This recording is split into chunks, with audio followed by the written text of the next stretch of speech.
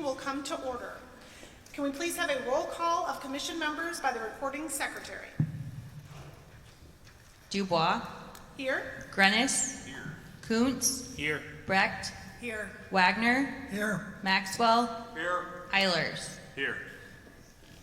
The following members of the Planning and Development Department are here with us tonight. Charlie Nichols, Director. Jesse Black, Recording Secretary.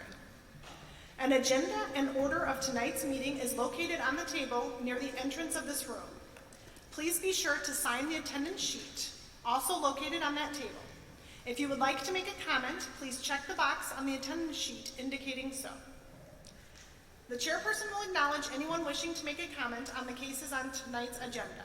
When called, please come to the microphone, state your name and address, and make your comment. Please be respectful of others who may be trying to speak and limit your time to 5 minutes or less. If you are attending this meeting virtually and would like to make a comment, please submit them in writing to plan_DEV@linncountyiowa.gov, and a staff person will read your comments aloud. Thank you. The first item on our regular agenda this evening is case number JR22-0004 and JR22-0005, rezoning from agricultural or CNR critical natural resources to agricultural or critical natural resources with a renewable energy overlay. Presentation will be by staff, Charlie Nichols. Thank you, Tina. So, as Tina mentioned, if you are participating here in person and you would like to make a comment to the Planning Commission, there's a sign-up sheet in back. If you haven't had the chance to, please sign in and make a check next to I would like to speak. And then once we get to public comment, the chair will read off names and call people up to speak. Again, if you are participating remotely and you would like to make a comment, you can email them to plan_dev, PLAN_DEV @linncounty.org, and then I will read those comments that are submitted via email after the in-person comments. A couple housekeeping items. So for all of you attending, there are multiple exits around this room in the back up here in the front of the gym, and then towards the side. There are also restrooms through those doors if you need to use them throughout the presentation. We will have a restroom break where the Planning and Zoning Commission and staff will be able to get up and take a little break at 8:30.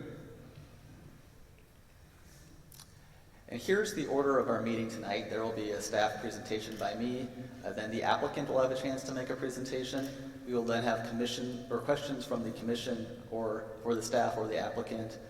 I will give a summary of public comments we've received ahead of the meeting, and then we'll open it up to public comment, first having names read off the sign-in sheet, then having the virtual comments read, and then we'll have an open comment period for everyone who hasn't had a chance to speak who might still want a chance.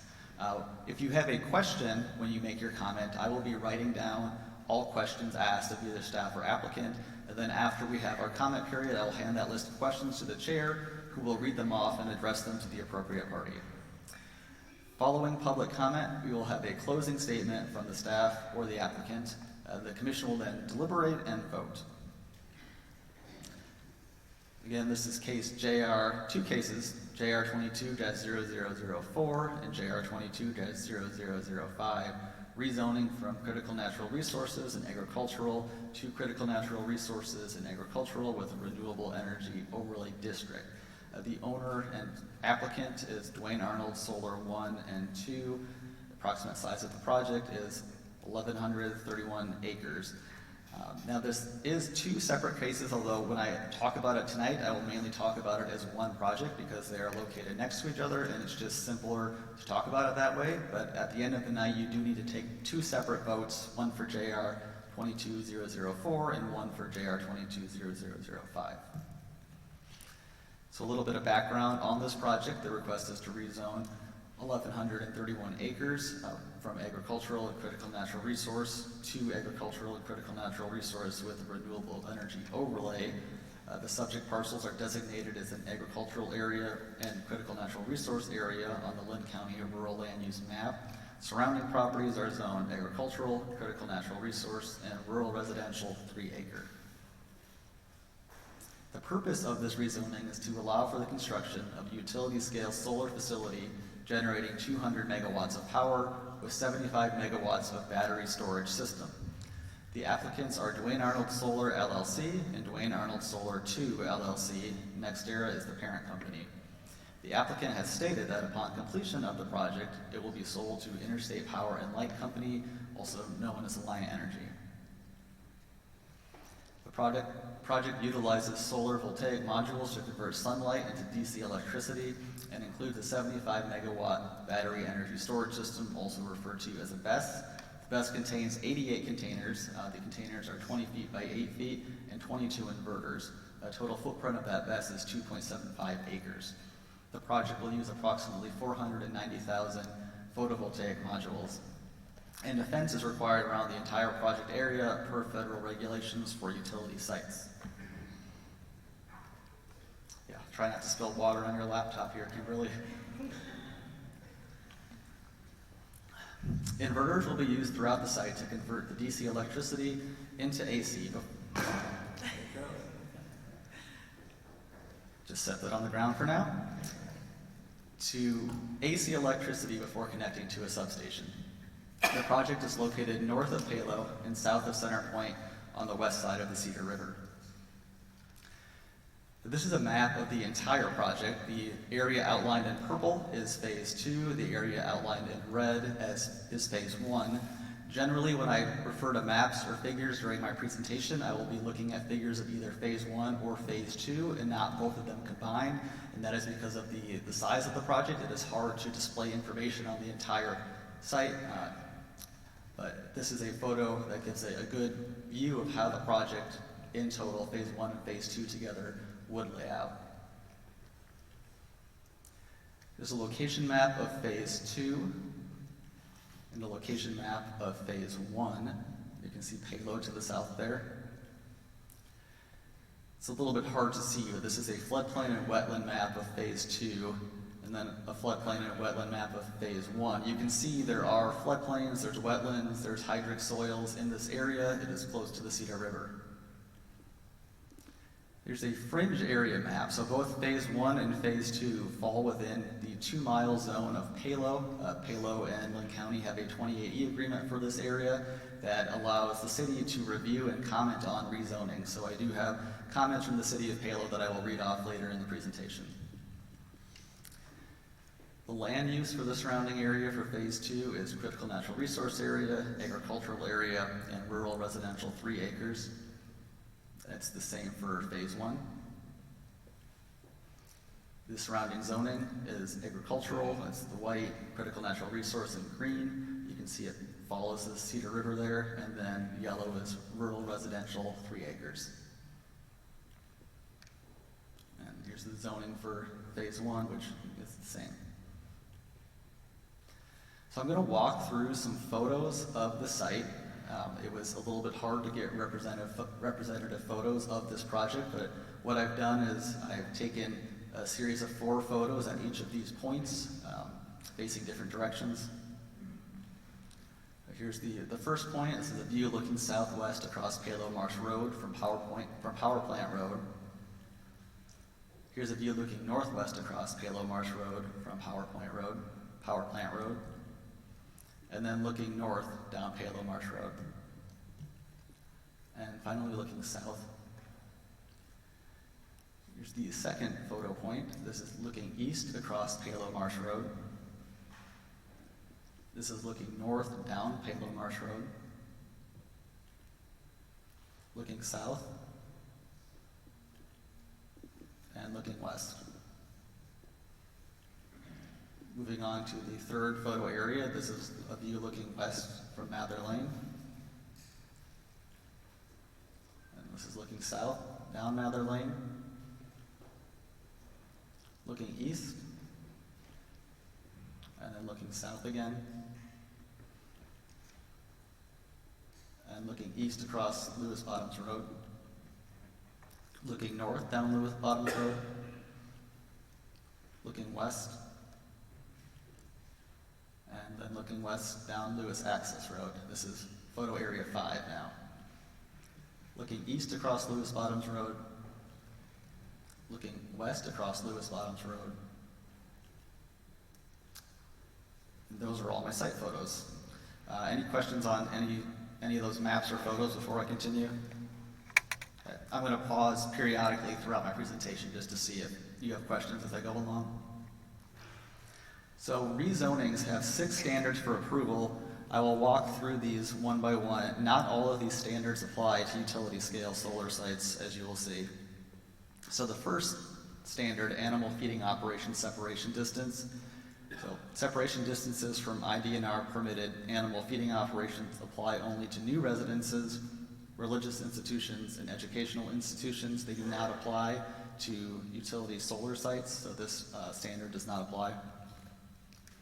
The next standard is the proposed development is not detrimental to existing agricultural uses.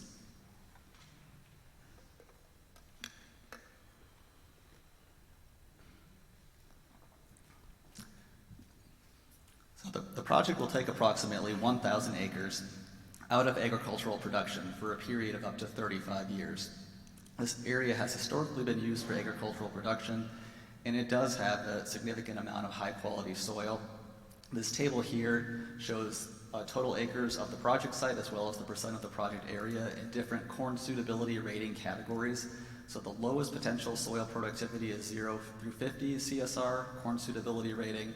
The acres for both 1 and 2 in that category is 139, about 13% of the project. Low potential soil productivity, there's about 42 acres or 4% of the project. Low to moderate soil productivity, 73 acres, almost 7%. Moderate to high is 364 acres, almost 34%. And then high to highest soil productivity, that's between 80 and 95 CSR, is 453 acres or about 42%. This map shows the CSR breakdown for phase 1. And you can see that the northern part of phase 1 is pretty low CSR, but then the land closer to Duane Arnold and just west of the Duane Arnold Energy Center has fairly high CSR. And here's the same map for phase 2. Again, you can see there's a mix of soil types, but there is over 50% of this is either moderate to high or high soil productivity.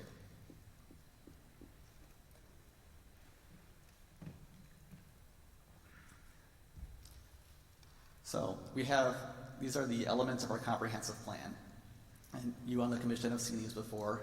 Our 2 most important elements of our comprehensive plan, as ranked by Linn County citizens, are resource protection and alternative and renewable energy. And it would seem like these 2 elements are in conflict right now.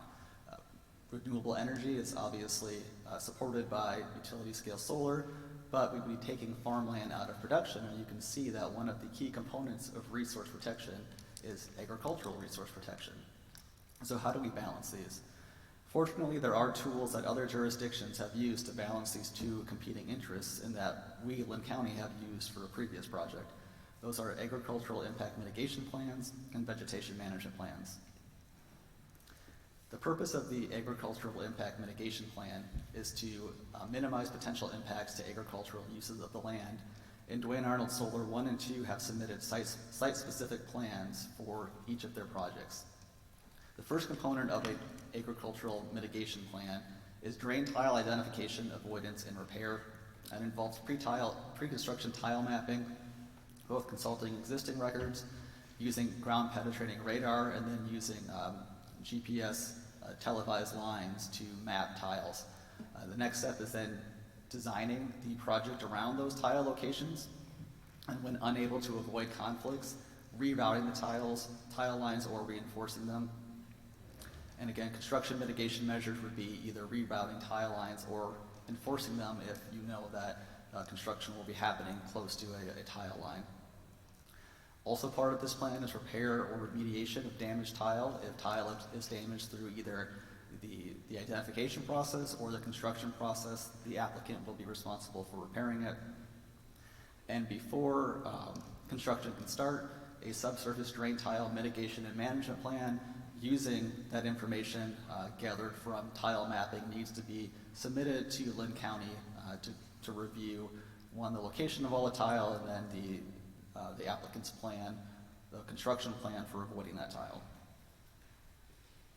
The other part of a agricultural impact mitigation plan involves what happens during construction. So the intent here is to keep the high quality topsoil on site and avoid soil compaction as much as possible so that land remains productive and can go back into agricultural production after the projects are decommissioned. So soil segregation is a big part of that, keeping the topsoil on site while construction is happening. The soil scientists will be employed to determine the correct depth to take that topsoil.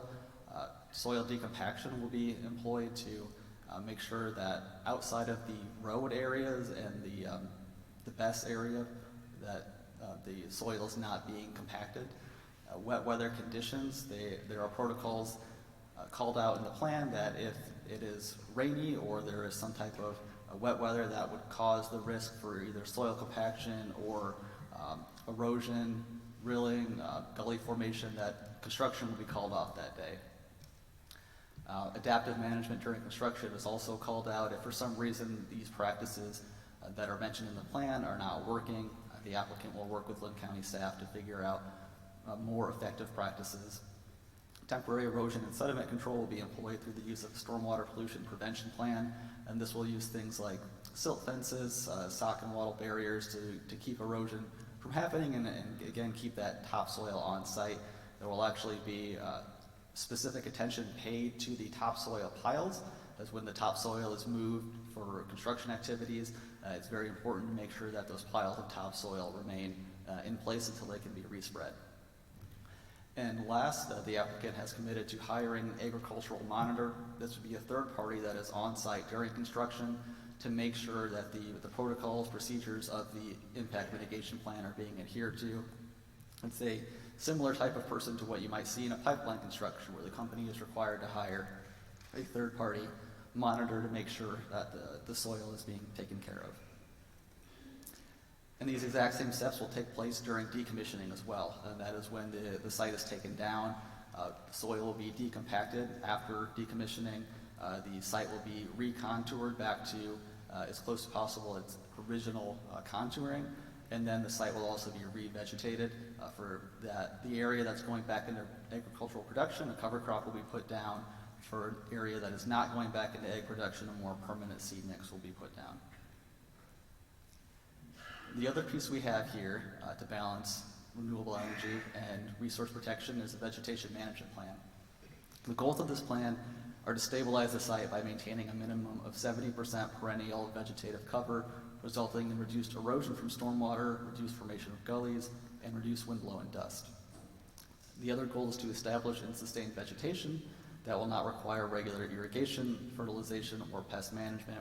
And finally, the last goal is to comply with all applicable regulatory requirements, including Linn County ordinances for ground cover, erosion and sediment control, stormwater management, and weed control. Duane Arnold Solar 1 and 2 site-specific vegetation management plan measures include at least 70% of the site shall be planted with a pollinator-friendly seeding plan, which includes the use of native grasses, forbs, and sedges as approved by the NRCS. There are specific seeding installation procedures called out for how the land is prepared and how the seeds are spread. There is a long-term noxious weed control plan in place for identifying all Category A noxious weeds and removing them. And then there's reporting and management practices in place to keep the vegetation healthy and stable for the life of the project. Here's an overview of the vegetation zones. So there's 3 different vegetation zones proposed as part of this plan. The dark green is existing vegetation.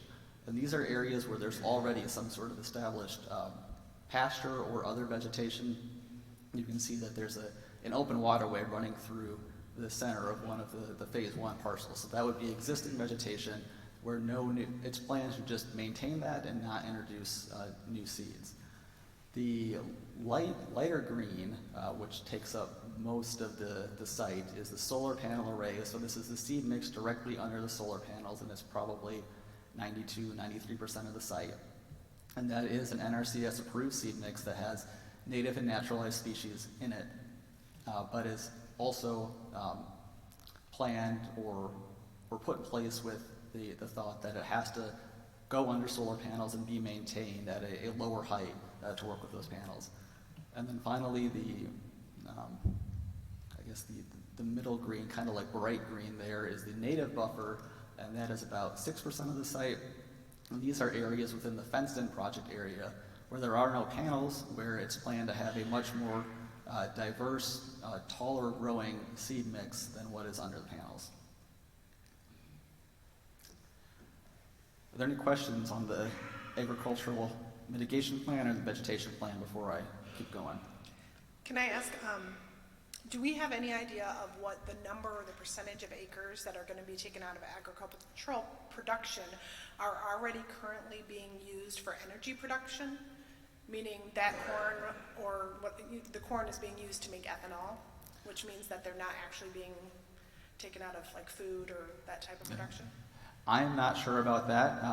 You could ask the applicant after their presentation. They might have an idea. I wouldn't be surprised if they don't, but it'd be worth asking. And also, when on the comprehensive plan, when you talk about resource protection, is water quality also in that list of resources that we're protecting? Yes, water quality is part of resource protection. Okay, because that wasn't addressed here, and I would assume that this planting is probably better water quality results in better water quality maybe than the current planting of field crops? Yeah, and when I go through the comprehensive plan goals and elements, I think I do go through that water quality part. Yes, the vegetation plan is expected to produce better water quality infiltration and better erosion than what is currently in place on those fields. Okay, thank you. Does anyone else have any questions? So for the standard, the proposed development is not detrimental to existing agricultural uses. Staff believes the standard has been met. While the land will be taken out of production for a period of up to 35 years, staff believes that the measures proposed by the applicant, along with the conditions imposed by staff, will maintain and improve the soil organic matter content, reduce wind and water erosion of topsoil, reduce construction impacts on the productivity of the soil, and maintain a regional drainage system, both surface and subsurface.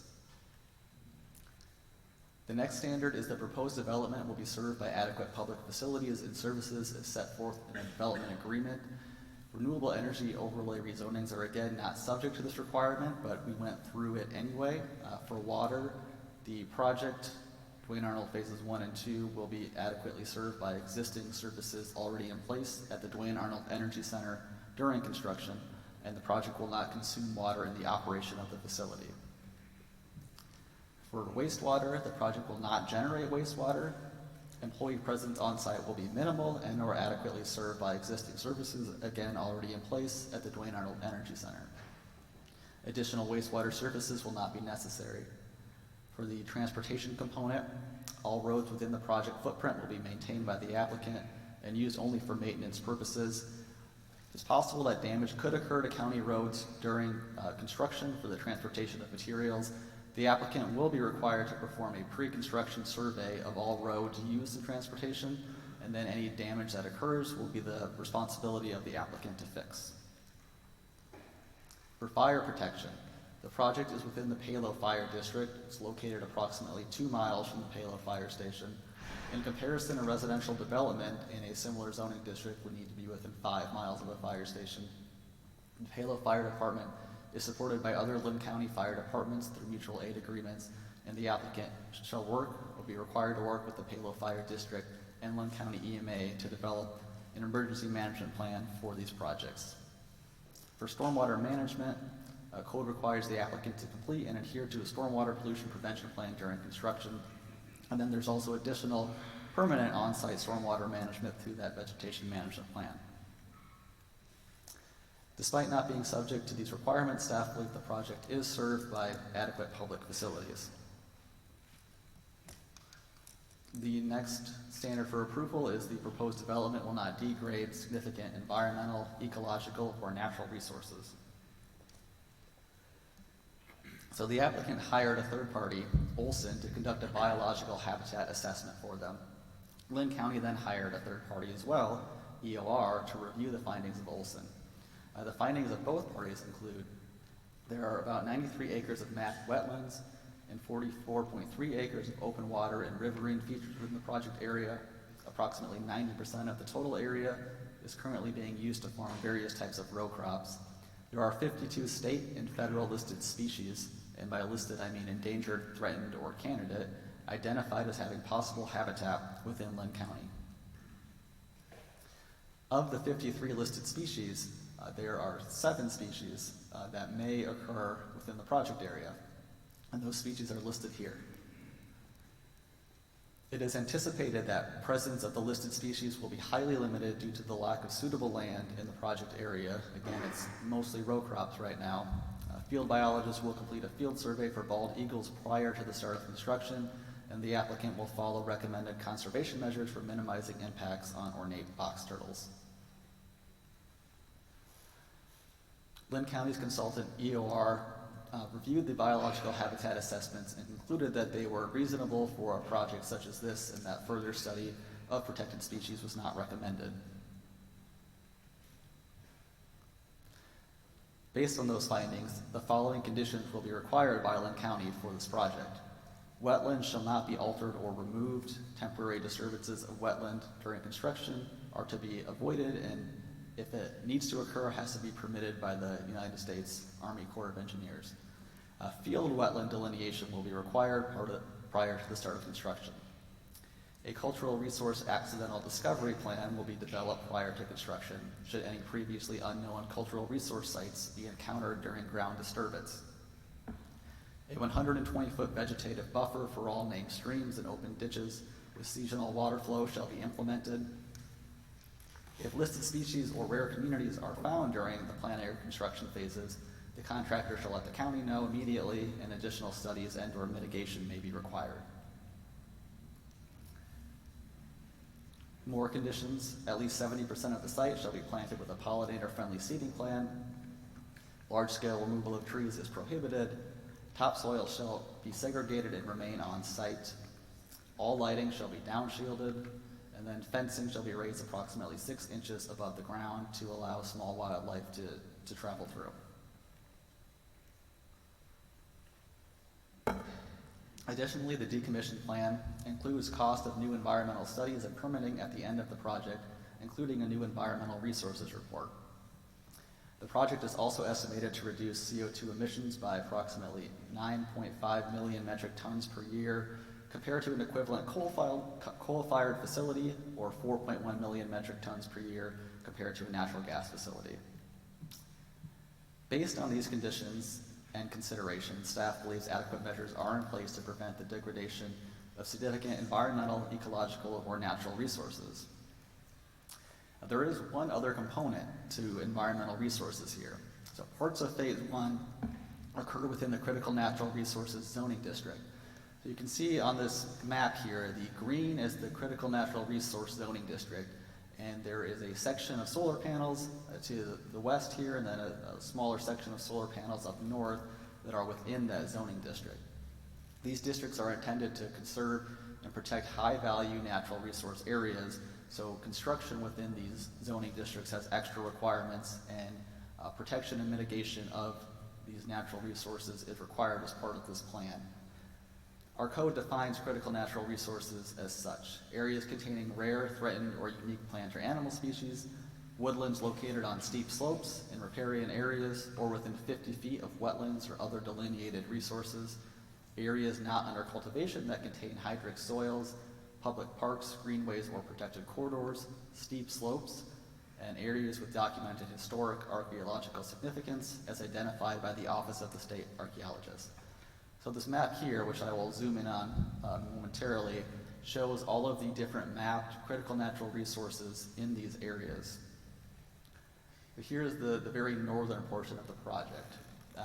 It's a little bit hard to make out, but there's a red line that denotes a 50-foot buffer from any delineated critical natural resource. So you do have some steep slopes, forested areas, hydric soils in the vicinity, but the project, and that's the fence line, not just the panels, is at least 50 feet away from all of those identified resources. And here is the section of panels that was further towards the east. And as you can see, there are some critical delineated resources here. Again, the project footprint has stayed at least 50 feet away from all of those resources. Based on staff review of the submitted site plans, biological habitat assessment, cultural resources review, stormwater management plan, vegetative management plan, screening plan, and setback analysis, as well as the comments from EOR, the applicant appears to meet the requirements for development within the parcels designated as critical natural resource. Are there any questions on the environmental standard for approval or the critical natural resource district?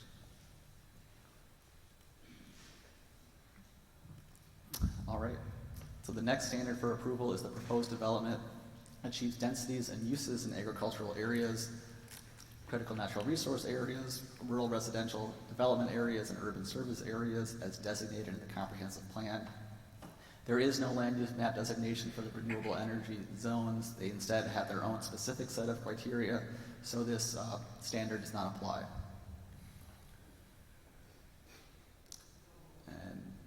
Next standard, the proposed development is consistent with the goals, objectives, and strategies of the comprehensive plan. So this is staff's interpretation of which goals of the comp plan this project meets. For the alternative and renewable energy element, staff believes goal 1 is met. The project provides for the increased use of renewable energy resources within our region.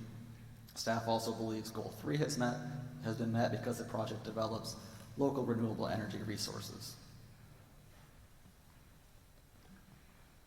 For the economic development and employment opportunities element, the staff believes goal 2 has been met. The project supports renewable energy production and provides new and expanded local businesses with the opportunity to procure renewable energy. Staff also believes goal 3 has been met. The project supports the growth of green jobs and a well-educated, highly skilled workforce. For the hazard planning element, staff believes goal 1 has been met. The project contributes to reducing the frequency of climate events by offsetting CO2 generated through power production. For goal 2, stormwater will be managed on site with a vegetation management plan, requiring 70% of the site planted with a native seed mix. For the livable communities element, staff believes goal 2 has been met. The project promotes local energy production. And then for the resource protection element, staff believes goal 1 has been met. The project will maintain and improve soil quality. Goal 3, the project will utilize stormwater management techniques through a stormwater pollution prevention plan and a vegetation management plan. Goal 4, the project protects subsurface drainage tiles. Goal 5, the project encourages improvements to air quality by providing a source of energy production that limits CO2 emissions. And then staff believes goal 6 has also been met. The project incorporates findings from a biological habitat assessment. For the sustainable development element, staff believes goal 2, the project proactively addresses climate change through greenhouse gas reduction, has been met. And goal 3, the project incorporates low impact development techniques. Finally, for the transportation element, staff believes goal 3 has been met. The project has considered environmental, cultural, and historic resources and planning facility access roads within the project. Staff therefore believes the proposal is generally in conformance with the Linn County Comprehensive Plan. A few other things to note before I turn it over to the applicant. So there is a decommissioning plan component required. The purpose of that plan is to ensure the project is returned to pre-construction conditions at the end. The plan was reviewed by Stanley Consultants, who also reviewed the decommissioning plan for the Coggin project. It's the responsibility of the owner, not the landowner, to decommission the project, as well as notify the county when decommissioning takes place. The costs included in the decommissioning plan include hard costs associated with on-site work, soft costs such as environmental reviews, permitting, legal, construction management, and then cost to repair potential road damage. The required financial assurances will be updated annually to account for inflation and changes in technology. Every 2 years, the recycling costs will be updated. Every 5 years, the overall plan will be audited and updated. The estimated decommissioning cost for both phase 1 and phase 2 is about $12.8 million, and that includes a 20% contingency The decommissioning financial assurance will reflect the full cost absent salvage value. Again, that was another change made during the Coggin project, taking that salvage value out of the decommissioning plan costs. Some additional considerations: there was a glint and glare study done as well that found no significant potential of glare with respect to sensitive receptors such as airports and residences. There was an operation and maintenance plan submitted that is in line with industry standards. Linn County will also receive a copy of the final plan annually and all reports generated. The secondary road department will require permits for any new entrances and existing unpermitted entrances, and additionally a road agreement with conditions related to access and maintenance will be required. If conditions are not adhered to by the applicant or project owner at any point throughout the project, the Board of Supervisors may remove the overlay zoning district. That would of course be if the project is approved. The board would have the ability to do that. Panels shall be set back at least 300 feet from non-participating landowners. This is again another requirement for the Coggin project. It's much greater than our typical setback. In the Duane Arnold Solar 1 and 2 projects, there are 11 non-participating property owners within 1,000 feet of panels and 7 within 500 feet. There is screening as part of this project. It's been proposed for non-participating properties within a 2,000-foot radius, was based on the results of a view shed analysis done by the applicant. In the beginning, I had mentioned that as part of a 2080 agreement with Linn County, the city of Palo was able to review the application and comment on it. Palo passed a resolution May 16th requesting the Board of Supervisors deny the rezoning request, citing concerns about potential impacts on future growth of the city, and then concerns about the effect of the project on the natural landscape. Final additional consideration, there is a battery energy storage system component here, which was not proposed in the last solar project. It is a 75 megawatt battery energy storage system containing 88 containers, each container 20 feet by 8 feet. They basically look like shipping containers. Each container contains 10 racks and approximately 7,000 modules within the container. The footprint is about 2.75 acres, and then these containers are specially designed to house these batteries and be able to withstand the elements, and if a fire should break out, they are designed to contain that fire. If there's questions on the safety of the BESS, that is better addressed to the applicant after their presentation, but I will go over the basics here. The BESS will be installed in accordance with all applicable and most recent safety regulations, and then the applicant will work with the local fire department and emergency management on an emergency action plan for all project components prior to the start of construction. Here's a photo of a BESS under construction. You can see the concrete foundation pads, and then the units themselves look very similar to shipping containers. This is a site being installed in Texas in 2019. You can see the racks in there with the individual modules in the racks. And here's a picture of that facility from the inside and from the outside. They're typically fenced and screened.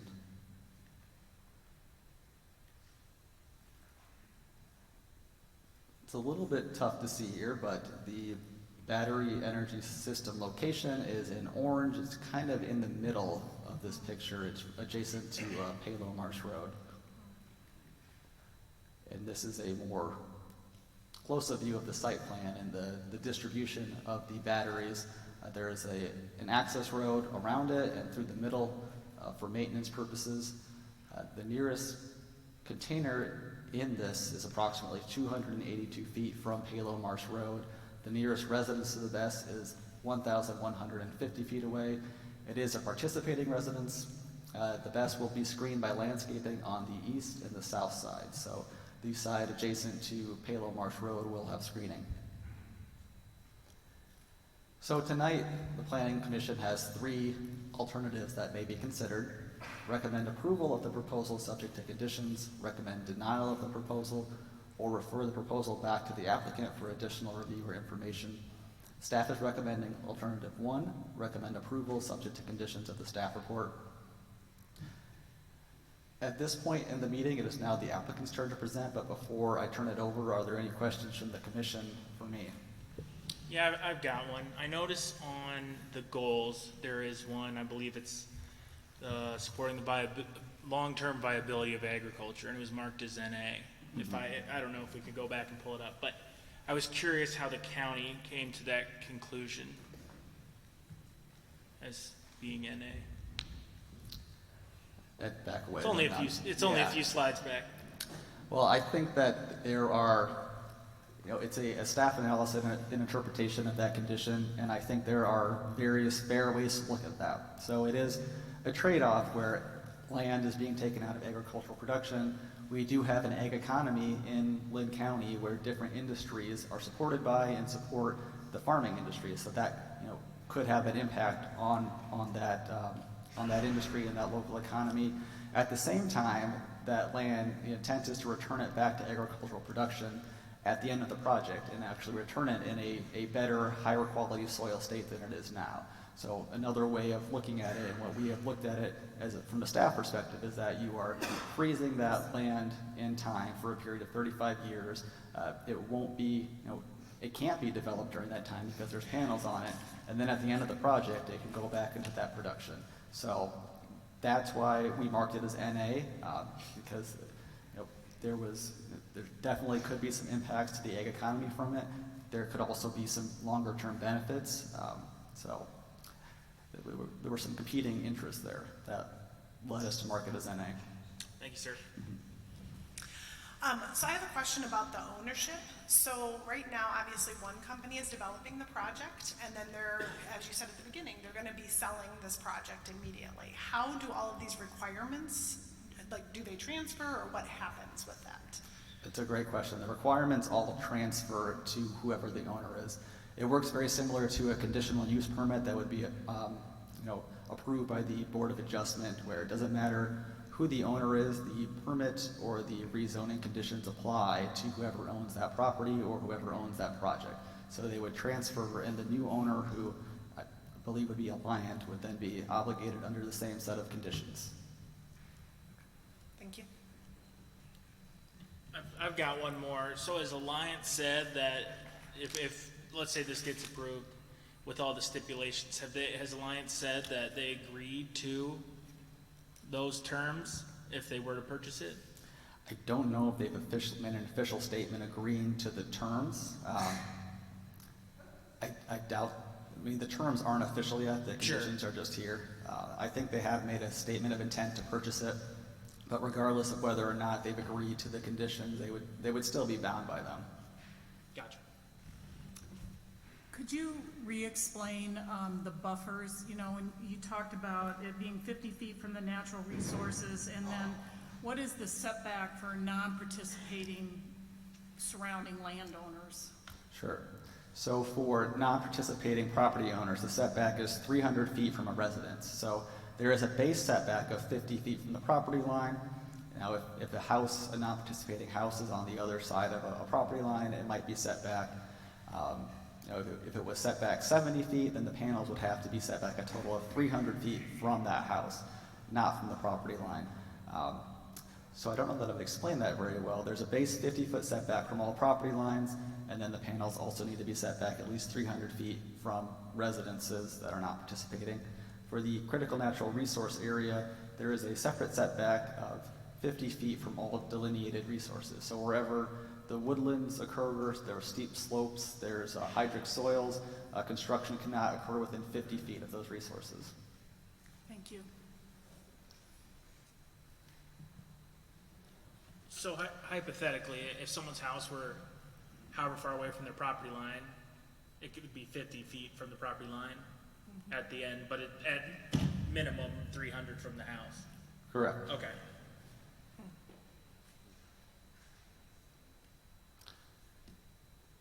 All right, I think you're up.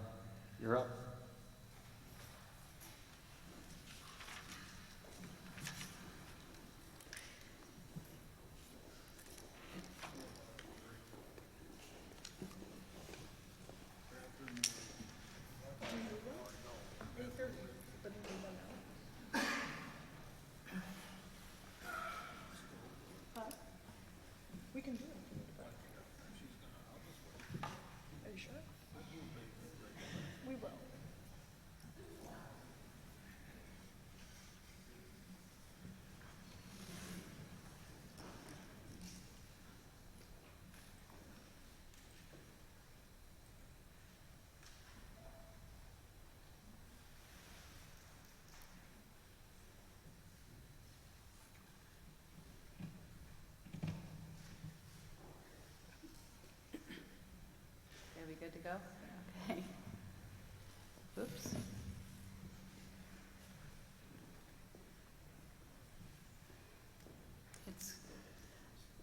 It's kind of blinking.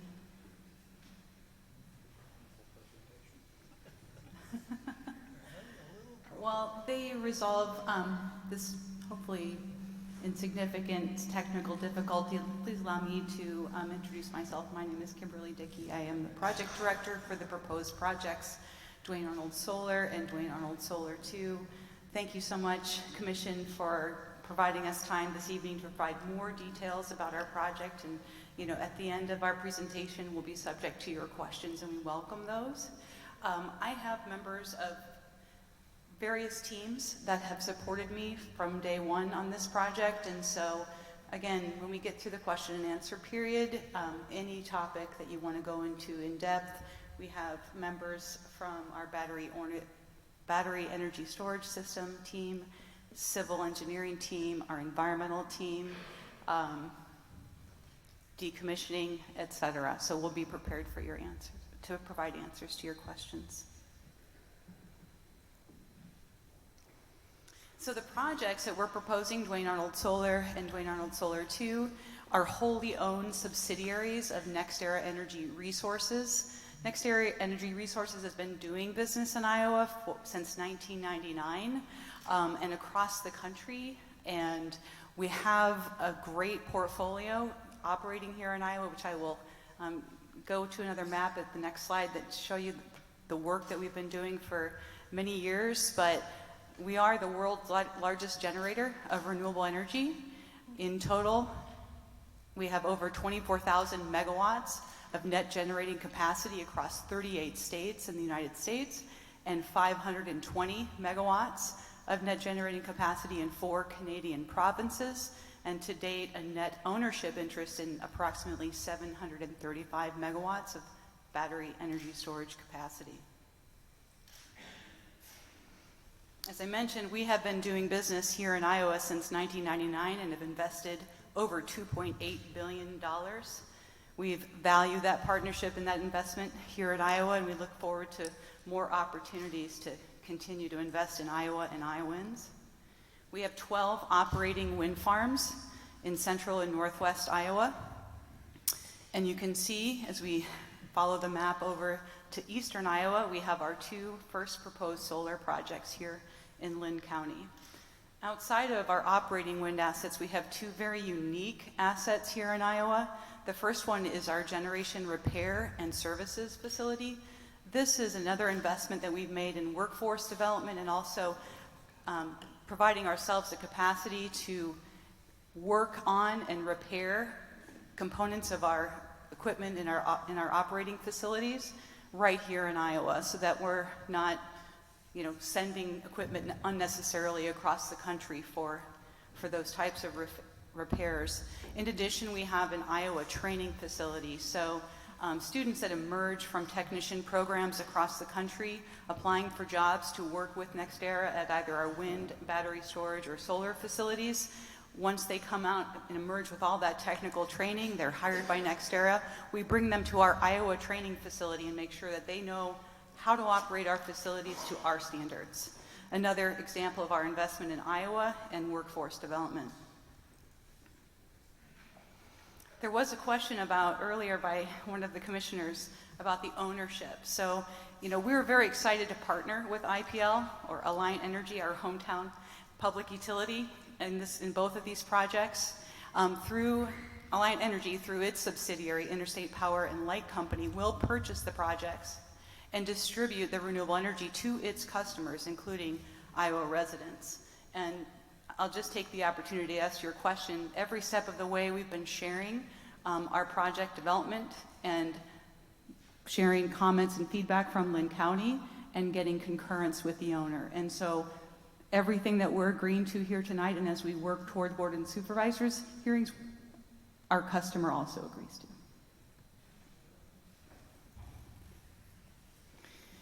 A lot of people have asked, why here? Why are you choosing to, or proposing to develop utility scale solar and battery energy storage here? Well, as a team, there are a lot of different things. We come at it from different angles when we assess whether a site is appropriate. We call them site selection drivers.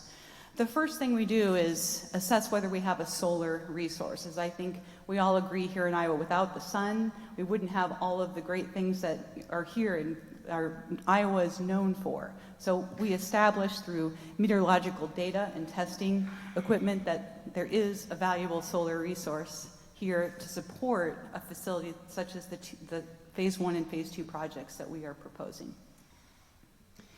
The other thing that we look at and is very important to development is whether there's available capacity at a point of interconnection where you could inject the electricity that's generated by the solar facility. And I apologize if there's an echo here. Am I too close to the microphone, or is it okay? It sounds a little echoey right here. Okay.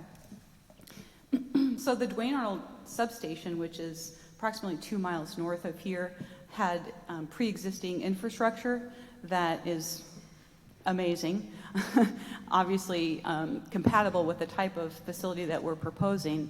And with the decommissioning of the nuclear plant, that capacity, 640 megawatts, is still there. Virtually unheard of, especially in the Midwest, where our transmission system is constrained in a lot of areas. So when you have that kind of capacity, that infrastructure exists, it's fully working, and it's an opportunity to not introduce new transmission line, not have to occupy land with more switch yards, et cetera. It's a great opportunity to reuse that and optimize that. So those two things, without those two things, we don't have projects, but the most important thing is that if we do not have communities and we don't have interested landowners, there is no project.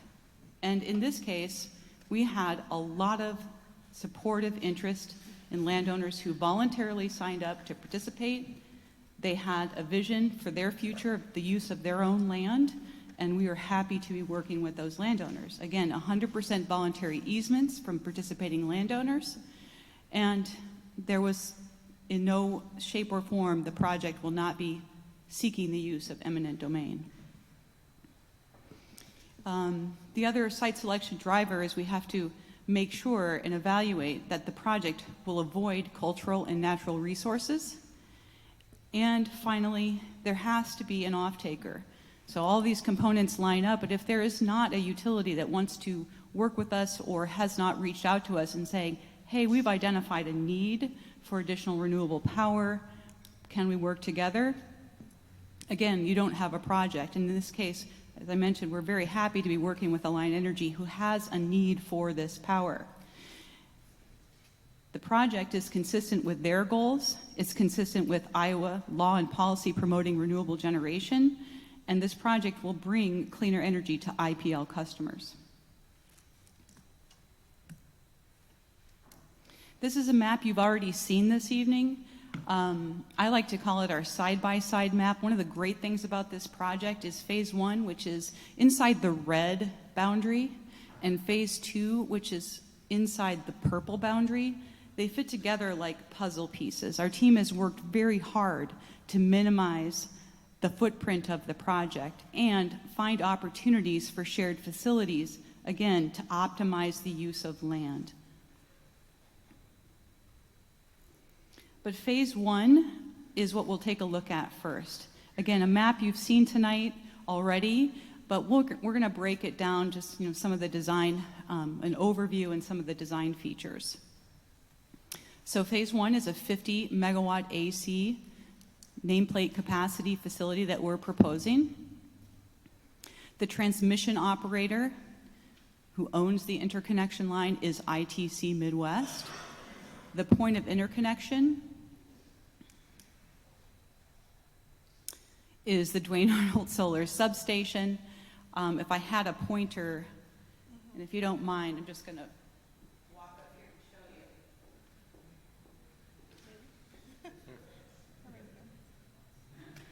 There we go. Oh.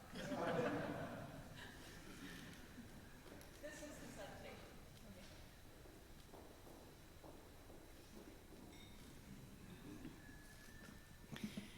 Our estimated commercial operation date is December 2023.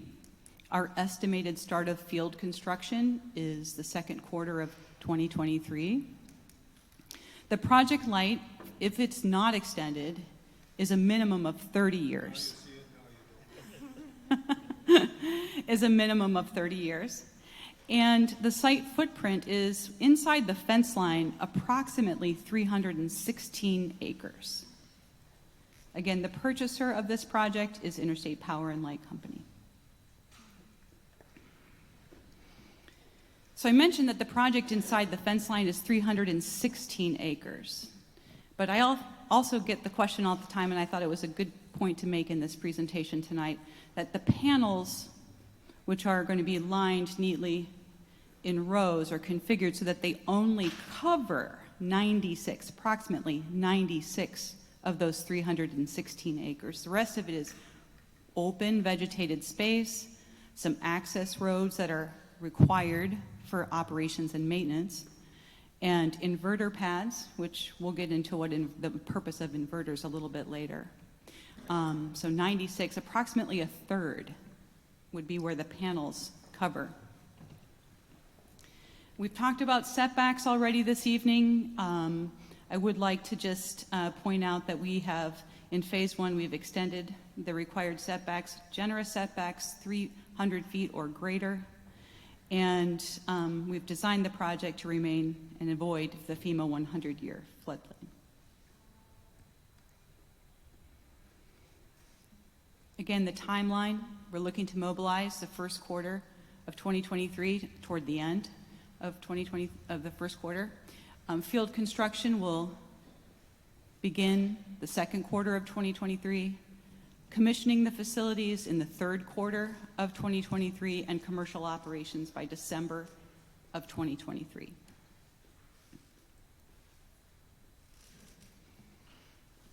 Again, phase two, I'm going to break it down in terms of its overview and some of the design features. Phase two, we're proposing a nameplate capacity of 150 megawatts AC. But what's unique about phase two is that we're also proposing 75 megawatts of battery energy storage system. In our industry, we call it BESS. So if you have some questions for the battery energy storage engineers, they might say BESS tonight, so just new terminology. But anyway, so again, ITC West is the same operator of the interconnection line. The same point of interconnection is Duane Arnold Substation, 2 miles from here. Our estimated commercial operation date is December of 2024. This project's a little bit bigger. It's going to take a little bit longer to build, and we are sequencing and planning for that schedule. The estimated start of construction would be also towards the end of the first quarter of 2023. The useful life, if not extended, also 30 years. And the site footprint inside the fence line of phase two is approximately 815 acres. Purchaser of this project is Interstate Power and Light. Now inside that fence line, 815 acres, the panel area, we talked about that before, is only going to be approximately 237 acres. And again, like phase one, the rest of it is open, perennial vegetated material, plant material. A little few distractions here. The BESS, as I mentioned, is the unique aspect of this facility. Will occupy, the containers themselves will occupy 2.75 acres. Setbacks that are extended to non-leasing adjacent landowners and meeting the requirements of the zoning district for fence line minimum setbacks. I will point out that for phase two, because it's bigger and there are more non-leasing adjacent neighbors to phase two, our setback at the minimum from dwellings of non-leasing adjacent neighbors is 300. In some cases, it's 500, it's 600, it's 1,200. I think the largest setback is a little bit over 2,000 feet. Again, this project is also designed to avoid FEMA flood zones. This is a slide that's dedicated to just break down a few of the details of the proposed BESS. Again, it's a 75 megawatt battery energy storage system. This picture it's provided this evening to generally depict what the size and scale of a battery energy storage system would look like, with the understanding that this depiction is in a geographically different area of the country. As I mentioned, we install and build and operate BESS systems across the country. And it's not intended to exactly represent the project design that will be used for Duane Arnold Solar 2, but it gives you a good idea where you can have BESS adjacent to solar array.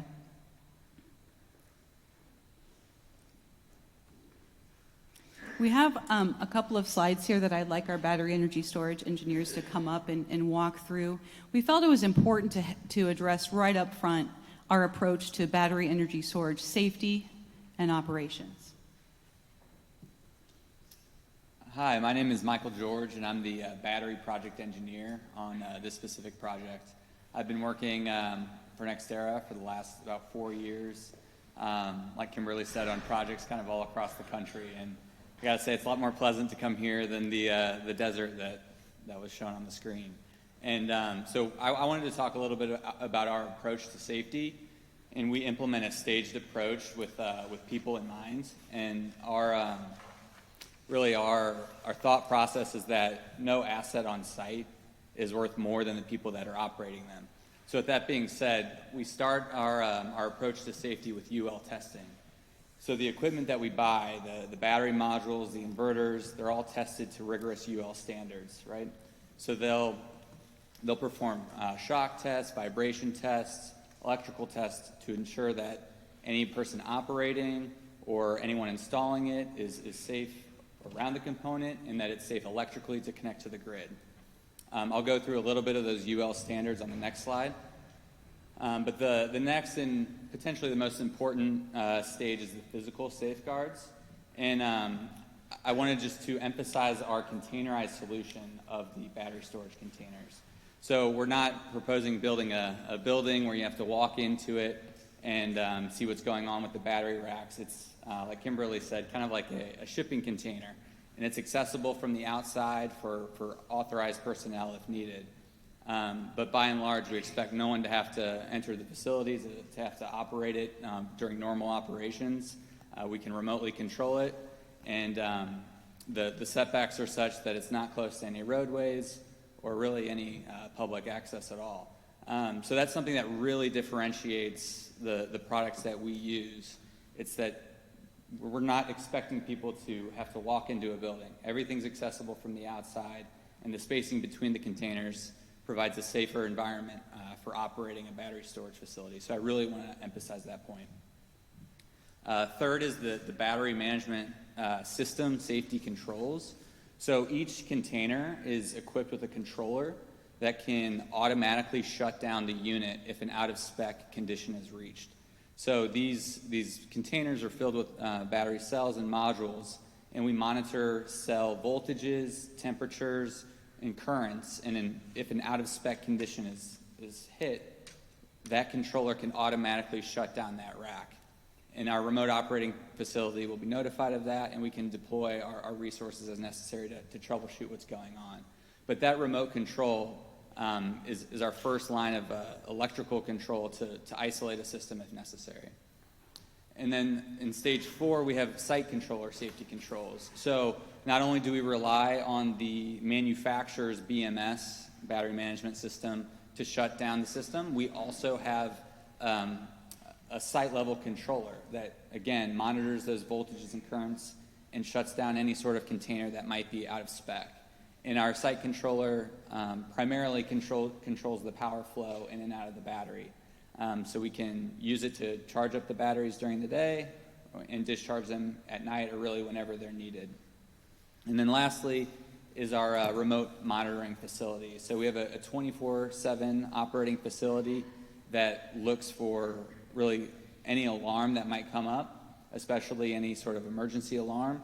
And then they're able to monitor the situation. They're able to run diagnostics, see what sort of failure might have occurred at site, and then they can make a call on whether or not deploying local resources is necessary, or if it's some just sort of remote reset that might be required. But that's a 24-hour facility that monitors and controls all of our battery systems across the country. And these are some of the UL standards that we designed to.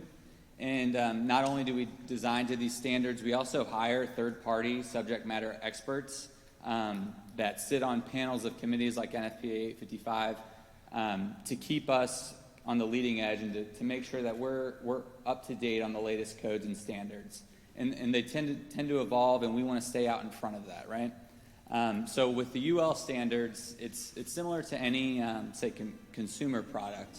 We need to make sure that what we're buying has been tested in a factory, it's been tested in a lab, and it's been proven to be safe for installation and safe for those operators. So the battery cells themselves and the modules are tested to UL 1642 and UL 1973. And then the inverters, which convert that energy or that power from DC to AC, are tested to UL 1741, and that ensures that the units that we're actually installing are safe to operate on a grid scale. And then most importantly on this slide, or arguably most importantly on this slide, is UL 9540 and UL 9540A. And these are energy storage specific standards that have come out. So UL 9540A is a site level certification. So we hire a third party and we submit our design documentation, we submit the other UL certifications, and they review it, and then they make sure that we're connecting all these parts and pieces in a way that's satisfactory to that code. So not only are we achieving the individual equipment certifications, we're also using that site certification to make sure that this site, particularly here installed in Linn County, is up to that UL 9540 standard. And then you might also hear about UL 9540A, which is a way that the manufacturers actually test their battery cells and their modules, and they force a cell and a module into thermal runaway, which means they'll heat it up and essentially see what happens. And what that allows the manufacturers to do, what it allows us to do, is to design safety systems specific to that module. So we'll know what sort of temperatures these modules can get to. We know how to prevent that thermal runaway propagation, and we know what, say, gases or smoke would be emitted or generated, and how do we detect those, how do we stay in front of those, and how do we keep our system safe. So these are the lists of the standards. We're always happy to talk and meet about them, and we also bring in our expert third parties that can really dive into detail as well. And lastly is the NFPA standards, specifically 855 is the energy storage standard, and we design our systems to that standard, which is prescriptive on setbacks, on detection, and on thermal runaway propagation prevention. How are we achieving that, and how do we implement that into our system? So these are the list of standards. I could talk about batteries all day. So we're happy to answer any and all questions, and I appreciate the opportunity. Sure. I've got a couple. So from a remote monitoring standpoint, you mentioned a remote operations center. I'm assuming that's SCADA. So if, and I NERC and SIP, obviously, are you going to have redundant internet connections to the, like hypothetically, if a line got cut, right, some fiber got cut, you couldn't monitor it if there's only one connection. Correct. So is the plan to install a second? Maybe there probably is one, but I was curious if you verified that there's redundant connections to the battery controls and that type of thing. I don't know on a site level, but what I can speak to on the battery level is that we actually have the protections that we have in place is that if we have a communications timeout, is what we call it. So if we lose comms, we have logic built into that site controller that actually shuts the system down. So we don't want to operate a battery facility that we can't see. Sure. Yeah. Second question. From a safety perspective, I'm assuming they're switch gears, right? Disconnecting, connecting them to the grid, sending power.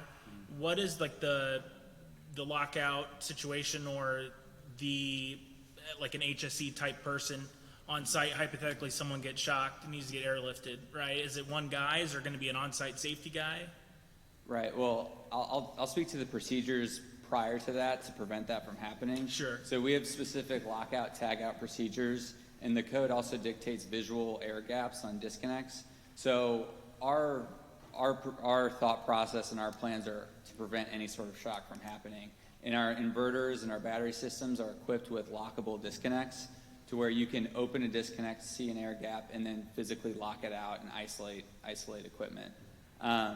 And getting to, what was your specific question again? HSC safety. Like, are you going to have an on-site safety person? Hypothetically, someone were to get hurt. Is there someone going to be on site that's going to be monitoring that, or is he on his own? Is there multiple people? So generally, these facilities, the energy storage facilities, are unmanned and don't require any sort of on-site attention for normal operation. And then during we also have an emergency response plan that dictates if there's an event to happen, who to call, which resources to deploy. And then additionally, during construction itself, our construction team will have dedicated safety teams specifically dedicated to safety throughout the construction. Sure. My last question on this piece.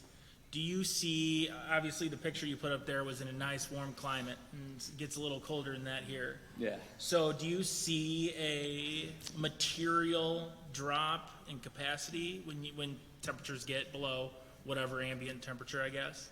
Yeah, so the thermal systems, the container itself needs to be designed for the ambient conditions, right? And yeah, on that site, we were worried much more about the heat. Nice and toasty. Yeah, exactly. And so those battery cells like to stay within a certain threshold, and the containers are designed to handle the ambient conditions anywhere from negative 40 C up to positive 55 C.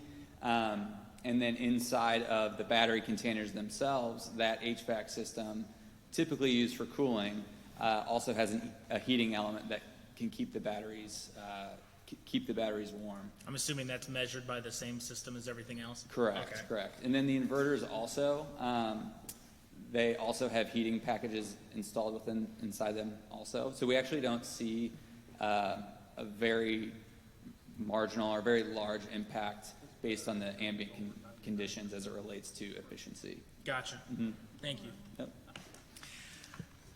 So I do have a question as well. So there are different types of lithium batteries, and I'm wondering why you've chosen to go with the lithium ion versus the lithium iron phosphate, which I understand is often used for large scale. Yeah, so lithium iron phosphate is a type of lithium ion battery. So lithium ion, I would say, is kind of a bigger umbrella that can handle different chemistries of lithium ion.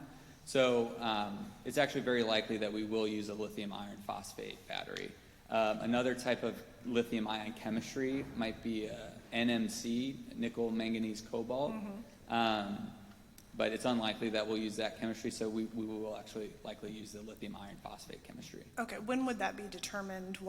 I guess my understanding is that there's less environmental impact in the lithium iron phosphate, both in production and in, taking out afterwards and stuff. So obviously if we're gonna try to improve the environment, let's do it from start to finish kind of thing. Right. I'd have to get with our supply chain team on when that decision would be made, but I imagine within the next 6 to 8 months. But most of the projects, I would say 95% of the projects within the last year or two, we've used the lithium iron phosphate. Okay. So I'm personally confident that's the chemistry we plan to use. Okay. Mm-hmm. Just, if you have a thermal runaway in one of these, are these containers able to hold it without melting down the whole container or whatever? Yeah, so it actually starts at a cell level. So each module, which is about the size of, say, 12 inches by 4 feet by 6 inches roughly, consists of a number of cells. So we actually, the code, the UL 9540A, looks at thermal runaway propagation from a cell level. So our goal and our designs and the standards in the industry are geared towards preventing that propagation at that level. And that's what NFPA 855 is there for. It's there for us to show how we're preventing it at that level. So the first part, or the first answer to your question, is we don't expect it to get to that level. And the second part is regarding container to container propagation. And we don't anticipate that it would. We don't anticipate that a container would go up in flames, but if it were, we also don't anticipate that heat flux would transfer from container to container. And part of our emergency response plan could be, or would utilize potential local resources just to keep surrounding containers cool if it was determined that we had to. But we view that as a very unlikely scenario.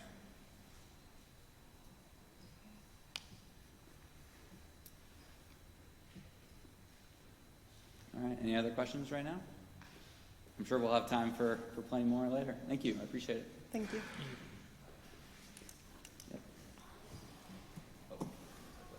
It's okay. I'll just point out, this is a close-up of the best area site plan. Charlie did show this during the staff presentation.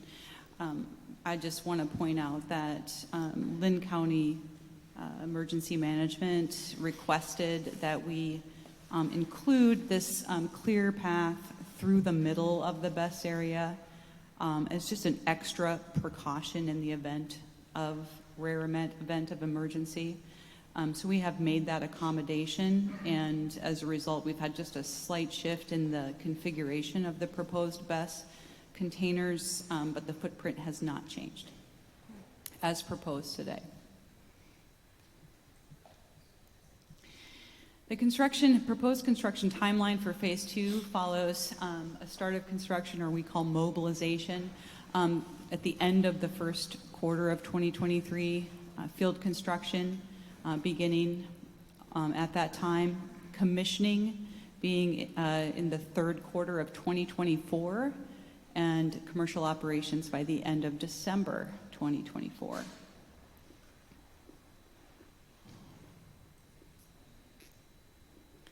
The next few slides are just going to be an overview of some of the equipment that's proposed for this project. Here we're looking at solar modules that we are considering for phase 1 and phase 2. To the left, the Vertex model is a bifacial PV technology. We're looking at that and considering designing for that potential to be our primary module. But the projects, phase 1 and 2, will include both bifacial and monofacial solar technology. On the right side is the monofacial manufacturer that we're considering and potentially designing toward here. The difference between bifacial and monofacial module technology, on the bifacial side, you're actually getting direct sunlight, capturing the direct sunlight from the front side of the panel, and then a special uptick per panel where ambient sunlight from the back side of the panel is also generating electricity. And in the northern climate like we live in, that's really great in the wintertime when we have snow cover. Snow cover, obviously being white, casts a great amount of albedo, and that will improve the efficiency and the output of each of those bifacial panels. Monofacial obviously is just one side of the solar panel that will generate electricity. I will point out that both of these panels are not manufactured in China. The bifacial panel that we are considering is manufactured in Vietnam. And on the right side, the Q cells is manufactured in 2 locations, both Malaysia or South Korea. The 2 codes that we wanted to point out tonight, that the panels, regardless of which ones are selected, will meet our industry standard requirements, IEC 61215, which is for terrestrial PV panels, and then Underwriter Laboratories has sort of harmonized the IC code for PV module safety qualifications. Solar modules used for the projects consist of glass, polymer, aluminum, copper, and semiconductor materials that can be recovered and recycled at the end of their useful life. There are many certified recycling centers. ATEC in Des Moines is one of our only Iowa certified recycling center, but we typically work with manufacturers that have what are called take-back programs. So the Trina panel that we saw and the QSET, they have take-back programs. So, you know, if there's a need for replacement or at the end, as we propose in decommissioning, we would choose one of those, whatever is most economical. But, you know, to date, the majority of the solar panel itself is recyclable. These materials are very similar to the electronic equipment that we all seem to be relying upon these days. It's encased so as not to pose a concern for the water supply or public health, and will provide decades of corrosion-free operation. They're encapsulated from air and moisture between two layers of plastic with a layer of tempered glass and polymer sheet or industrial laminate. Another aspect of the facility that we're proposing for phase 1 and 2 is single access tracking. The PV modules are attached to a racking system that moves from east to west throughout the day, following the sun as it moves from sunup to sundown. The piles that support that racking and the solar panels are driven directly into the ground, and the trackers are driven by a self-powered actuator. So what's really neat is that there's no external power source that's needed for this. The solar energy that the facility generates drives the tracking system. And lastly, the top of the module at current design is maximum tilt of 12 inches.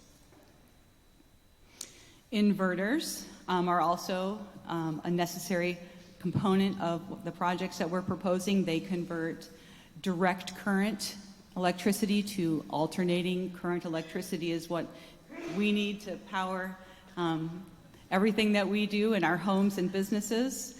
The transmission grid will obviously deliver that power to where it is needed, and in this case, IPL customers here in Iowa. The projects will use central inverters evenly spaced throughout the arrays in proximity to access roads for efficient operations and maintenance. They are connected by all underground collection cabling, so you won't see transmission lines all across the former farm fields. That'll all be buried.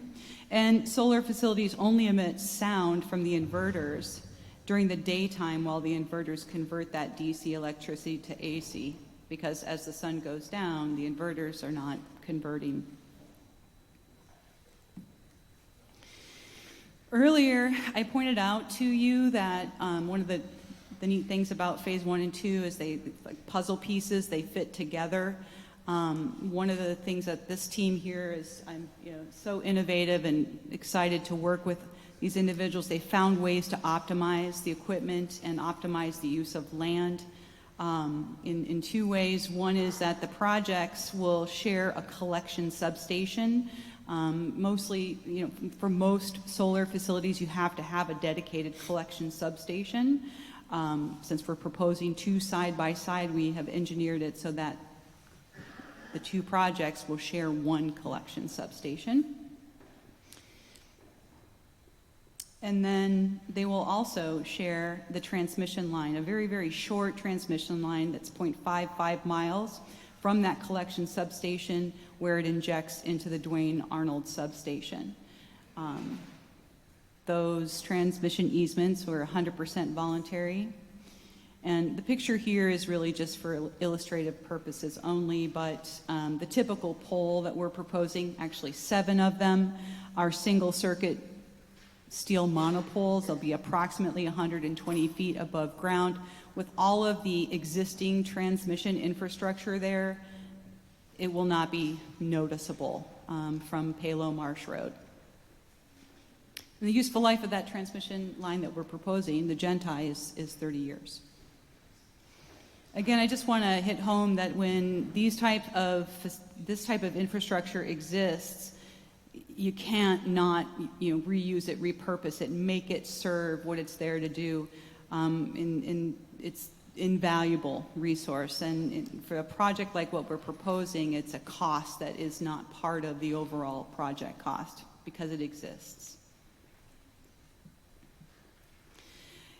A lot of people ask, so what kind of economic benefits will this project bring to the community?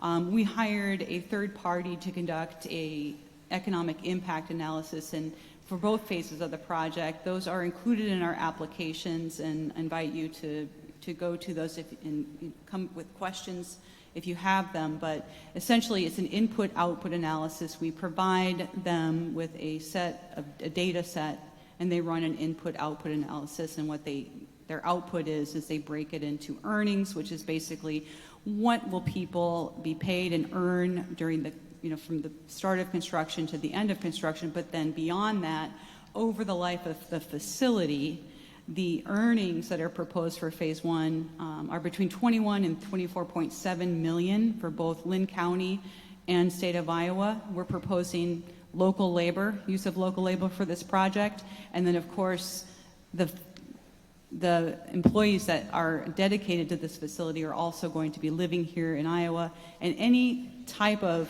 earnings that are associated with the facility, whether it's vegetative management or mowing or snow plowing, all of those are earnings over the life of the project.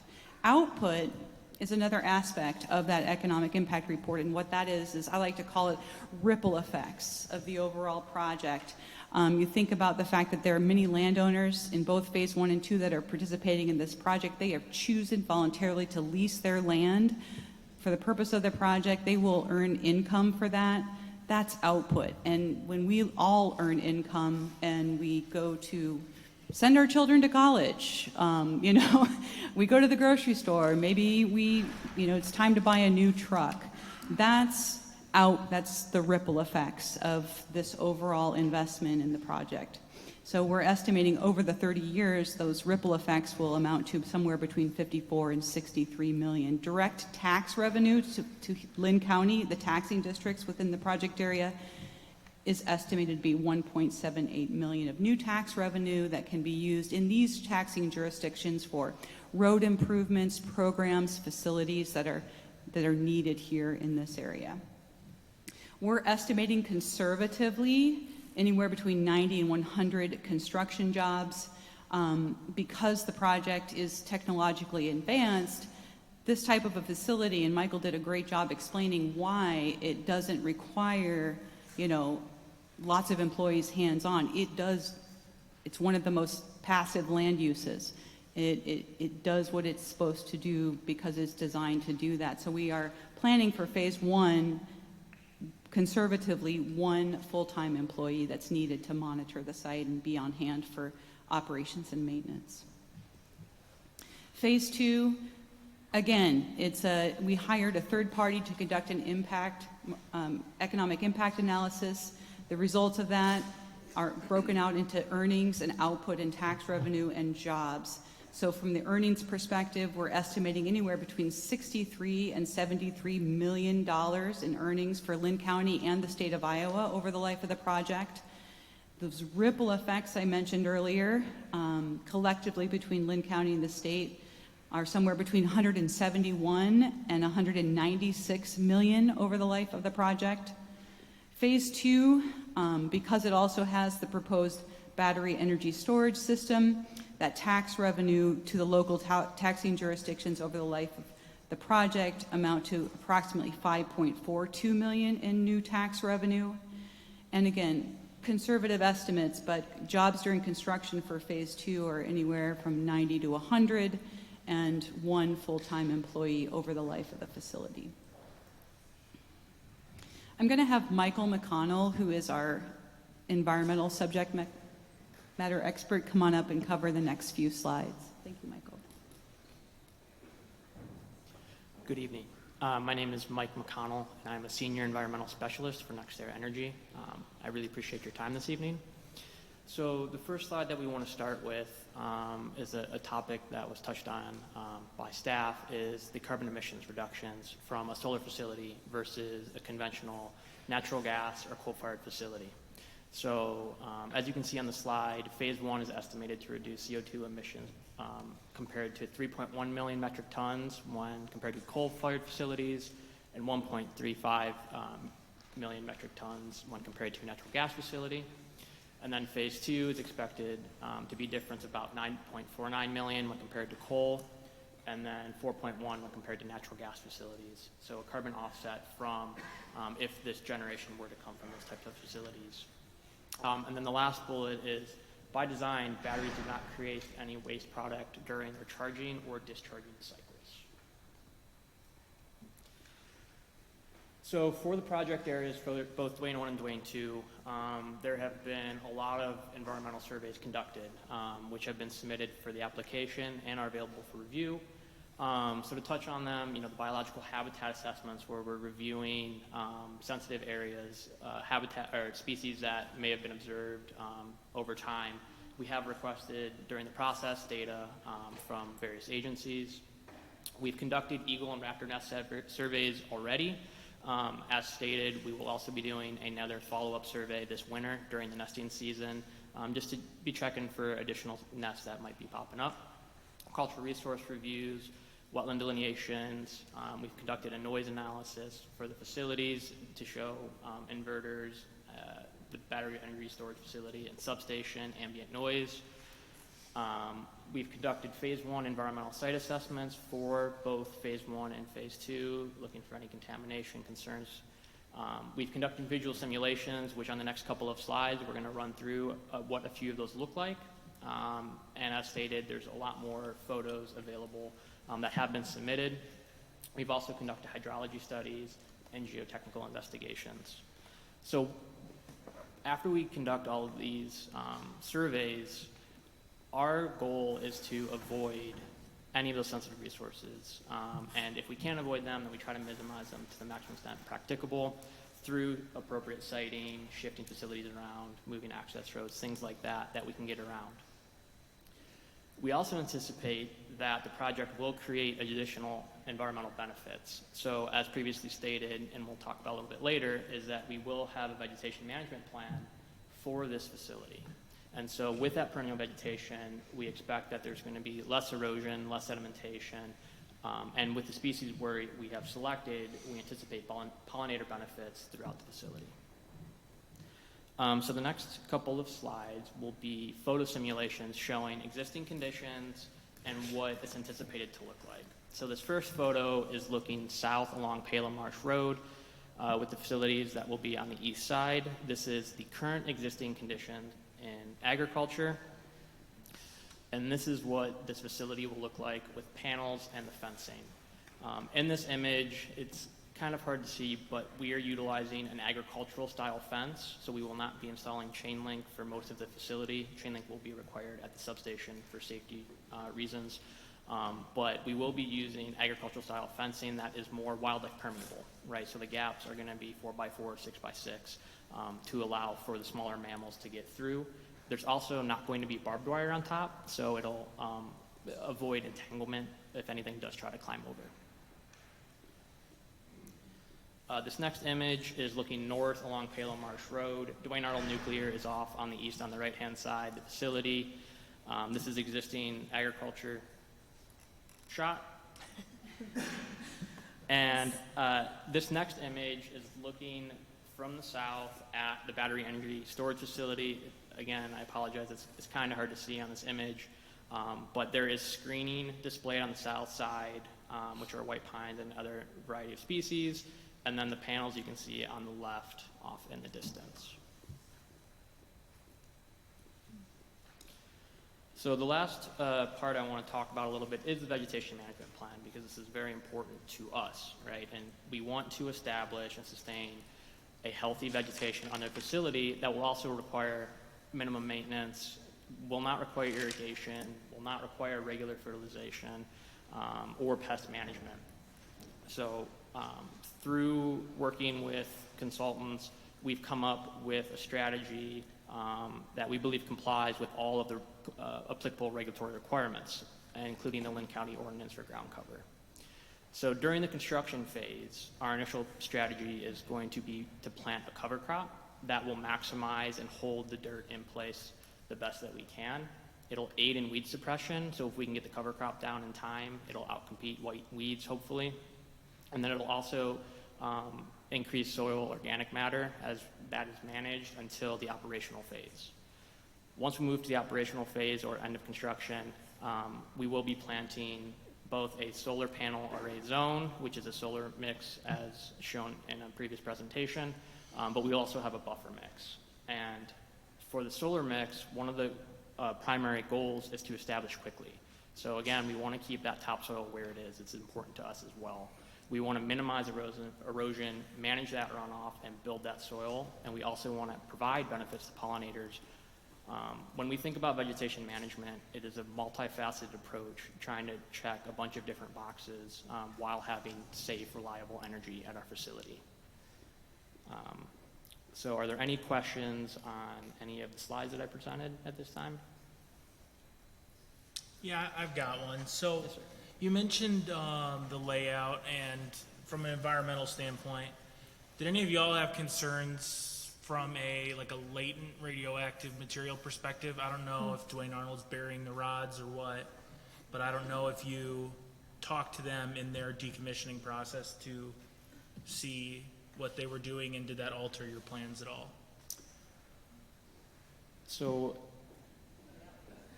And then I'll hand it yeah, over to you. okay. We have coordinated with the folks at DEAC every step of the way. There is a very defined nuclear exclusion zone that we have to stay out of. And so we've been working together hand in hand. We have weekly meetings to discuss and provide updates as we go through. And that's why sometimes it takes forever to get anything done, because you have to get approvals by so many people. But Sure. yes, every step of the way we're working with them. Do you have any idea how far away that would be from the battery storage facility? I can get you that distance. Yeah. Can I measure that? Yep. And I was just going to state that where our facility is outside of the perimeter fence, and we're Can you talk into the mic, please? so where our solar panels and facilities are outside of the Duane Arnold nuclear fence containment zone. So as she stated, it shouldn't be. We did not take that into consideration. Gotcha. Thank you. Thanks, Ken. This slide here is a testimony to how our project team has been just very pleased to partner with the community. This is something that is part of our development creed, if you will, when I mentioned earlier that these projects don't happen without communities. It's truly a partnership that we form in the communities where we're looking to site projects, and where we operate or are part of an operations teams. We like to be working in conjunction with the community. And in this process, we've been able to work directly with multiple organizations, not only to just support their vision and what their goals are, but also had organizations reach out to us because they were very supportive of what we are proposing to do here. And this is just a short list here, but and a very important list includes Kirkwood Community College, HAYCAP, Palo American Legion, the Cougar Electric Car Company. In fact, some members of the Cougar team are here tonight, and I see a couple of members from the American Legion here as well. Trees Forever, the Marion Heritage Museum, and Airport National Golf. So we are proud to be a member of this community and work in partnership with other community groups. Just a few more details about the Kirkwood Community Partnership, Kirkwood Community College Partnership. This year, NextEra Energy Resources donated 300 panels to Kirkwood Community College to help them launch a first of its kind to augment their solar technician program, essentially. What's happening with more and more solar development is that as projects are being developed and as we will be planning for, solar panels come in on pallets, on racks, on trucks, and they come in to a project area. The workers have a very syncopated sequence of how these panels get installed. There is not time in the field to repair a panel if it's scratched or dented or the diodes, the diagnostics are just not quite right. So those are filtered out immediately. And then they leave the site at an appropriate time, and we warehouse them until we can find a program like a school like Kirkwood, who is really interested in developing their students to know how to repair panels. So our team at our strategic initiatives team at NextEra has been working with Kirkwood Community College to help bolster that program and work with students to learn how to diagnose panels with issues, and then repair them is the next phase of our training with them. We're super excited to donate that equipment, donate the panels, and a $10,000 donation to the foundation to support their program as they go through and on after we're done with our trainings. They'll have to buy new diodes, in other words, to repair the panels. But the nice thing, full circle, is those panels are already finding homes in our community, and that'll be something else we'll be happy to update the community on as we're ready to take that public. But that's the vision, is that once they're repaired, they can be used in the community for rooftop or ground mount systems. So to wrap things up here, as far as our presentation, I just want to reiterate that the projects are sited responsibly. The team has taken care. We are looking at this from all angles, and we've been hearing the concerns of the community and concerns of leaders and staff members across the Linn County agency, and we're folding those concerns into our design decisions. The projects will adhere to all approved plans over the life of the facilities. I mentioned earlier that the owner of the facilities has been kept abreast of the process all along. Anything that is a construction or development decision, of course, that's team related, but anything that would carry over through as an ownership responsibility, we've consulted with the owner, future owner. The projects will conform to final conditions of approval. The projects are compliant with existing local codes and regulations, and they're consistent with Linn County goals to increase renewable energy generation within the county, and consistent with the goal to also create green jobs. And Linn County Planning and Development staff recommends approval of these projects subject to conditions. So as we move forward transitioning to clean energy, we are honored to partner with IPL and Linn County landowners and communities to realize the benefits of solar energy. Subject to your questions. Thank you. As I asked earlier, I don't know if you would know, do you know what percentage or number of acres of this land is already being used to produce energy? Meaning the corn is being sold for ethanol use, so it's really not pulling it out of general agricultural, but it's just transferring it to a different type of energy use? So that is a question that was important to me to find that answer. Again, as I've been watching the entire process unfold and listening to community concerns, we did have our members of our land team ask our landowners whether they're growing corn or beans, if they know if their corn is on contract for ethanol, and the answer was yes. The majority of landowners who currently are growing corn, it's on contract for corn for ethanol, and beans are corn for export.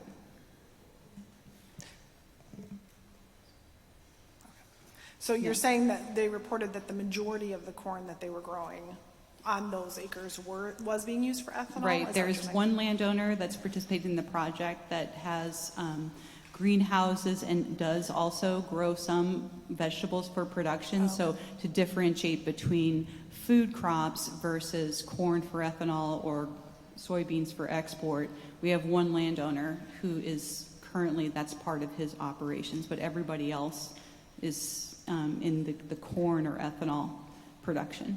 Okay, thank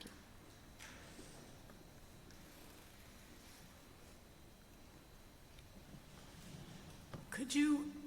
Could you talk a little bit about how, when you look for land where you look, when I hear about corn production in some of the highest CSR land in the county, and we're going to take that out of production, that concerns me when we have a lot of lower CSR ground that maybe would be more suitable for this.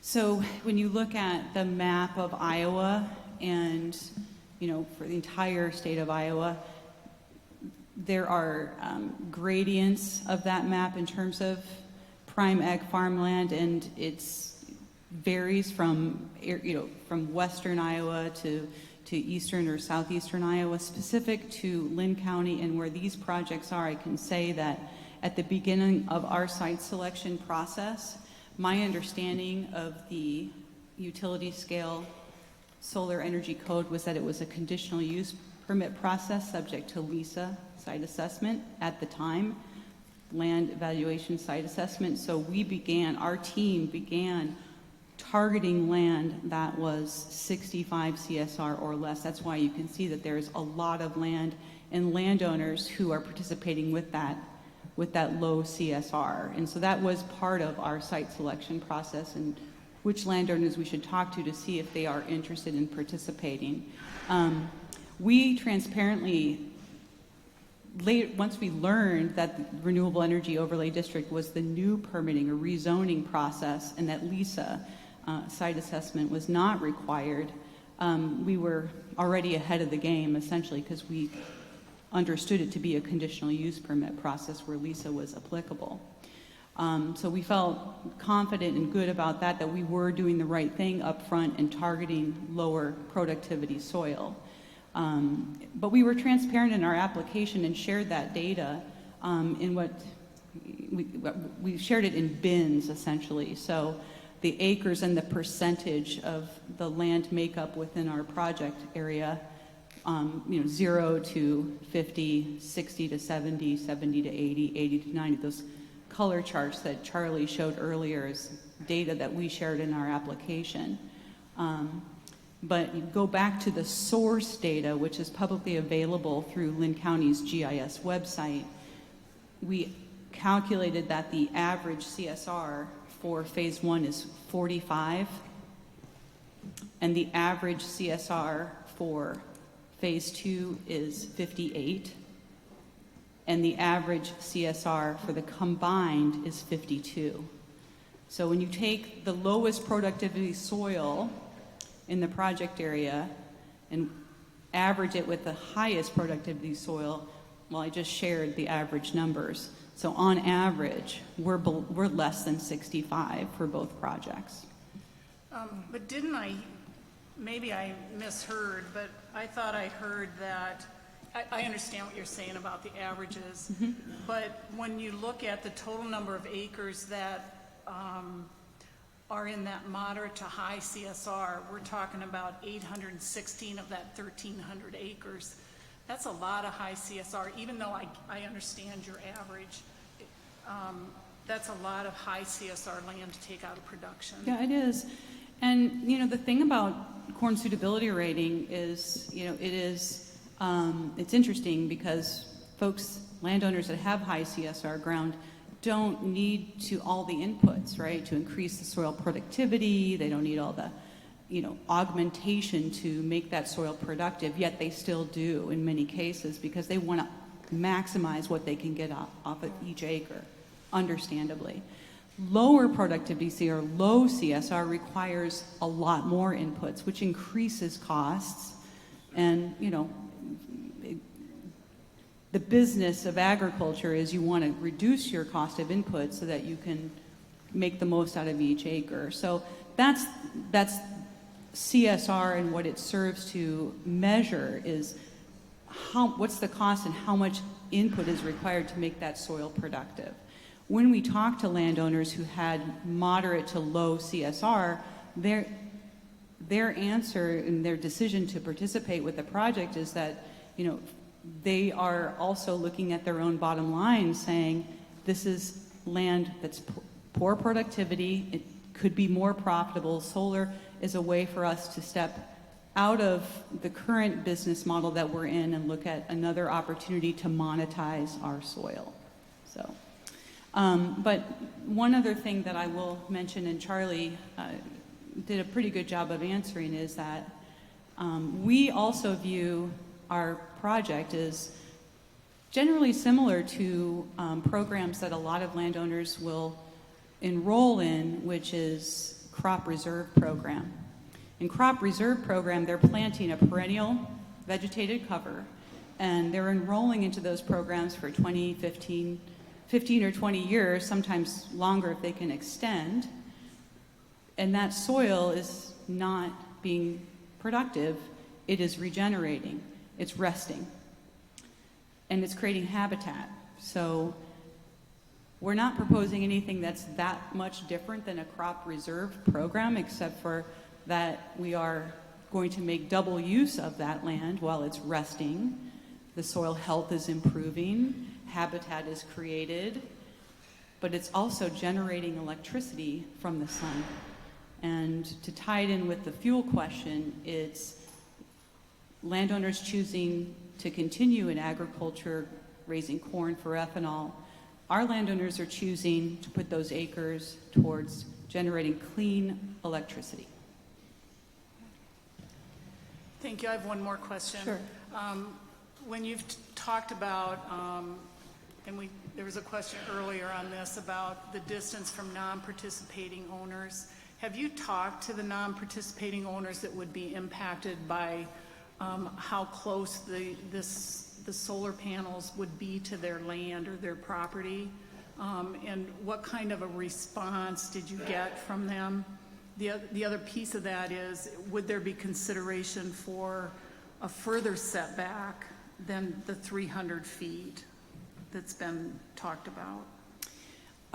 So for both projects, there's a setback analysis that we submitted for application, and I don't have those with me tonight, but I'll refer you to those, and we welcome any additional questions at a later point. But in many cases, those non-leasing adjacent landowners have a minimum of 300 feet setback. In most cases, it's 400, 500, and 600 feet or greater.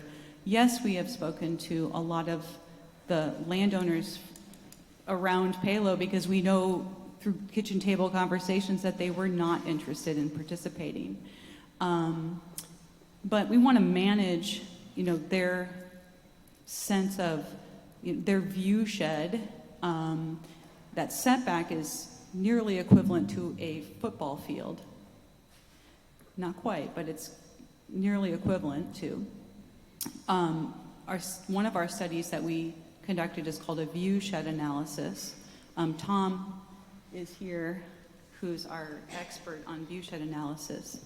We selected observation points from public locations throughout the project areas and private locations throughout the project areas, focusing both on participating landowners' private view shed of the proposed facilities, as well as non-participating adjacent landowners. And from that view shed analysis, the results tell us exactly where there could be a potential for impacted views. And when we say impacted, that is from their private driveway and further back to maybe where their house is, they would have a view. Even with the 300, 400, 500, 600 foot setback, they could potentially see a portion of the facility that's proposed. So we have been talking to each of those non-participating adjacent landowners about how we can work with them to protect their view and work with them on screening agreements. We are proposing a screening program that is it's performance-based, dictated by the results of our view shed analysis. The previous project would be more prescriptive, like we're just going to put trees from here to here all around it. We're working with landowners on a more performance-based, saying, here's the results of our view shed analysis. Here's where our consultants would propose trees be planted trees planted in proximity to the impacted view, meaning closer to the private landowner, are more effective in protecting views than planted inside of a fence line 500 feet away.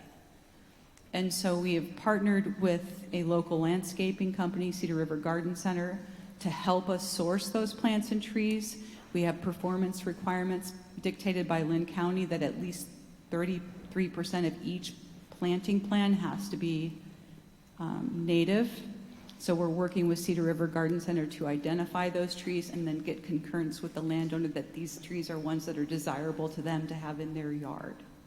So it's an extra effort, but worth it to protect everybody's views. We have landowners who are participating in the project that wanted trees on their land, and we have landowners who are not leasing and participating that we're working with. We have one landowner who still has tree damage from the derecho, and we're working with them to clean up their trees before we plant new trees understory, which makes sense.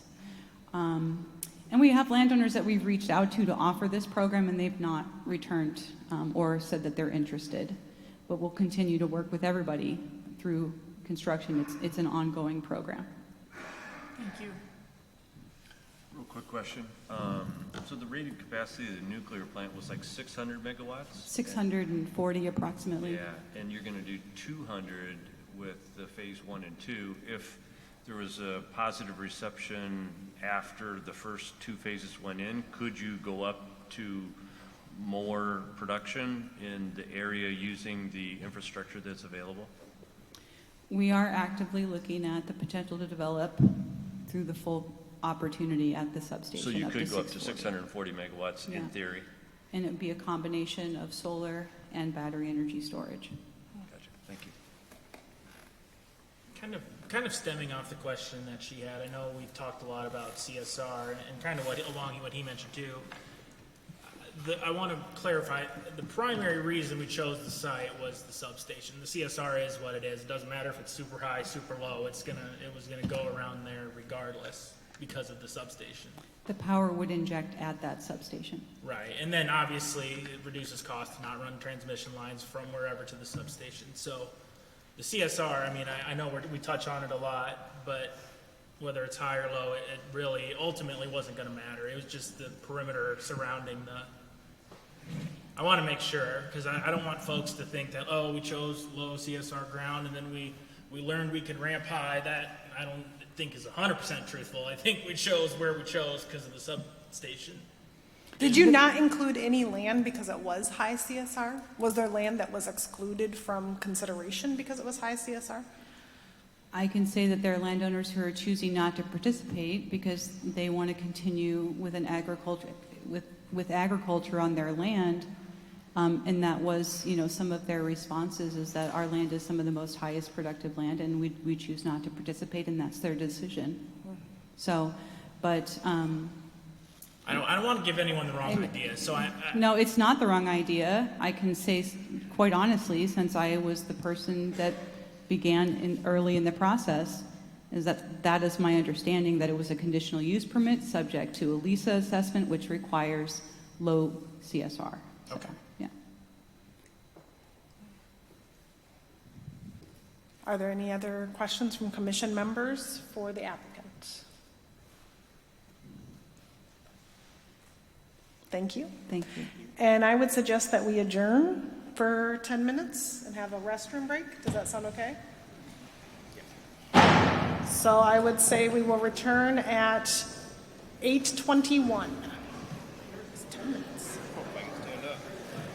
I didn't laugh when I said bury them in rock. That's what they do, you know that? They bury them in concrete. They're like in tomb.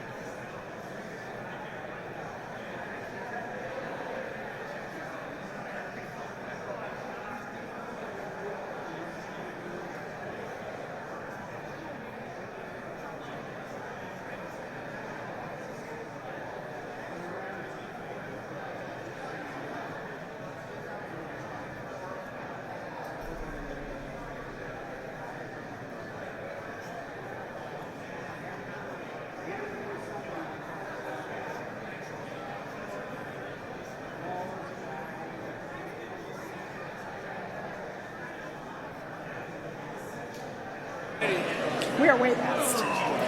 Okay, if we can come back to order. Yeah, absolutely, buddy.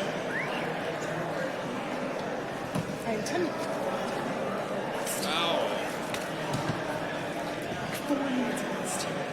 We are coming back to order, please. And Charlie will be rejoining us to share public comments that have been received prior to the meeting.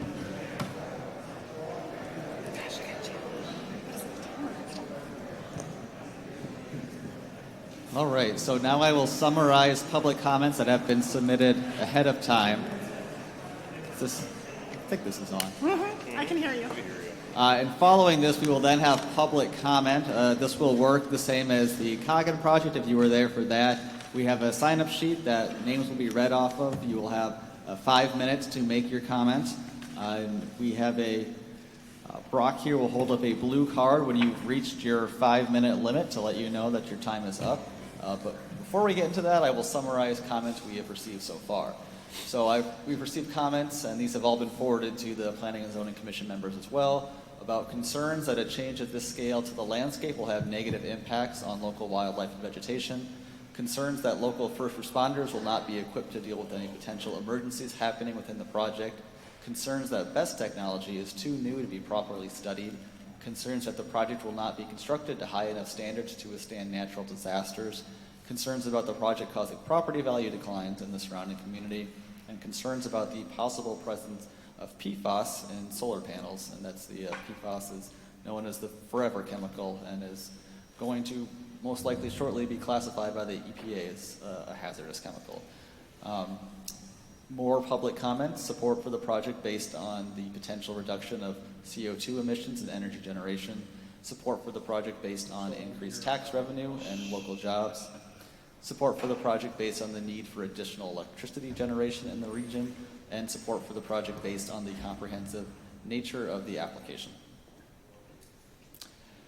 All right, it'll now turn it over to our public comment period.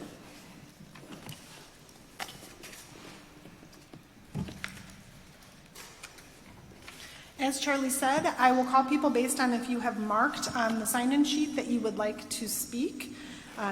When you come up, please go ahead and state your name, your address, and make your comment. We do want to be Sorry, Tina, there's one more thing I wanted to say. If you do have a question as part of your comment for either the staff or the applicant, I will write that down and then give it to our chair, Tina, at the end of the public comment period to ask the questions of the staff or applicant.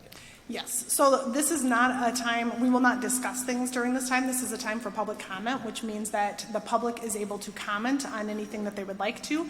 We will make a list of anything that will be addressed afterwards, and then we will address that at the end of the public comment time. If you could keep your comments to 5 minutes or less to respect everyone's time, and Brock will be timing and then hold up the blue card when you're at 5 minutes, and then we will ask for the next person to come down. The first person on our list is Steve Myers.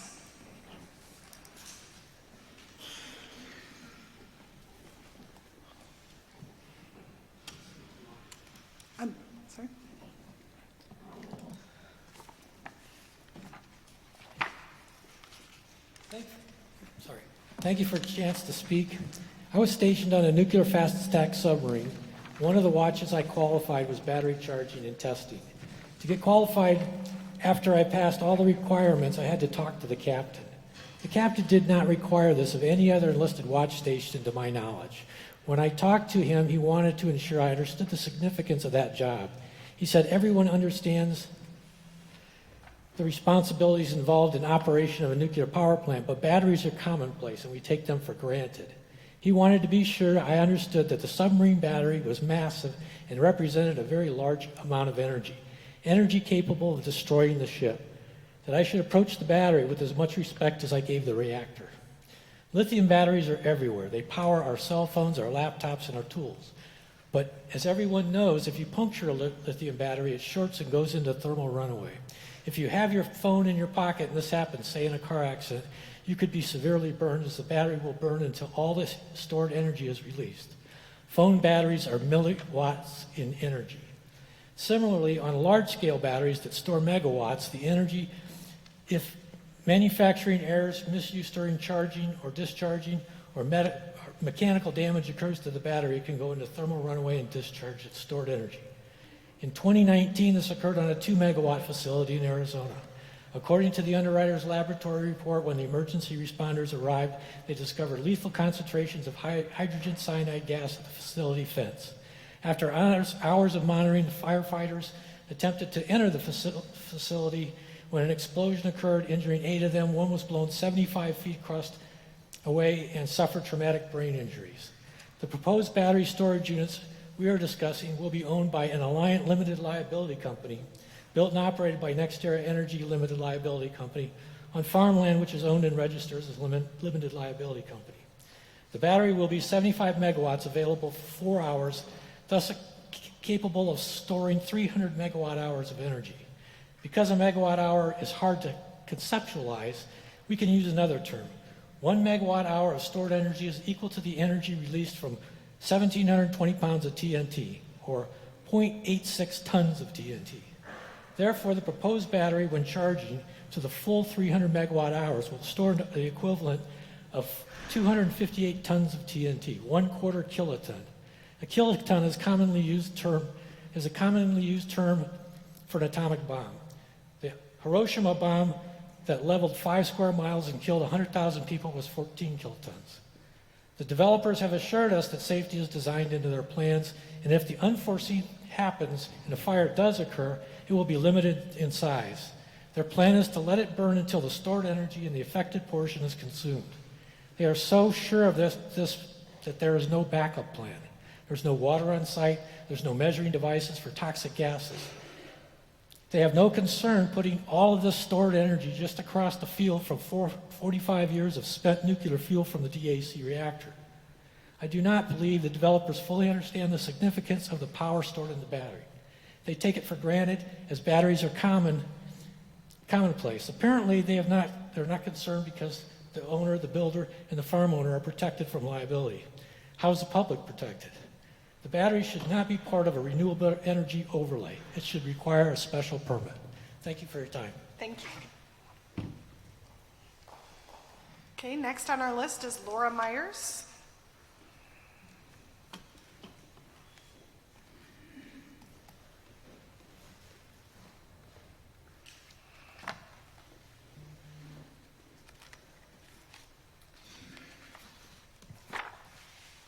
My name is Laura Myers, and I live at 3372 64th Street Drive, Lot 3 in Palo, Iowa.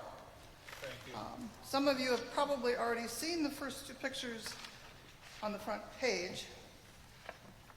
I live approximately 3 miles west of where we're at, and our home was hit hard by the derecho of 2020. What you're looking at in the first picture is my neighbor's garage door, and my neighbor lives approximately 500 feet from me. The one underneath is our pond, and what's in it is our neighbor's home. The derecho of 2020 put 5 of us out of our homes. 2 people tore their homes down and started over. Linn County used the Soul Smart guidelines to write their renewable energy ordinances. And the Soul Smart guidelines were written by the Department of Energy. You have in that packet I handed you 2 separate notices from the Department of Energy, the Reliability Lab, that says solar panels should be built to critical facility standards. Category 3, not Category 1. 2, one written in 2018 and another one written in 2021. Why is that important? Because we're getting ready to put 500,000 solar panels on the ground due west of the Cedar River. What happens if they don't stay in place? What happens if they break? You talk about that eggland rusting. It's not going to be rusting if the glass breaks and has to be cleaned up. We haven't even discussed what's in the solar panels. News for you. Insurance doesn't cover debris. If you suffered damage during the derecho, you know that. Trees are not covered unless they take out a structure. We spent $15,000 cleaning out our pond of our own money. So here's my question. If those solar panels are not built to Category 3 as suggested, can you please recommend that when code is updated from Category 1 to Category 3, that they be required to retrofit them to current standards, so that the public doesn't end up having to pay for another derecho? And FYI, we've had 2 more since then, just in Iowa. And we're known as Tornado Alley. Thank you. Thank you. Okay, next is Don White.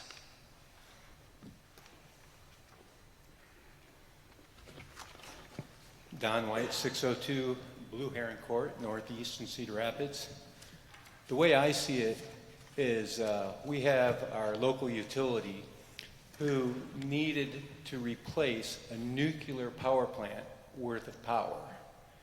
And they did their due diligence, weighed all the different alternatives, and came up to with the conclusion that the most ratepayer-friendly solution is solar with battery storage.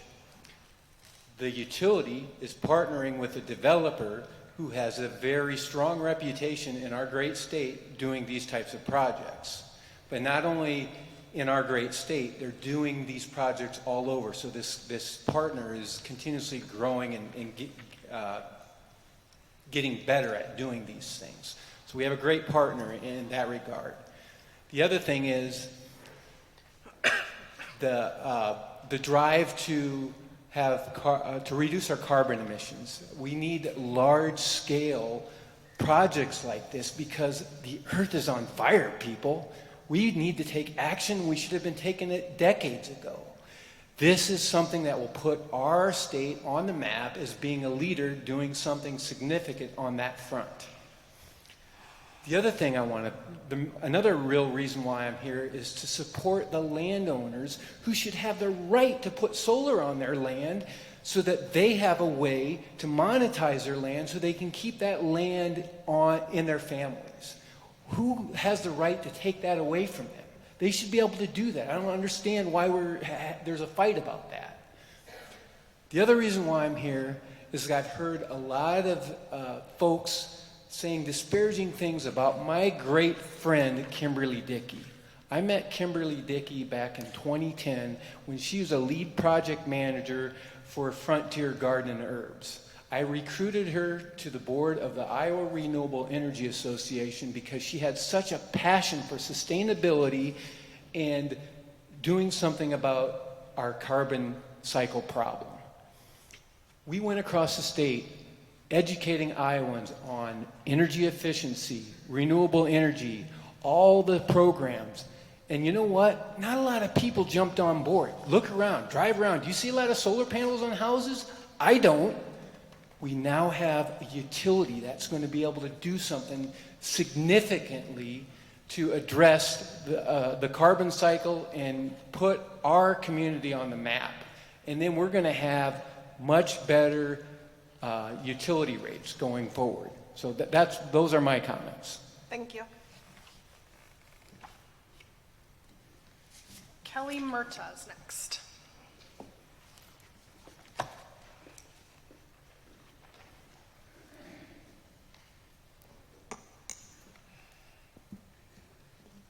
My name is Kelly Murta, and I live at 4194 Quail Ridge Road in Center Point, Iowa. And tonight I want you guys to think about the population of Cedar Rapids. Closer, please. I'm sorry? Hold the mic closer. Oh. Is that better? Okay. So tonight I want you guys to think for a minute with me about the population of Cedar Rapids. In 2020, there were 137,110 people living in the town. Phase 1 for the Duane Arnold solar project is estimated to be 120 to 129,000 panels. Phase 2 is estimated to be 370 to 380,000 panels. Think about that for a minute. 509,000 panels, or 500,000. Now I want you to take a step back and imagine that if every single one of those people living in the city of Cedar Rapids went out to Pleasant Creek State Park and stood in the fields, 137,000 people would have to each hold 4 solar panels to equal what we are going to put in our fields out there. The next thing I want you to think about is the PFAS chemicals. They're known as forever chemicals, and they can have adverse health effects for humans and animals. In August of 2018, the EPA identified these substances, or some of them, as Gen X chemicals, and there was a potential connection to solar panels. In January of 2020, the Iowa DNR issued their own action plan to address this, and they identified that the top and bottom anti-reflective coatings are a major source, potentially, of these harmful chemicals. In October of 2021, the Biden-Harris administration posted a fact sheet on the White House webpage relating to launching of their own plan to combat this pollution. In October of 2021, the EPA made their strategic roadmap to address it. Within it, it said that intervening at the beginning of the PFAS life cycle before they have entered the environment is a foundational element of the EPA's whole agency approach. As recent as June of 2022, the EPA has issued new health advisories relating to Gen X chemicals. Now I want you to think about this. The City of Cedar Rapids Water Department right now, on their webpage, they have down that advisory level 2 for 2 of these compounds that they're monitoring is a risk at 70 parts per trillion. 12 zeros. Putting that into perspective, the Cedar Rapids Water website also gives these following examples to quantify what that is. 1 part per trillion is equivalent to approximately 2 drops of liquid in 36 million gallons. That's hard to conceptualize, isn't it? That same web page that the Cedar Rapids Water Department maintains also says that it would be equivalent of 1 second of time in 32,000 years that makes this a health problem. Our Linn County Comprehensive Plan is supposed to guide our activity, right? It reads that it says that we should identify and implement strategies to prevent the occurrence of these human-made hazards and eliminate them. It also talks about taking into account that new development is going to have on our watersheds and our drinking water. Do we ignore those basic principles of our comprehensive plan? I've asked the Planning and Development Office to require testing of these panels so that we know what the glare coat is made of, so that we have transparency up front to know that this is safe. I don't see any recommendations for that. I've asked the Board of Supervisors the same. Radio silence. My thought is that you cannot protect a community if you don't know. Ignorance is not bliss when we are talking about human health. Allowing these projects to move forward without testing requirements is making a statement to us residents that the county that you are aware, or that the county is aware and they are comfortable with this risk. As a resident of this county, I am not comfortable with that. These projects should not move forward without assurance that they are safe. How do you feel about that?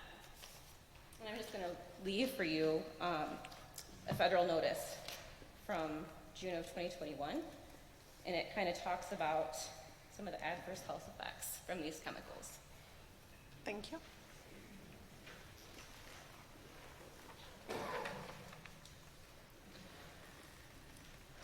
Next would be Sarah Alden.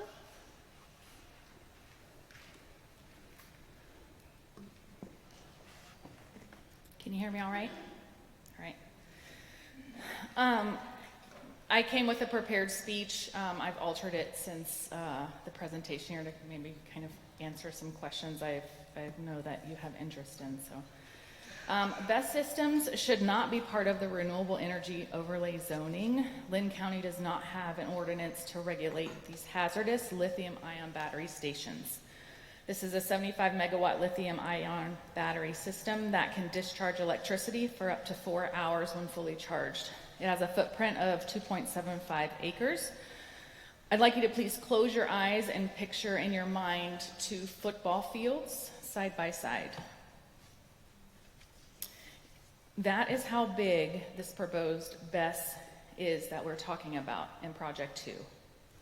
The BESS does not generate electricity, so it's not adding any more electricity to the situation here in terms of generation. It stores energy. The Renewable Energy Ordinance includes generation uses such as solar and wind, not battery storage. This zoning permit should not be allowed for the BESS. Linn County Comprehensive Plan also includes hazard planning, which states that we must specifically address prevention, mitigation, response, and recovery from catastrophic flood or hazards related to land use and developmental decisions. Hazard mitigation is taking proactive steps, including communication between all stakeholders. I would think that residents are also stakeholders in this situation that's being imposed, to protect the local community from natural and human-made hazards that pose a risk. Linn County has not proactively explored or developed an ordinance that sets standards for use for battery storage systems within our county. Lithium-ion battery systems do pose a fire and explosion risk to the community. Our county is not prepared to know what potential risks these batteries pose, and therefore are not prepared to define reasonable and adequate standards for permitting in this project. In the last 2 weeks, I've listened to 2 in-person presentations on BESS systems, one from Alliant and the other from NextEra. If a fire were to happen, both shared the best response is to take a defensive stance and let it burn. There's lots of questions that come to mind, I'm sure, with that. I hope to hear some questions from you all about that. I've learned that you can also not add water, because if you do, it creates a more dangerous situation, potentially hydrogen fluoride gas or hydrogen cyanide gas. And did you know that in Iowa it rains 98.9, or has a 98.9 days of rain, which is 27.1% of the days in the year. In April of this year, a 10 megawatt grid scale lithium battery station in Chandler, Arizona started and burned for several days. People within a quarter mile were evacuated. The fact that these are experimental and operating them is still being learned from the industry, including these developers and utilities. According to EPRI, there have been 6 known fire events already this year in 2022, and all 3 of them happened within 3 years of operation. Tonight, Linn County is not prepared to set standards for BESS permitting, and therefore should not be permitted until such ordinance or requirements are defined and approved. Please remember that rural fire departments are volunteer. They do have full-time jobs and work. We also don't have any water out there as well either. Not that you'd want to put that on a battery fire, but you know, there might be other needs for that. You know, I've heard many questions about environmental. If this is environmentally focused, you know, the best move would be not to build it, right? Because that's less of an environmental impact. Charlie said that this is a conflict between protecting natural resource and renewable energy. Kimberly stated that this is about using the substation because it is an invaluable resource. Please remember that NextEra voluntarily shut down the nuclear facility. It had an operational license until February of 2034. Solar installations in both Minnesota and Iowa, you can pull the output data from the federal website that tells you how much it's actually generated. I pulled Wapello, and I've pulled NextEra's site, which is Marshall, Minnesota. Both of those, when you take their average output of generation and compare it to what their actual average capability is, it's 18%. So the output is 18% of their annual capacity. Thank you. Sally and Dave, I'm gonna say Sally and Dave B. Are you guys here?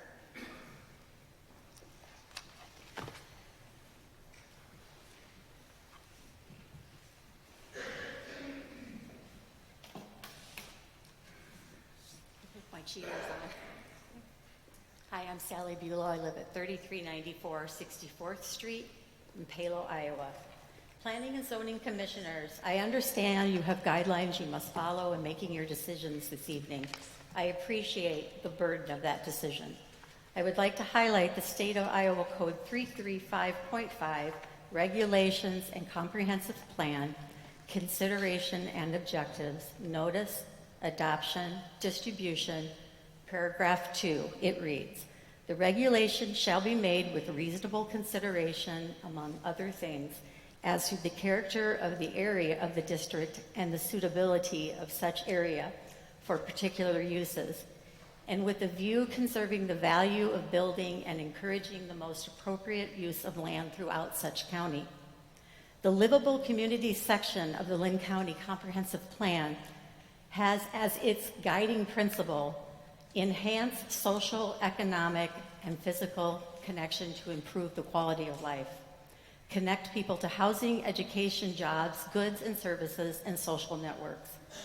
Goal 5 in the Livable Communities section of the plan states, value the county's unique and special places.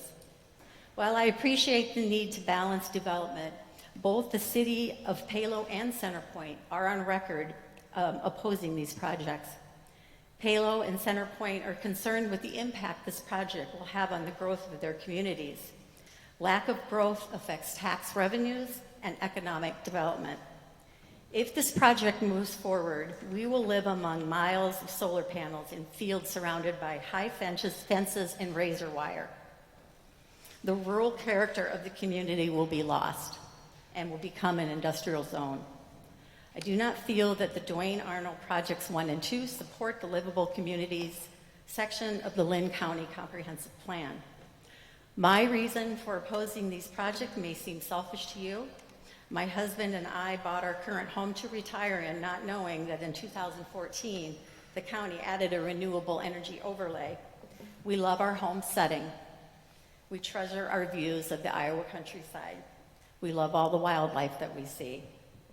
It is why we purchased our home here. I guess that makes us NIMBYs. We don't want this in our backyard. Our home is our biggest asset. We have no homeowners association to protect us from this invasion.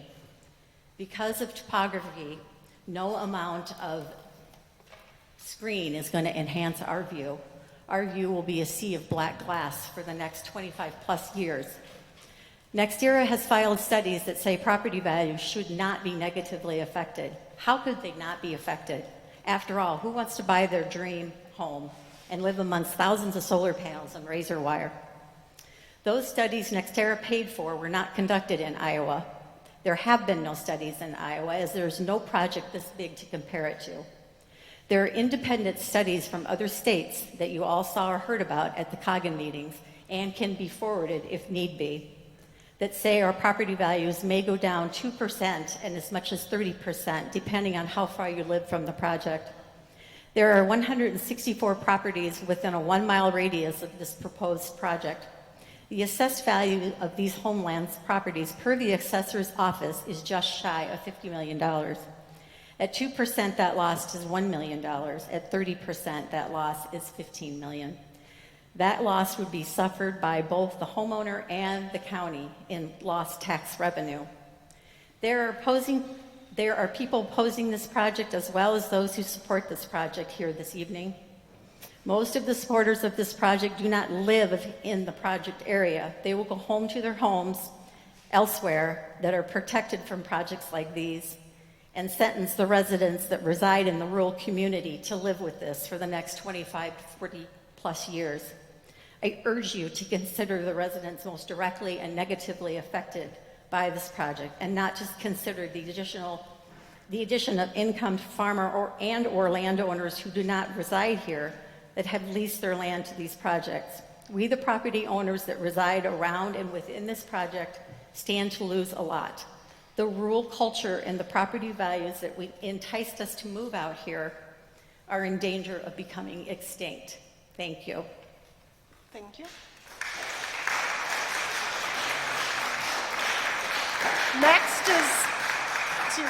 Next is Deb Yates.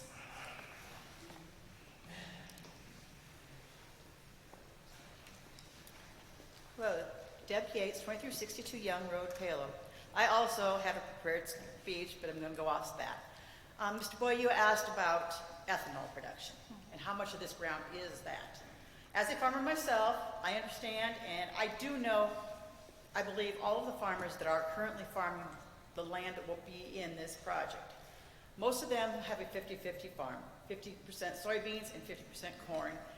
So that means that 50% of those acres will be corn production. Your other question about if it will go to ethanol. We don't currently have a ethanol plant that is strictly ethanol production. So when we contract with places like ADM or Cargill, when you contract with them, your corn may be made into ethanol, it may be made into dried distillers grains, it may be made into high fructose corn oil. So we can't say that it specifically will be ethanol, but there's a good chance it will be. So my original, what I wanted to talk to you about tonight was the viability of agriculture. It had been mentioned earlier about the high CSR. And these projects, and these numbers are from Duane Arnold's application, the project covers 815 acres. 72% of that has a rating over 70. This is only the fenced part, within the fenced areas. There's also another 1,500 acres that are contracted to this project. Those areas may not even be farmed in the future because of being small areas they cannot get to or something like that. So how can we say that this will not be detrimental to the viability of agriculture? Also in Linn County, we need to look at how many acres are lost each year to annexation to cities. In 2021, it was 440 acres. This year, so far 150. Also, acres lost to lost from agricultural zoning. That is 885 acres over the last year and a half. Also, we should maintain agriculture as an integral part of the county's economy, landscape, and natural resource base by encouraging development and retention of agricultural-related businesses. The economic development section of the comprehensive plan also states this goal. The latest estimated crop production cost shows $664 per acre on a corn-soybean rotation farm. Using the projected acres, that amounts to $1,750,968 of expenses that will be paid to local businesses like machinery dealers for new equipment repairs, seed, chemical, labor, and land rent. Losing the anticipated 8,000 acres all in one area of one county will cause businesses to relocate, adding increased travel cost to the remaining farms and losing tax revenue those businesses generate for Linn County. Linn County is also home to the largest grain milling plants in the world: Quaker Oats, PepsiCo, Cargill, ADM, and Green General Mills. These losses will affect them also, as we have seen that this year they are having to pay almost double the price for our commodities due to short supplies. In Objective 2.3, discourage non-agricultural uses in the ag area of the county. Discourage scattered leapfrog development. Commercial and industrial uses zoning districts plan states. Direct commercial and industrial development to the cities. It is the intent of the plan to provide for limited general commercial development. The plan should support the economic activities of the cities by limiting commercial and industrial in the unincorporated areas to those that are essential to meeting the needs of agricultural, rural residents, and the traveling public. Require general commercial development to be contiguous with the boundaries of a city or unincorporated rural village. Prevent scattered, non-agricultural, commercial, and industrial-related development in the unincorporated rural areas. Duane Arnold is not agricultural, so these principles should apply.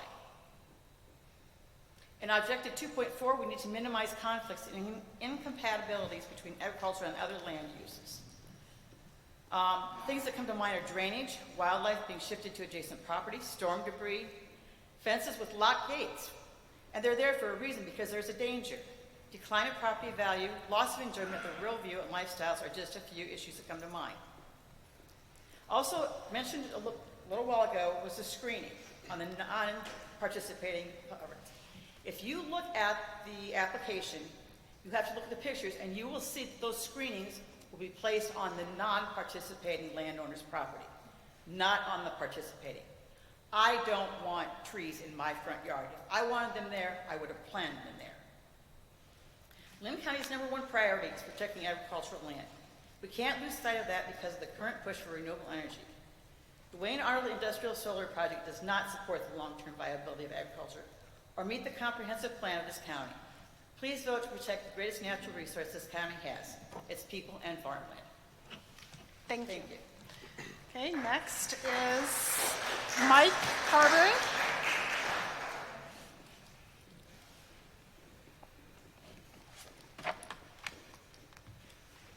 Good evening. I'm Mike Carberry from Iowa City, 2029 Friendship Street in Iowa City, Johnson County. I grew up 13 miles from here in a farm town of Newhall, Iowa, in a 5th-generation farm family where my dad was a large animal veterinarian. I work for Bright Future Iowa, and we work with counties, we work with developers, utilities, landowners, and everybody else to make good renewable energy projects. We believe that good policy makes good projects. I believe that Linn County has very good solar and renewable energy policy. I'm a former Johnson County supervisor, and I wrote our utility solar ordinance in 2015, and it has been begged, borrowed, and stolen like everybody else does. Linn County borrows from Johnson County. Johnson County now has looked at Linn County's ordinance because it's better, and they've updated their solar ordinance.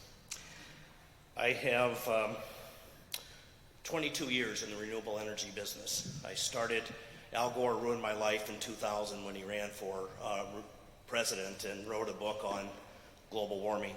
I read that book, changed my life. I dedicated my life to climate change solutions. Had the pleasure of working with Kimberly Dickey when I was the executive director at the Iowa Renewable Energy Association. Don White had mentioned that in 2010 when she was actually the board president. So I trust her implicitly. I think that I talked about good policy making good projects. Farming, all farming is solar farming. We use the power of the sun to create energy. We're either doing that through photosynthesis, where the sun is shining upon our beautiful land, whether it's corn or beans, and creating energy, or we're using the power of the sun through photosynthesis, or photovoltaic, excuse me, shining on the panels and also creating energy. It's just a different kind of energy, but it's all energy. So all farming is solar farming. Farming is also a business. Businesses are in business to make money.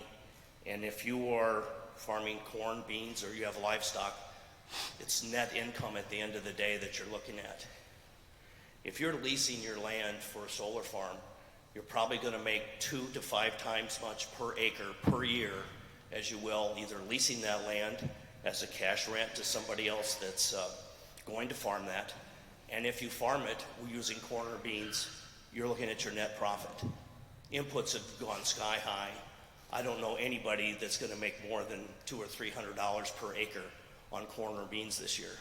Whereas if you're leasing your land, land leases are for solar for those 25 to 30 years are 2 or 3 times, maybe 4 times as much.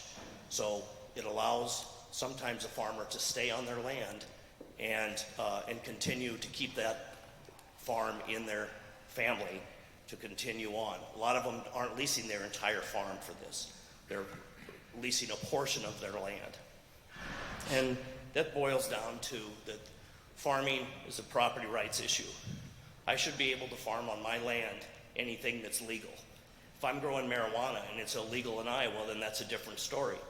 But if I'm growing beans and my neighbor says, you shouldn't be growing beans, we need more ethanol, my neighbor should not be able to tell me that I need to grow corn. And if having a solar farm on my land is legal, then I should be able to do that, especially if it's legal and if it's zoned correctly.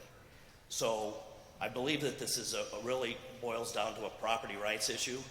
I thank you for your consideration. And again, I thank you for your work. I know that being on a planning and zoning commission is hard work. It's very little pay, as in zero. So I really thank you for your service to the citizens of Linn County. Thank you. Thank you. Next is Chip Davis.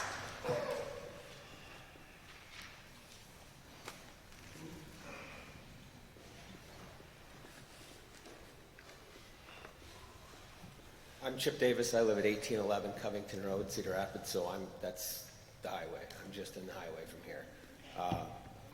I've got 94 acres of what used to be about a 500-acre Century Farm. That's the way Century Farms go over time. They get split between family members, and so that's where I sit. I'm going to start with this. Last September, NextEra offered to make arrangements for anyone that wanted to go see one of their sites in Wisconsin. I know no one else in this room took them up on that offer. They talked about maybe getting a bus and taking people up there. I was the only one that went. I drove up myself. I spent a day, went up and checked it out. So Point Beach Nuclear is about an hour south of Green Bay, and I went up for the commissioning ceremony of Point Beach Solar. So all the pictures everybody looks at and tries to figure out what's this going to look like. I've got 40, 50 pictures on my phone. I've seen what it looks like. I've seen a solar site that was just brought online last summer. So I can say this, the crops that are put in now, you know, you've got your erosion problems, we've got topsoil loss, everything else. You plant some type, you know, if you put in a hay field, it's going to take you a couple of years before it's as established as what I saw for a cover crop underneath that solar field on year one. So I know the cover crops that they're putting in are going to stop the erosion problems. I was surprised at how well it was established that quick. I looked at the fences. There is no razor wire. There's no industrial chain link fence. It was all habitat fencing. Honestly, I'd say about the only thing that's not going through that fence is deer. It was 8-foot tall habitat fence. But as far as the CSR goes, I have to say this. All of this ground that's being looked at for solar 35 years from now could go back into crops. 15 years ago, this ground we're standing on right here was crop ground. What was the CSR on this? As far as you can see up the hill here, it's all houses. Is there a chance that 35 years from now this might go back into crop ground? No. Once it's developed, it's in development. So to me, I watch 3 or 4 streets go in the Stony Point addition every fall or every summer. And those 3 or 4 new streets put all of that water runoff into Morton Creek. And Morton Creek goes through my property. What used to be my pasture ground can't be used for pasture ground anymore. It floods too bad. That creek never came out of its banks when I was a kid. It never flooded. Now, every time we get a good rain, I've got acres and acres and acres flooded. My point is simply this. There wasn't a community center full of people asking about the CSR for all of that crop ground over on that side of town that's being put into developments every year. And no one ever came to me and said, what's the impact with you on your ground on all of this watershed that you're taking due to all these developments? So when something like this comes along, this is an opportunity for a landowner to potentially recoup some of those losses. As far as I'm concerned, I'd be happy if every inch of my ground was covered with solar panels. At this point, that would take care of my erosion problems, that would take care of all kinds of problems, and give me actual good income off the ground again that now is unusable. So just my thoughts on all of this. But again, you know, it should be the landowner's decision on how they want to go about this. And everything that you've seen in pictures as proposed, what this would look like, what these solar panels would look like. You know, all these questions that people are asking are all things that I went and looked at and saw. You know, and I talked to, when I was up there, I talked to landowners, I talked to the construction people that put the solar in up there, I talked to different politicians that were there, everyone involved. People from the utility company. It was a real similar situation because you've got NextEra that was involved in all of the solar. that was being done there in that whole phase of solar, but you still had Point Beach nuclear. And so the people from Point Beach are talking about how great this is, that Point Beach Solar is coming online at the same time that they just got another 10-year extension on Point Beach Nuclear. So I talked to everyone that I could up there just to see what everyone had to say. But there you have it. Thank you so much. Next is Brian Mullenbach. And I will apologize if I'm misspeaking someone's name, but I will do my best.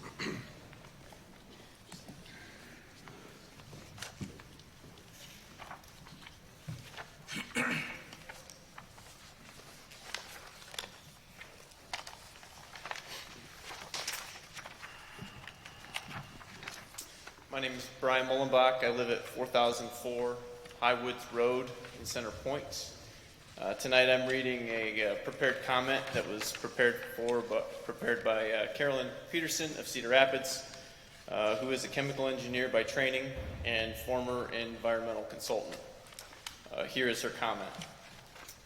I am very concerned with the presence of the battery storage facility proposed by the applicant in Phase 2 project. Lithium-ion batteries can and do overheat and catch on fire. When they do, they emit toxic gases, which could include either hydrogen fluoride or hydrogen cyanide gas, as well as a variety of other toxic gases. Let's start with hydrogen fluoride. Hydrogen fluoride gas is highly irritating and corrosive. It reacts with water to produce even more heat and hydrofluoric acid. This is why the applicant does not advise the fire department to use water to put out any potential battery fires. The fires are to be allowed to burn themselves out. As they burn, clouds of toxic gas are produced. You see the first figure. Hydrogen fluoride is less dense than air and will rise and spread across the community. The second gas. Hydrogen cyanide gas is among the most rapidly acting of all known poisons. The National Institute for Occupational Safety and Health recommends that 4.7 parts per million should not be exceeded at any time. A few breaths at high concentrations may be followed by rapid collapse, unconsciousness, then death. Hydrogen cyanide is less dense than air, meaning it will sink and spread across the ground. There's a picture of that for you to view.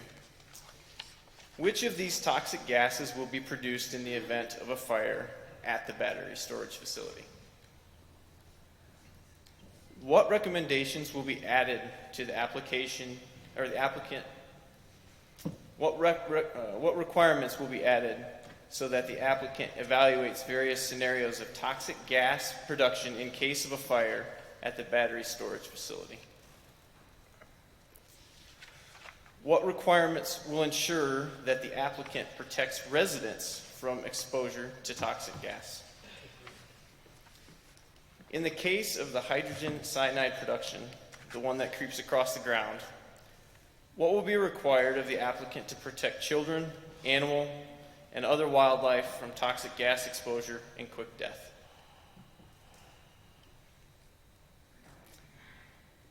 As proactive safety measures, will the applicant be required to submit an evacuation plan for the potentially impacted areas and warn the public by siren when a battery fire commences?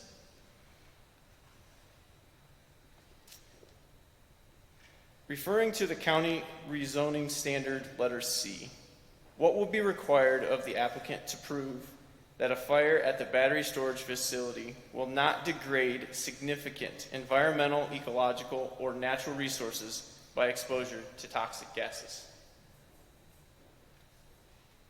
Lest the applicant attempt to state that the probability of a battery fire is low, please recall the requirements for mailing or transporting even the smallest lithium battery for cell phones or laptops. Even those small batteries are considered hazardous materials under DOT regulations, and for good reason. Quite honestly, I do not see any good way to limit exposure to toxic gases in the community if and when a fire occurs at the battery storage facility.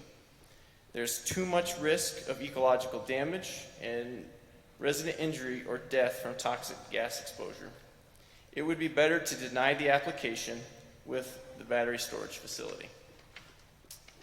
That ends her comments. Okay, thank you. Next is Elliot Meyer.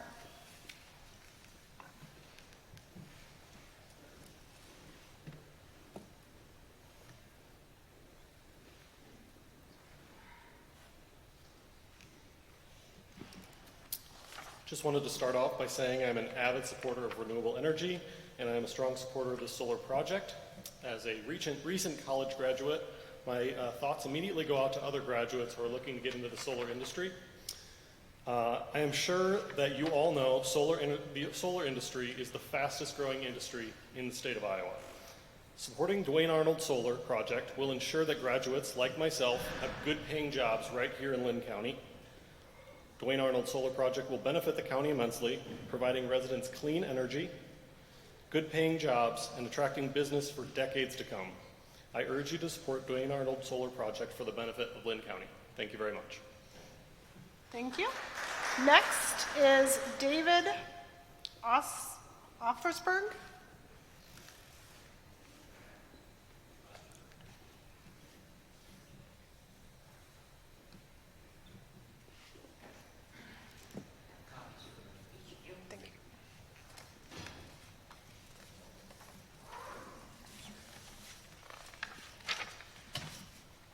Name, actually David Osterberg. Thank you. And I live in Mount Vernon, Iowa, 318 2nd Avenue Northwest. And I work for a group called Common Good Iowa. It's another one of these not-for-profits. Used to be called the Iowa Policy Project.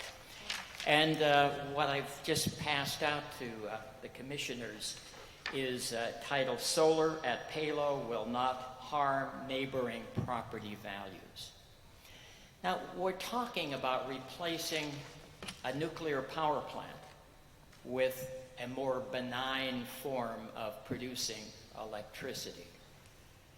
Now, many people may believe that having solar instead of a nuke is going to drop property values for the people around, but it seems to me that having a nuclear power plant as your neighbor was not the reason you moved here, thinking that it's going to raise property values.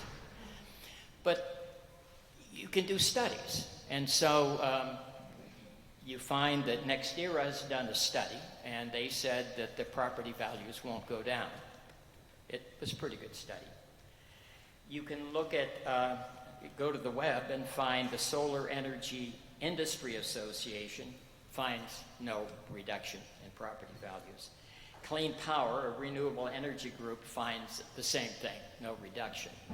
But on the other hand, Kansans for Responsible Solar, that's an opposition group.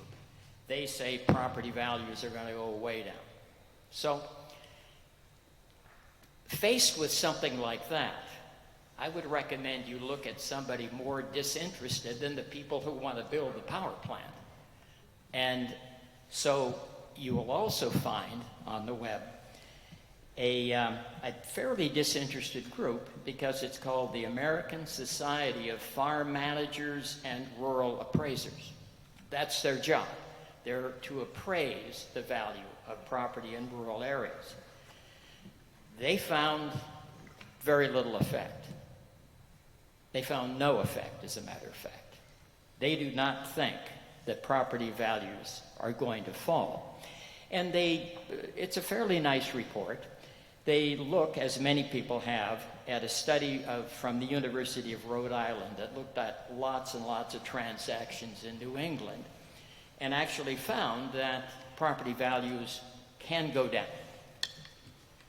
That's in areas that are heavily residential in the densely populated area of America. But they went on to find, and that's what I've highlighted for the members here.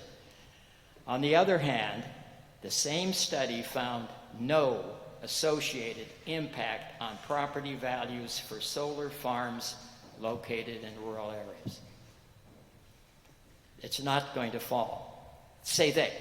But then they went on to say, since they're an association of assessors, take 4 assessors from their organization who were respected, who all had lots of experience having looked at solar and the value of surrounding property values. And every single one of them said the same thing: no diminution in the value of property. So neighbors who are worried about that should not. And so Common Good Iowa, again the organization I work for, says, based on this data from a disinterested group, we conclude there is strong evidence that establishing a solar project at the old nuclear site near Palo should not have a negative effect on property values. And so what we recommend to you is that you're the decision makers and you have to make a decision. And you have to balance the benefits and the costs of the project. But we say that the risks of a general lowering of nearby property values should not play a part in your decision, because it won't happen. Thank you very much. Okay, next, Doug Hancom.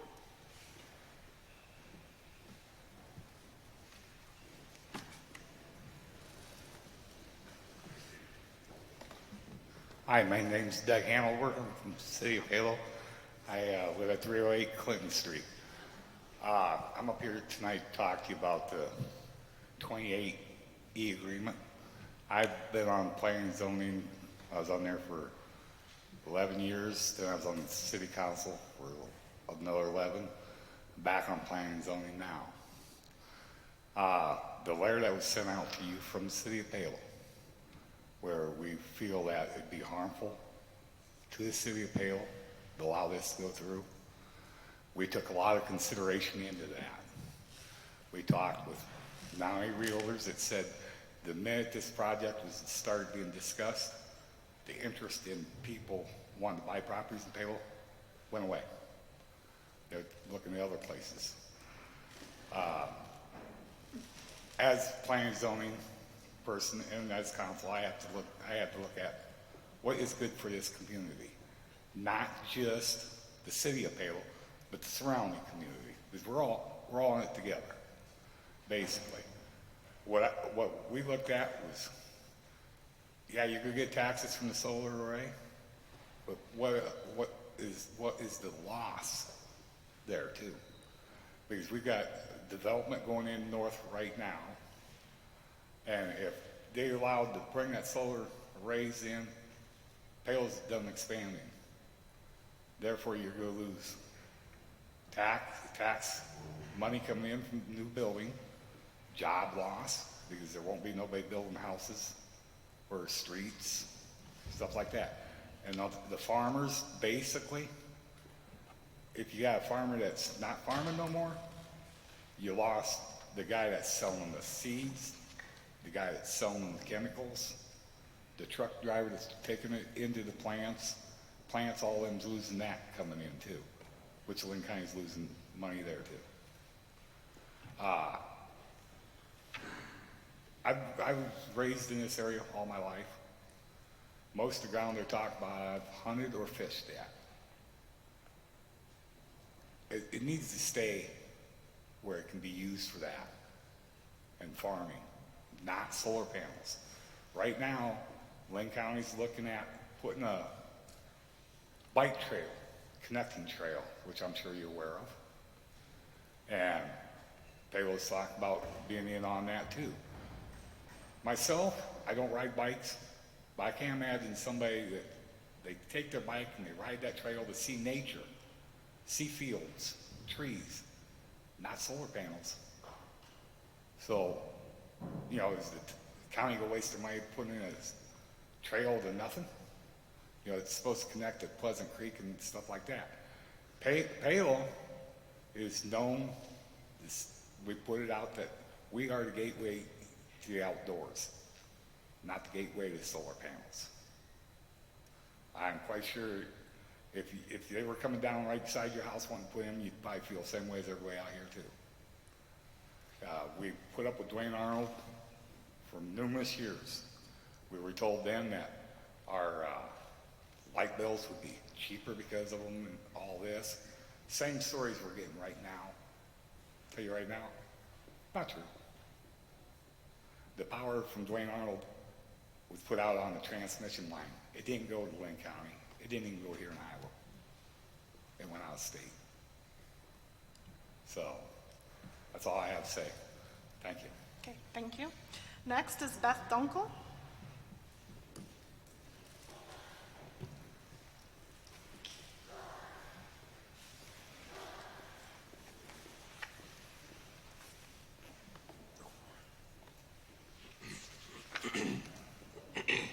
Hi.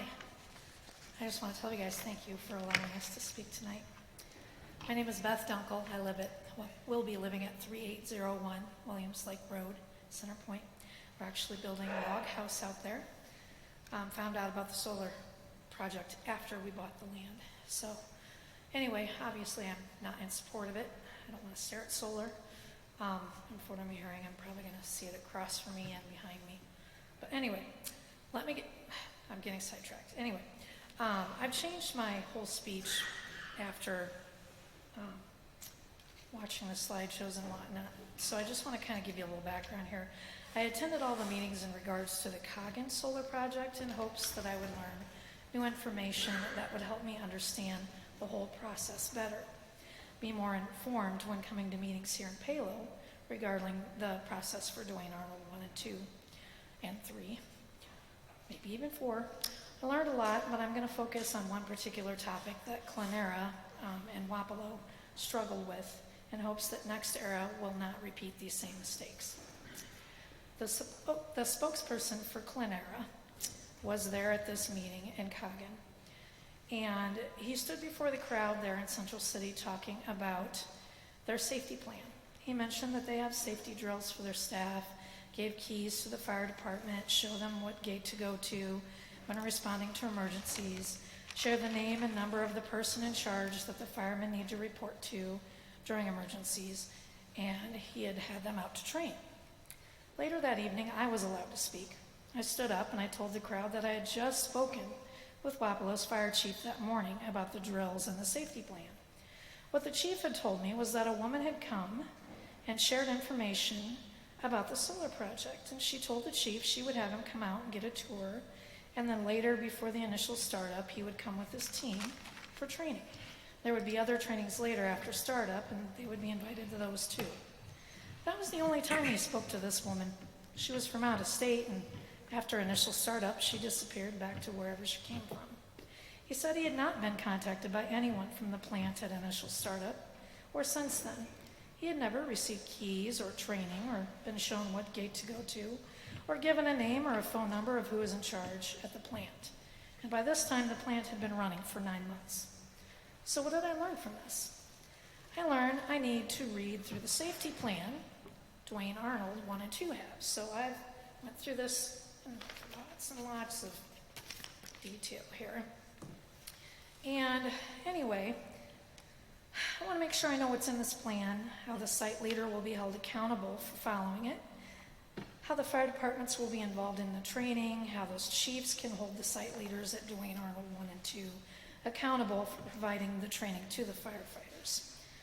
This plan raised some concerns for me, and so I'm going to read from the plan here. It says, for sites that include a battery storage component, and a site orientation will be offered to first responder personnel both prior to commercial operation as well as periodically as requested during normal course of business, normal business hours. Well, Palo, Shellsburg, Hiawatha, and Center Point, all those fire departments are volunteer run. And for those responders who work a day job and are on call in the evenings and do trainings in the evenings on the weekends, normal business hours to train doesn't really work for them. With Phase 2 being up and running by December of 2024, Palo Fire should have had training on the battery storage. So I guess my thought was, who should the fire chief follow up with if NextEra has not contacted them by December 2024? I just want to make sure they're being held accountable. These men are being trained. My husband is a captain of Centerpoint Fire. Obviously, he has concerns. His chief has concerns.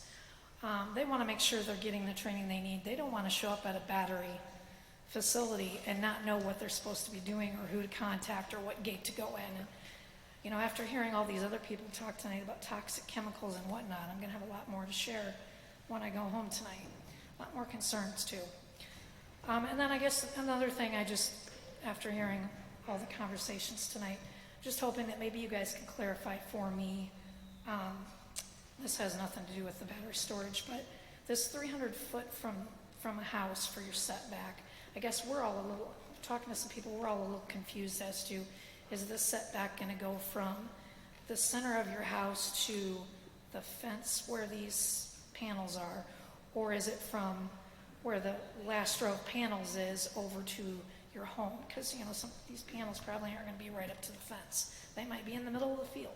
So we just want a little more clarification on that for us residents that aren't participating, so we can figure out how far back that's going to go. Anyway, that's all I have for you. I appreciate you taking time to listen to me tonight. Thank you. Next would be Swati Dandika.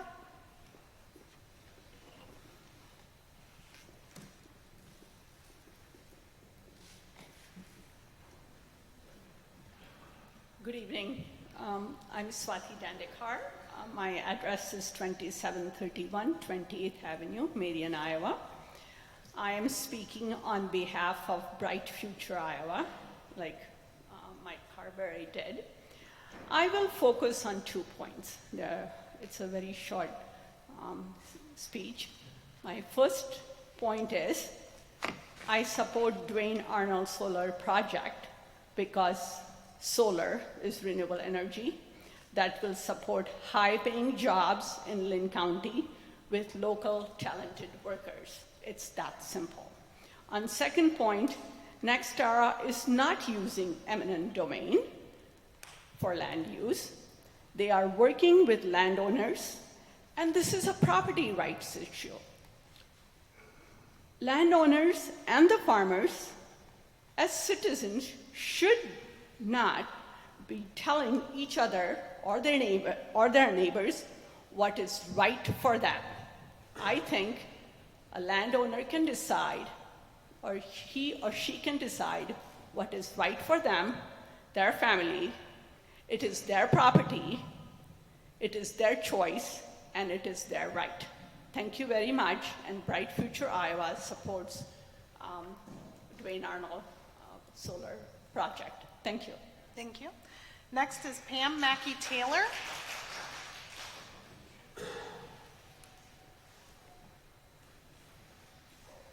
Good evening. I'm Pam Mackey-Taylor. I live at 2200 South 31st Street in Marion, and I'm speaking on behalf of Sierra Club Iowa Chapter tonight.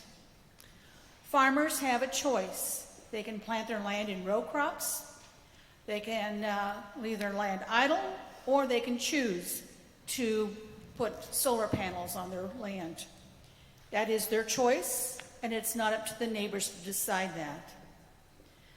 I would also like to reiterate that this is good 21st century power. Solar panels do not create emissions like carbon dioxide. You don't have a risk from radiation leaks. And further, the infrastructure is already in place for this project.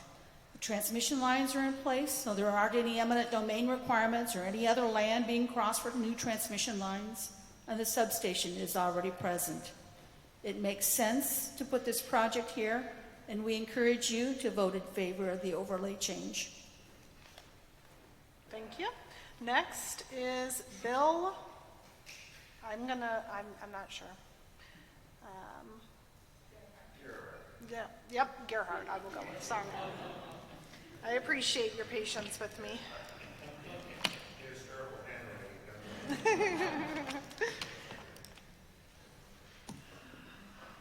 Hello, I'm Bill Gerhardt. I live in rural Johnson County.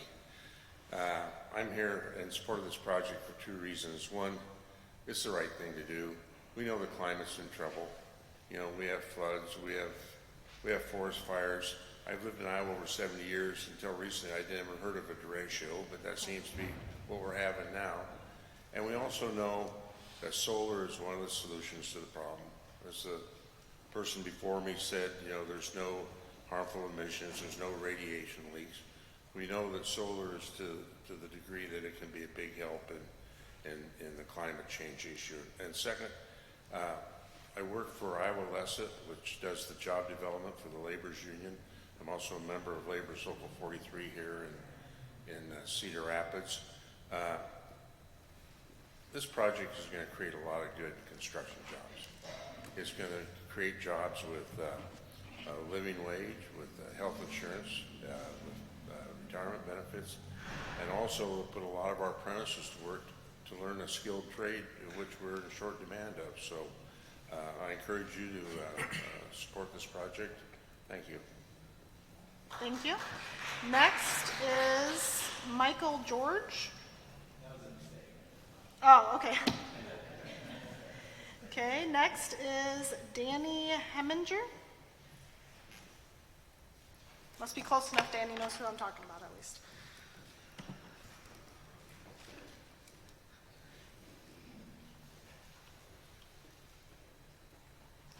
Good evening.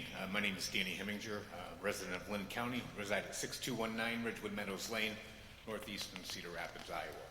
I'd like to start by thanking the board here tonight and thanking my Linn County neighbors for showing up and expressing their concerns and asking the questions that they have. I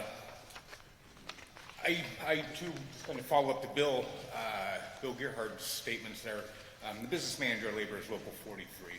Represent nearly 500 members, construction workers in eastern Iowa.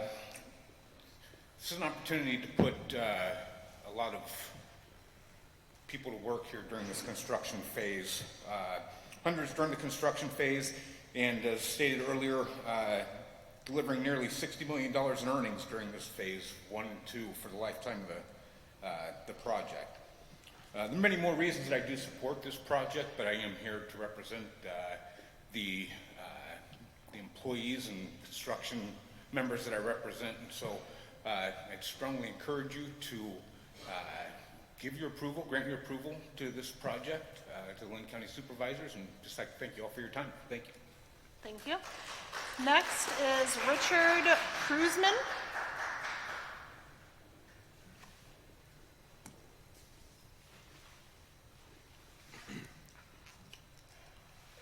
Good evening. My name is Richard Prusman, 1978 First Avenue, Palo, Iowa. I don't really live in Palo, it's in Covington. So, but I got the address of that. I've been hearing all the pros and cons of this solar panels. And I've been out in the cold area on this business because all I've heard is by mouth, by TV. I never really got a grasp on what's going on. But I've heard the pros and cons tonight, and I appreciate everybody that's here. And I'm also the commander of the Palo Legion Post. And I'd like to say we got involved with Xterra. By one day we went over there, the post takes care of the flag out here. We take care of the flag at the bank. We were taking care of the flag at the old bank. We went down there and we said, would you like us to take care of the flag? They said, sure. Then we got a little more acquainted, and all of a sudden they said, what's this thing about Avenue of Flags? I said, well, we can fix you up with that. Well, they got 8 flags put out in their front yard. Then they heard about our memorial rock up by the ball diamonds. They were so gracious, they gave us a nice donation on our fundraising. So I think if all the pros and cons get put together on this, from this meeting, I think you're all going to make a good step forward in accomplishing what's being sent out. Thank you. Thank you. Next is David Brenzel.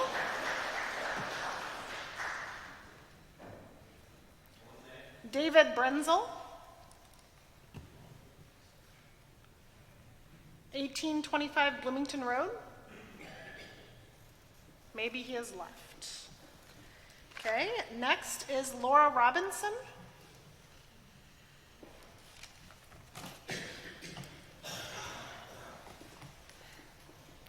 Hi, I'm Laura Robinson. My address is 2094 Linn, Delaware Road, Coggin.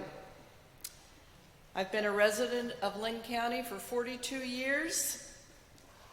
And after what we've been going through, I'm losing faith in the county government process. On November 29th, 2021, this committee voted 6-1 to not approve Coggin Solar. Then it was recommended to be approved to the Board of Supervisors for the project. During the Board of Supervisor meetings concerning Coggin Solar, any talk of any concessions, whether they be setbacks, not using high-quality farm ground, even panel heights of the solar panels, it was immediately shut down by the out-of-state developers who said, oh, we can't do that. It would kill the project. So the majority of the supervisors said, okay, whatever you want, basically. It appears the voice of the concerned, and we're not misinformed, we are informed, and involved citizens are being ignored by some of the county power structures. I hope this doesn't happen here with this project. I do have a question about the decommissioning. Excuse me. Both Coggin Solar and here, they've talked about in 30 years it'll be decommissioned, the soil will go back to its previous state. My knowledge, I don't think anything has ever been done in the country. At Coggin Solar, they're going to use bulldozers to flatten some of the hills. Perhaps they'll do that here. We know there'll be broken subsurface tiles. There'll be compaction. The solar panels will break. There will be glass. There could be chemicals in the soil. The pilings are going to be driven into the soil. Who knows if they'll even be removed? So when you hear, when the project is over, it will go back to its previous state, don't believe it. Thank you. Thank you. Next is Tom Robinson.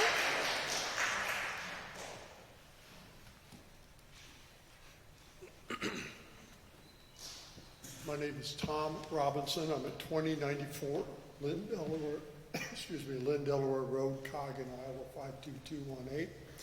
I want to reiterate what my wife had to say. First of all, I want to thank you guys. I thank you for your service. You're not, somebody made reference to the big wages that you made.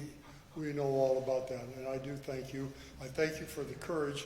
I know at the Coggin meeting, over the Coggin or the Clenera deal, it was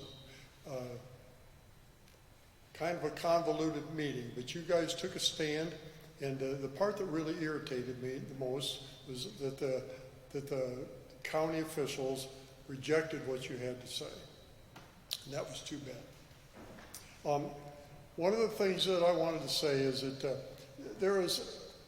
I am so disappointed in and the information that we've received, we've asked for information on several different things, and they tell us what we want to hear, as far as whether it be fixing tile or the maps where these solar panels are going to lay. You know, they tell us what we want to hear. We've had 4 different final maps. We've had 4 different copies of final maps. They just tell us what we want to hear. And I know that's happening tonight with the next era people. They say whatever it takes to get the job done, then we go on with it. It's just, I'm really disgusted and discouraged over the lack of leadership in this county and the people's unwillingness to stand up and tell the truth. We're all big boys and we're all big girls. I want to hear, I don't know if Mr. Osterberg is still here, that made the comment about land values and they would not move at all. Tell you what, if anybody knows him, maybe he's still here, if anybody has a phone number for him, give him a call. Tell him we'll meet tomorrow morning. We'll get a deal done. I'll work with that boy. So anyway, thank you very much for your time. Okay, next is John Fasilius.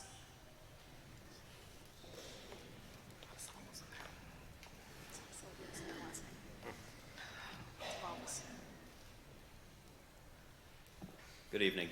My name is John Fasilius, and I live at 3100 3rd Street, Marion, and I'm an IBEW 405 electrician. Most of what I planned on saying ended up being an echo of the utter confusion of sitting in a building surrounded by developments that look nothing like this land did even a decade ago, while being told we shouldn't be changing the landscape from a nuclear power plant to a solar field. So instead, I'll just touch quickly on 3 things that, for me, set this project apart from some of the other projects we've seen that take advantage of the communities, rather than work with them and act as stewards of their interests. The first is that every acre of this land is volunteered in mutual benefit. I would never dream of telling my neighbors what color they can paint their house, or pretend that their post-derecho ugly metal roofs are any of my business, and we shouldn't be telling farmers what they can do with their land. Secondly, I'm happy to see the community partnerships NextEra has outlined as they're dedicated to in growing the community together.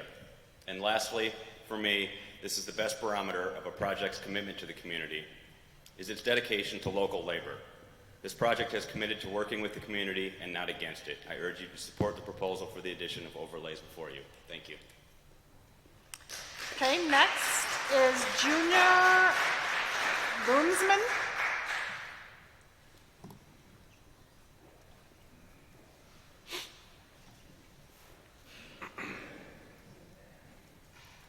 Thank you for giving me the time to speak. My name is Junior Lunsman. My address is 4100 Woodridge Drive. Closer to it. My name is Junior Lunsman. My address is 4100 Woodridge Drive, Northeast Cedar Rapids, just a few miles down the road on Blair's Ferry Road. I am the business manager at IBEW Local 405, and I represent more than 800 electricians in the Cedar Rapids corridor. Over the past several months, I've attended many of the meetings pertaining to proposed solar projects in Linn County.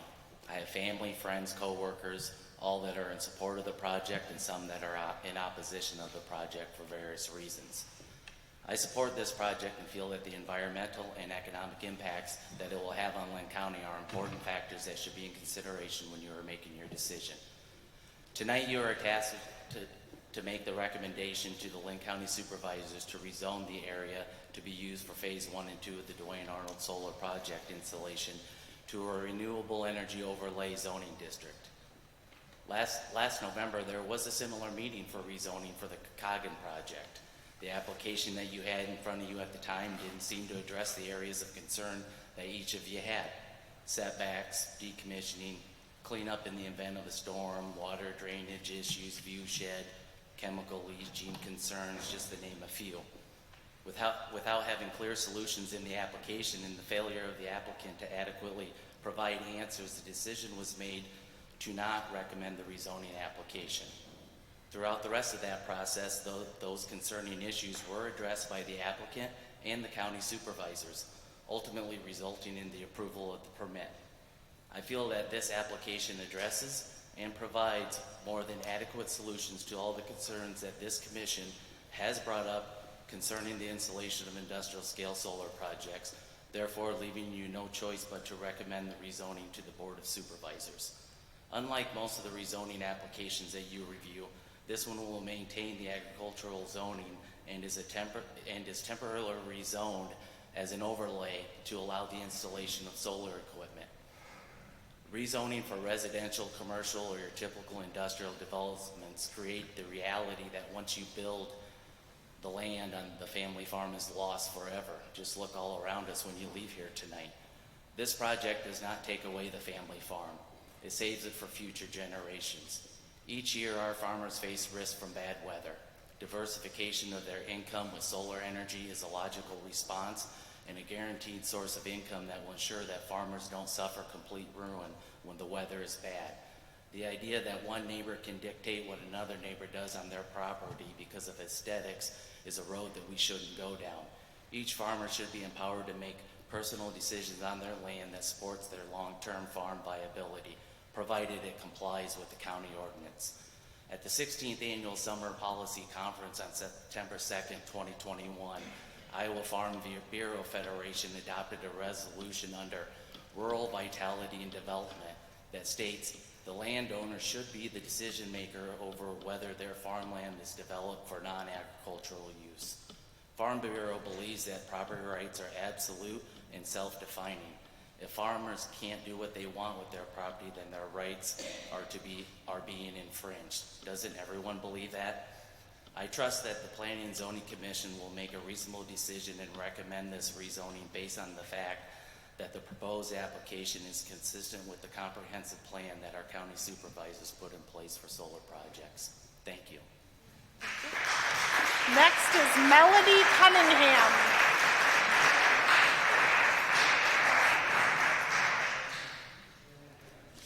Melody Cunningham.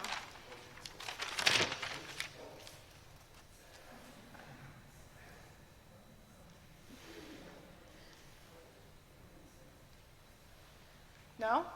No Melody? Melody Cunningham.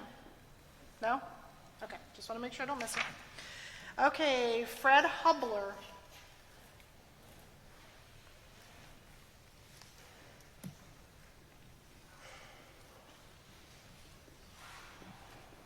My name is Fred Hubler. I live in 9422 Deer Ridge Drive, just a couple of miles down Blair's Ferry Road. We've heard that earlier that the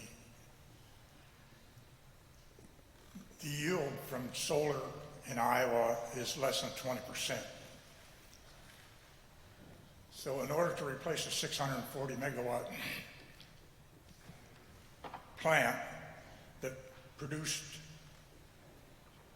over 90% of its time, you would basically have to multiply that 18 by, or the 640 by 5. That's how much solar you would need to eliminate a spinning reserve. If you don't have enough solar energy to replace that total 640, you need some kind of reserve, which is going to drive up the cost. And it can't be, it'll never reduce electricity rates. If it would reduce electricity rates, there wouldn't be increasing the tax credit for solar to 30% and extending it to 2030 in this what was just announced in the bill this week that Senator Manchin agreed to. They're going to increase the tax credit for solar, the investment tax credit, to 30% and extend it to 2030. California has invested so much in solar that they sometimes have to pay Arizona and Nevada to take the increase. And because you can't shut off solar like you can a windmill, you can feather turbine blades, but you can't shut off solar. So they have to pay, at times, they have to pay Arizona and Nevada to take the excess solar, but they have some of the highest electricity rates in the country.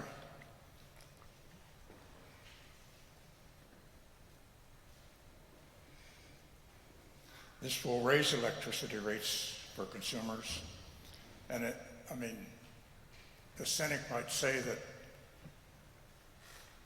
the nuclear plant was closed in order to make room for wealthy investors to harvest tax credits and raise rates. We've heard some speakers claim that this is going to be good for jobs, but the University of Iowa also announced recently that their estimate to increase or build a new hospital was increased by 30% due to increased material costs and a labor shortage. There's no shortage of jobs right now.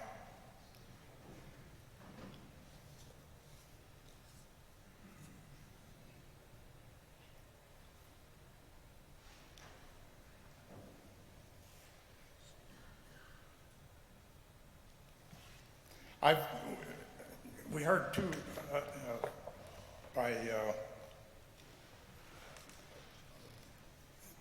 presenters tonight the claims that about the increase in yield for bifacial and tracking solar panels will increase the rate beyond maybe what, but there was no claim made about how much it was going to increase the output beyond 18 or 20%.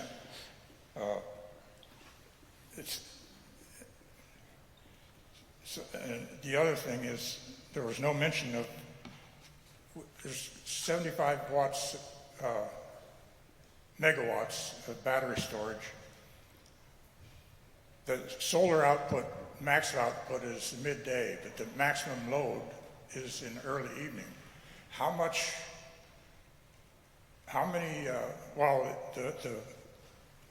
75 megawatts batteries are supposedly going to provide 300 megawatt hours of electricity.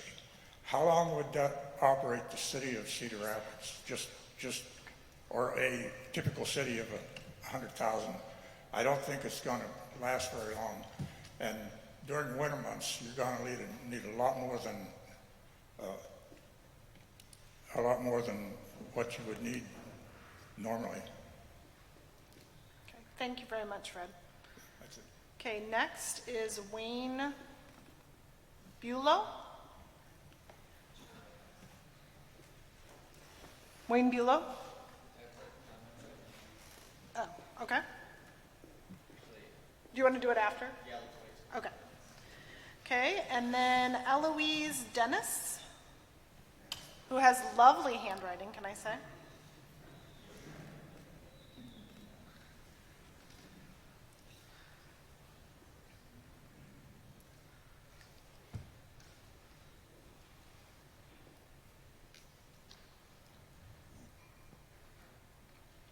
My name is Eloise Dennis, 3693 Lewis Bottoms Road. Being the sixth generation of the family to occupy the 1839 homestead farm, and yes, I'm 87 years old, my passion is preserving the heritage and legacy of Lewis Bottoms, which relates to the northern two parcels of JR 220005. Rather than elaborate on the history of the area, I'll share my concern, but I might encourage you to read my book, Lewis Bottoms, Its Legacy and Lore. The 1892 family home, which has had over 500 people tour it, is only 160 feet from the property line of the solar project and another outbuilding was only 60 feet. I fail to see how an 8-foot steel fence and a solid array of solar panels can be designated as agriculture or the new overlay and allowed on this neighboring property. A few years ago, and I can't recall the exact date, the county passed zoning guidelines, absolutely no development of any kind on land with a crop suitability rating above 65. The two northernmost parcels of this JR 2205 contain many acres that exceed this. Considerable acres rated at 100 plus are in the first parcel, and much of the second parcel is 92 CSR. The change of zoning is really an attempt to circumvent a policy the county put in place and which has denied many other viable projects. I also fail to see how the two northern parcels are contiguous as NextEra promotes. The Webster definition of contiguous is sharing a common border, touching, and adjoining. Distances between the closest points of those two furthest north parcels are 1 6/10 miles and the other one 7/10 miles. As an aside, there was already 800 acres in Lewis Bottoms condemned by state eminent domain for the nuclear plant originally to have a cooling lake that was deceivingly not even needed, although I do admit the park is rather nice.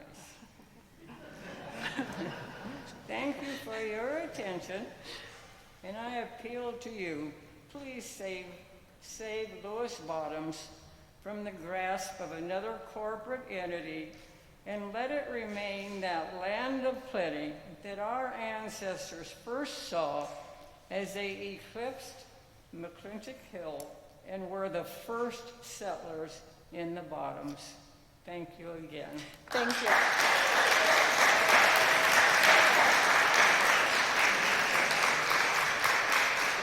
Next is Scott Rowland.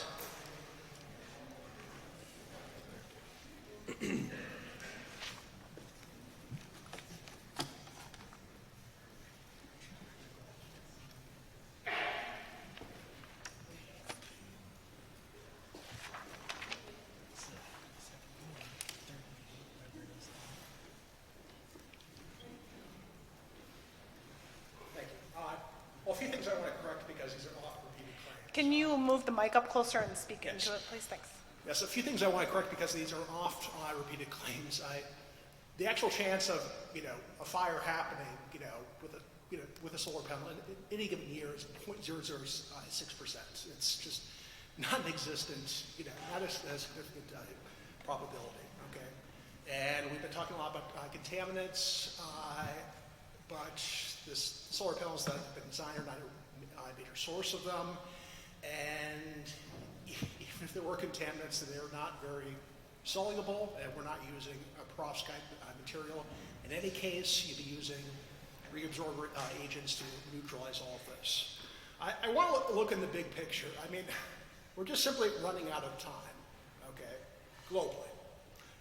If we were to go carbon neutral today, globally, which would have a capital cost of about 120 trillion, there's a 42% chance that temperatures will still increase by 1.5 degrees Celsius. We are on a pace right now of getting 2 degrees Celsius by 2034. Okay, and the cost of this is going to be. Actually, if you look at emissions since 2005, we're actually on a. We're going at a schedule that is most related to an RCP 4.5, 8.5 scenario, which that would imply 4.7 degrees to 5 degrees Celsius increase. Okay, Okay, the costs associated with this are absolutely enormous. You can look at the University of East Anglia, okay, which was an important part of the IPCC assessment. They put a 3.7 degrees Celsius increase at about a $570 trillion cost.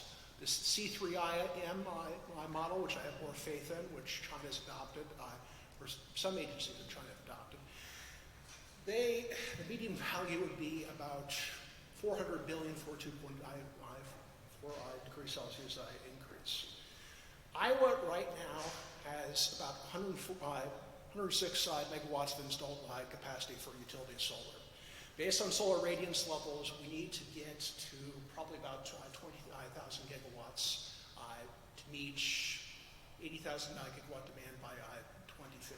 We're certainly a very long way away from that. And, you know, in an RCP 8.5 degree, in an RCP 8.5 scenario, I mean, it's going to destroy farmland, okay? Looking at that and assuming that technological change is constant, soybean yields will go down by 57%, over 12% for corn. And that's assuming that technological change is constant, okay?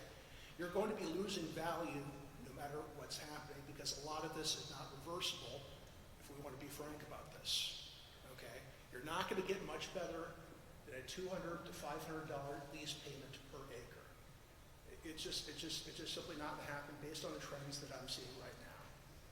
So NextEra Energy is really throwing this community a lifeline, an Iowa lifeline, providing it with a new way of trying to make the best of a terrible situation. And even if we look at Cedar Rapids, okay, I can give you a local cost. Okay, if we're assuming a discount rate of between 1% to 3%, okay, 3%, 5.79 million emissions of CO2. That comes at a cost of about 300 million, present value cost of 300 million per year. Okay, that's the 2019 emission rate. Okay, if we go lower to 1% discount rate, that's 2.4 billion present value. The costs are enormous, and I urge everyone to act and to not look at things and claims that really have no basis in serious journals that are just scraped from the internet, I'm sorry to say. I'm trying to be as kind as possible, but it's just, I've looked at this very seriously, and we need to act now. We need to move very fast. Thank you. Thank you. Next is Doug Newman.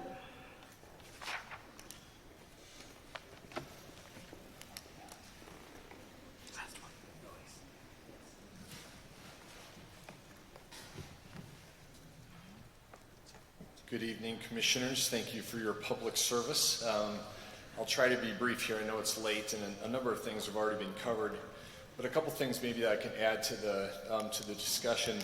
First of all, I represent the Economic Alliance. We do economic development and business support services for the Cedar Rapids MSA, including Benton, Jones, and of course Linn County. We have about 1,200 members of the organization. Businesses, organizations, from corn processors and manufacturers to the local 405 that are members of the Economic Alliance. You know, we get involved in a lot of economic development projects, community development projects. I do want to commend staff and project developers for what's very obviously a long list of conditions, a lot of thought that's gone into the project design, a lot of compromise that's obviously been made along the way. We don't see that, and you guys see a lot of these projects as well. You don't often see that in a project, and I think that needs to be noted, and certainly we should be commending them for that. It's also really pretty impressive how many boxes this project checked when Charlie went through all the goals of the county. This really does check a lot of boxes, and I don't think a lot of boxes for a lot of supporters here. It's certainly a complex issue when you think about the analysis that staff had to make and the issues that you have to face tonight in your recommendation. For the Economic Alliance, this is pretty simple. We are almost always supportive of things that are going to drive economic growth, drive economic development, help the county grow, and help businesses succeed. And I guess the one factor that we've talked about in a couple of these solar projects that I want to reiterate tonight is how much business and corporate interests are moving toward the need for renewable energy. We've been involved in 18 projects so far this year of businesses that are looking at Linn County as a potential for bringing their business, and a vast majority of those, 12 or 13 of those, are insisting on renewable energy as a major part of your energy portfolio. And we just continue to see more and more of those. We had one nice project announcement already this year, an appliance manufacturer that's going to bring great jobs, a great new company to town. They certainly were impressed with the renewable energy portfolio that's already part of Iowa and part of Linn County, part of eastern Iowa. But they certainly also expect that we're headed in that direction in greater ways.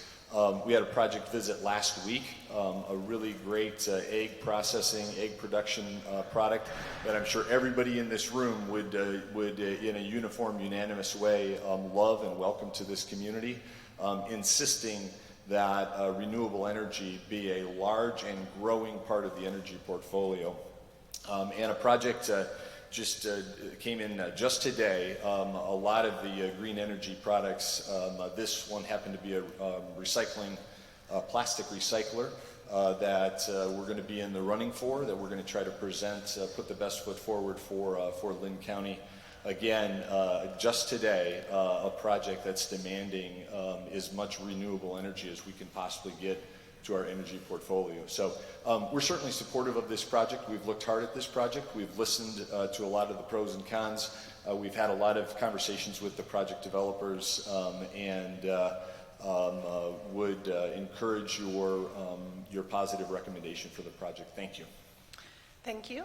And that is our last person who's listed. So next on our list is comments submitted via email, which Charlie will address. And any other ones he has? Yeah, so we've had a few emails sent in. A couple of them are questions that I will give to you after the open comment period. The one email comment we have that was not a question was from John Zakresik, 351 Lawndale Drive Southeast, Cedar Rapids, Iowa. And it reads, I support approval of the Duane Arnold Solar 1 and 2 projects because they will provide economic benefit to the community, good local jobs, help leasing landowners who are often struggling to make a living on their land, and provide clean energy for Iowa. The requirements Linn County places on solar farm developers protect neighbors by providing appropriate setbacks. Charlie, can you slow down a little bit and speak into the mic a little bit better? Yes, I can do You're that. like super speed reading. I can't even take notes. I like it. A little slower. Thanks for the heads up, team. Thanks. Yes, I can do that. I know it's late, but I Assurance that storm damage will be cleaned up, decommissioning bonds, and enforcement provisions. Large solar farms move us quickly to reducing climate-changing emissions. Thank you. And then I have two written comments that were given to me by people who had to leave and were unable to make a comment. The first one is from Wayne Bulow at 4646 Yates Road in Palo, and it reads, the last time I spoke in this building, the name I used to address these solar projects was an error. I apologize for my colorful language. I should have called them a nuisance. State, city, and county codes have various definitions of what is a nuisance. The state, unfortunately, has exempted utilities from these codes and definitions. DAEC Solar and Alliant Holding are both limited liability companies. Can they be both a limited liability company and a utility? DAC Solar and Alliant can use their status to protect their assets. Can we declare these utility-scale projects a nuisance or not? If we cannot declare the utility-scale installations a nuisance, what does that leave us with to protect our property rights and assets? Cedar Rapids can say that a gas station does not belong on First Avenue because it does not fit in with the rest of the neighborhood.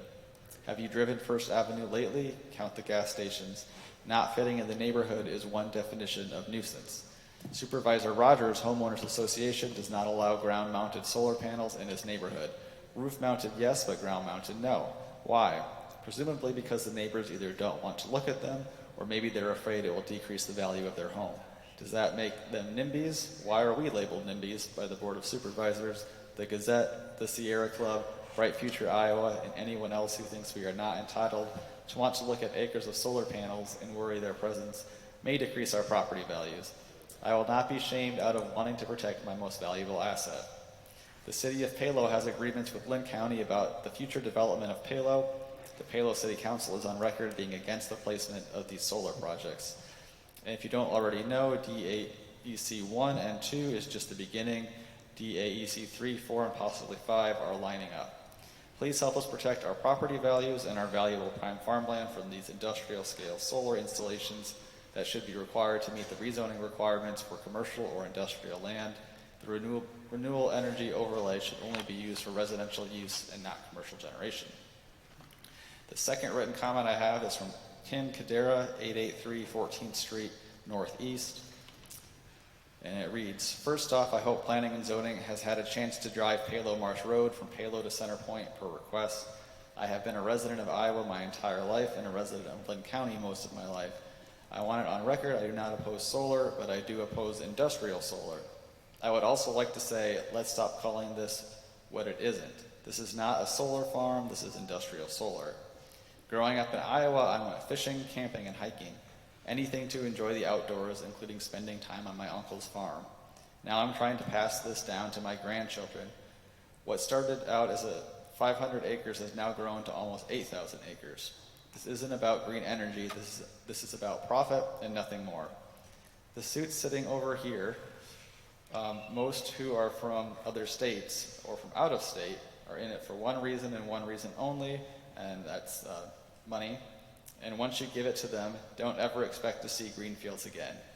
I have concerns with thousands of acres and untold miles of fences topped with barbed wire and its effects on our native wildlife. The monarch butterfly is already close to being on the extinction list, and we cannot afford damage any more of the pollinator habitat. Please vote no for your children and your grandchildren and for Iowa. Those are the emailed and written comments I have. Okay, now we would open the floor for anyone who has not already had a chance to speak. If you would like to speak, come on up. Please state your name, your address, and your comment. Good evening. My name is Paula Robinson. My address is 1127 Linn, Delaware Road. This seems like deja vu all over again. Thank you for your thankless time and again, what you do for the county is a thankless job indeed. Tonight we heard all sorts of phrases from Linn County and from NextEra, phrases such as shall be planted, shall be implemented, as possible, may remove the overlay, and interpretation, if possible, if unavoidable, no significant impact, can be recycled, could have an impact, we have considered, should not have an effect on, they do not think it has an effect on property values, they can go down. Don't you want some assurance of what's going to go on in this project? I have a question. Where will the topsoil for 1,100 acres be stored for 30 years? My second question is, what is the name of the company that will be responsible for this topsoil and also will be responsible for its return or enhancement of its original condition? Now, this up to 30 years project sounds to me too good to be true. Make your vote be the voice of rural and small Linn County, not the special interest groups of the Economic Alliance, the Common Good of Iowa, Bright Futures, Sierra Club, and unions in Cedar Rapids. Make your vote be the voice of small towns and rural people of Linn County. Thank you. Thank you. Anyone else who has not had a chance to speak would like to come up and speak?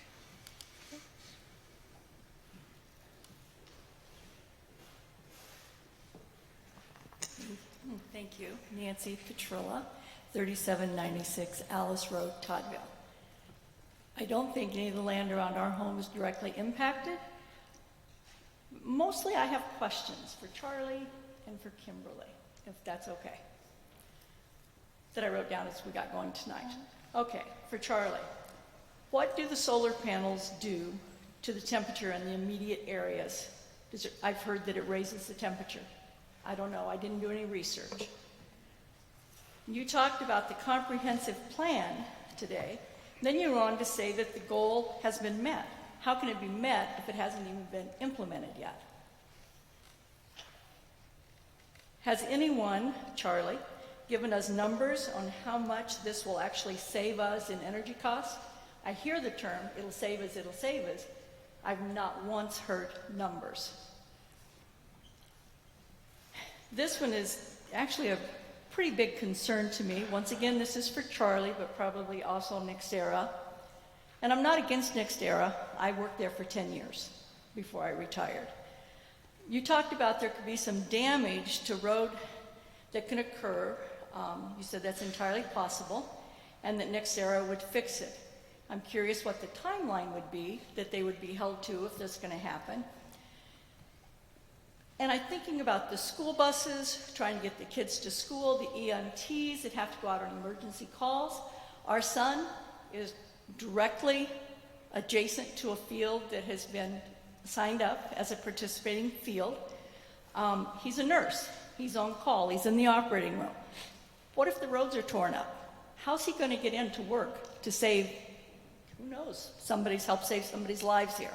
I think that's a real concern, to keep that open for anybody that may have health conditions or has to be in town. And will that be a written agreement? Okay, so the next question I have is for Kimberly. When you said that you talked to the non-participating landowners, I texted our son tonight. I said, hey, did you talk to anybody? He said, absolutely not. And he is definitely, his property line is right next to. It's right outside of town. So they haven't talked to everybody. That concerns me about the transparency issue. And I'm not trying to be nasty, but that's just something that is to be considered, in my opinion. You talked about planting trees. How big would those trees be? Otherwise, how long does it take to grow up? I mean, you know, our son is 37. He said he's looking at this now till he's 67. That's not really what he said he signed up for when they bought their land here in the country. I would be curious to know how much percentage-wise of the power that's going to be generated will directly benefit Linn County. And how will that benefit show up? Will it be reduced electric bills? Will it be rebate checks? I'm just curious. This one's a little touchy, but I'm just also very curious about how much money NextEra is going to get for building this project from the government agencies in terms of incentives. In other words, our tax dollars.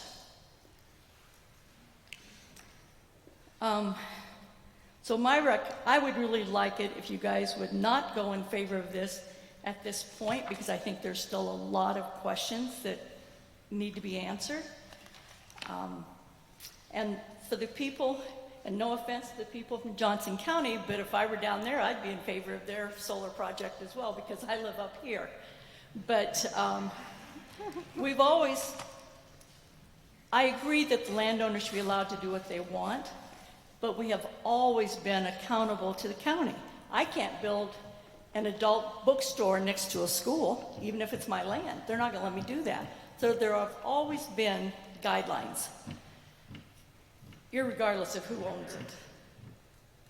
And establishing a solar farm at Duane Arnold, I've heard them talk about tonight, I don't think that's what the homeowners are worried about. They're worried about the land that's outside of Duane Arnold. Duane Arnold has already been used for commercial. That's fine. I know it's not big enough. But thank you for your help, and I appreciate your listening. Thank you. Go ahead.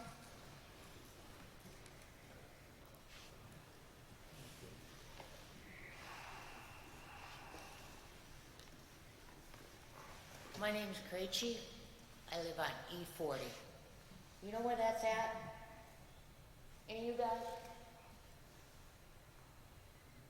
Yeah, don't know. It's in the country. It's up the road. Now, what I have to say may sound a little bit like Mr. Bulow, who lives up the road. But you cats that come in here, you don't know us. You don't know people that live on the gravel roads. Why do they live on the gravel roads? They live there because they want to. I had a nice, cushy little house in Bohemia Town. Almost paid for. But no, 30-some years ago, I chose to move out here in the dirt, on the gravel. And I've been a union man since 1978. I know what it is to make money. Were it not for my union jobs, I wouldn't be able to live in the country and have dirt and have animals, be able to take care of myself, my family, and my neighbors. Okay? Brother? I hear you. Okay. I am not opposed, my time. Yeah, I'm but not can you opposed to union jobs, obviously. But I tell you what, when y'all come up here and talk about how everything's going to be so great and grand, and how long will these 100 jobs last? How long will these 100 men and women be able to put in their time and then go in? It's going to take, what, one full-time employee to maintain how many of these little substations or energy homes? I don't want this crap next to me. I don't want it next to me for the same reason that I moved to the dirt, to live in the country and see the rolling hills. Be able to see my neighbor lady over there and she's screaming at her grandkids. You know? If you don't live here, you don't know what it is. You guys think we're a bunch of goddamn hicks. We're not. And we don't appreciate being treated as such. We have family that wear suits, they wear ties, just like y'all. But they know where the fuck they came from. And they're here, and they're gonna stay here. How long you all gonna be around? Ma'am, can you address the commission, please? I'm sorry. How long you all gonna be here? Linn County, Cedar Rapids area. Many of y'all's names look very familiar. Not like some of these names up here, like Dennis that was here. The old Yates, the Bulows. They've been here and they're gonna fucking stay here. Thank you.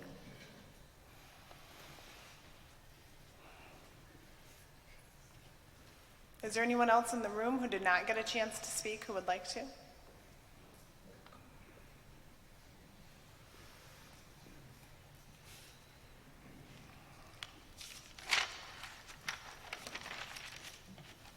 My name's Renee Potts. I live at 3370 in Marion, McGowan Boulevard. I grew up in Palo. Duane Arnold has provided for my family. All growing up, my dad retired for 41 years from there. I am going to be talking as part of the landowners. This is important. This land is going to stay in our family, and it matters to us. We stopped farming when my mom got sick, and now we're going to keep the farm in our family. We look at power lines, and we look at a substation, and we look at the plant. What if your view is really changing? It's progress. It's providing for the community, and I don't need to swear to get my point across. And I thank you for your time. Thank you.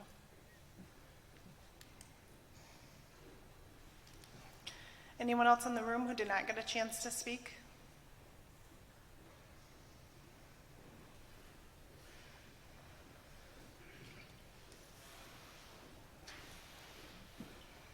Steve Mason, 6547 Bentley Road, Palo. I've been listening all night to the different conversations.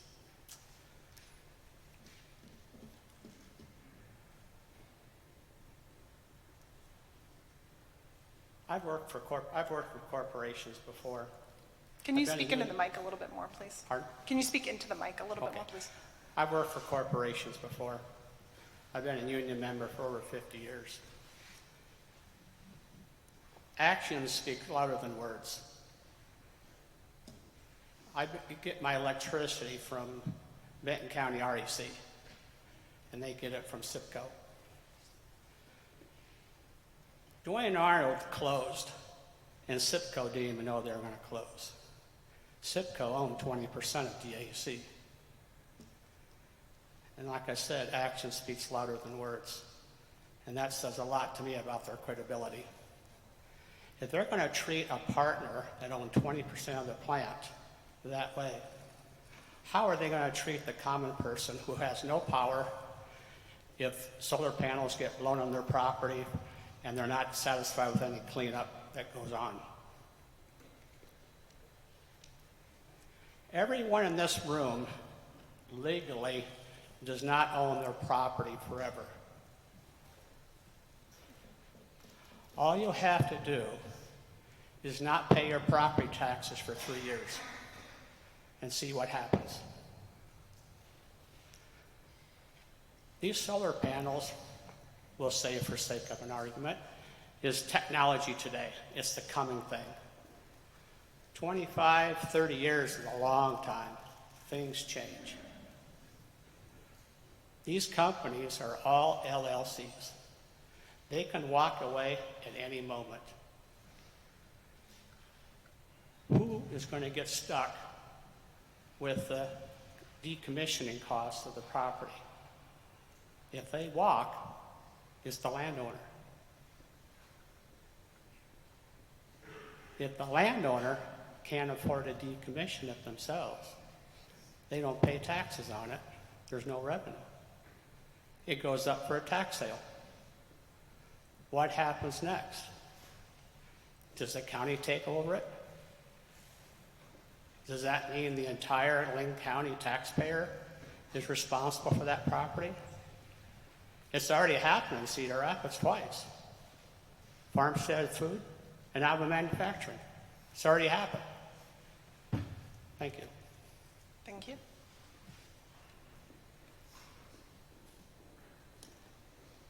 Anyone else who has not had a chance to speak who wanted to make a public comment?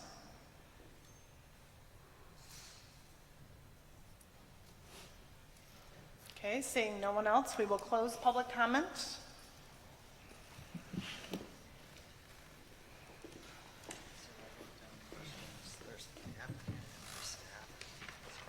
I'm sure I have one too. Do you want to go first?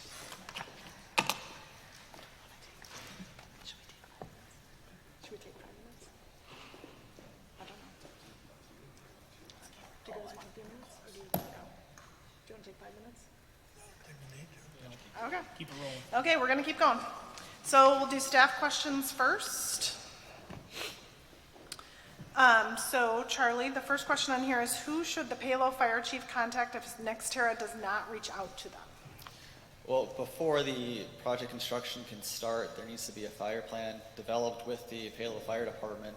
So if contact is not made with the fire chief, construction cannot start. If the Palo Fire Chief tries to make contact with NextEra or the owner of the project in the future and is unable to, I suppose that the best person for them to contact would either be Linn County or the Emergency Management Agency to get in touch with the owners. But as I said, the emergency plan has to be developed before construction can start, so those conversations have to be had before that happens. And I believe next year has already met with the Palo Fire Department as well to discuss the project and emergency preparedness. Okay, can you explain the 300-foot setback a little bit more in detail to clarify that? Sure. So the 300-foot setback from occupied non-participating residences is from the panel and not the fence. I think that was the question. Whether it was Well, it's from the panel, and then where does it go to? I think there was a question about, is it the center of the house, or is it the edge of the house? The edge of the house. Okay, so the closest point of the house to the panel. To the closest point of the panel, yes. Okay, so it would be as far apart as possible from the panel to the house, basically. Because if it was in the center, that would make it closer. Okay, so it's 300 feet minimum from any part of the house, is what you're saying. Okay, what do solar panels do to the temperature in surrounding areas? From what I have read, nothing. That would also be a good question for the applicant, though. And from conversations at the Wapello site, that was also the report, is that the panels did not affect the temperature of the surrounding area. Can you tell me what corn, a field of corn, does when it's fully grown to the temperature in the area? I cannot. I'm not a corn or agricultural scientist. Okay. I could make a guess, but refrain. My understanding is it increases the temperature. How much will this save us in energy costs? I don't know.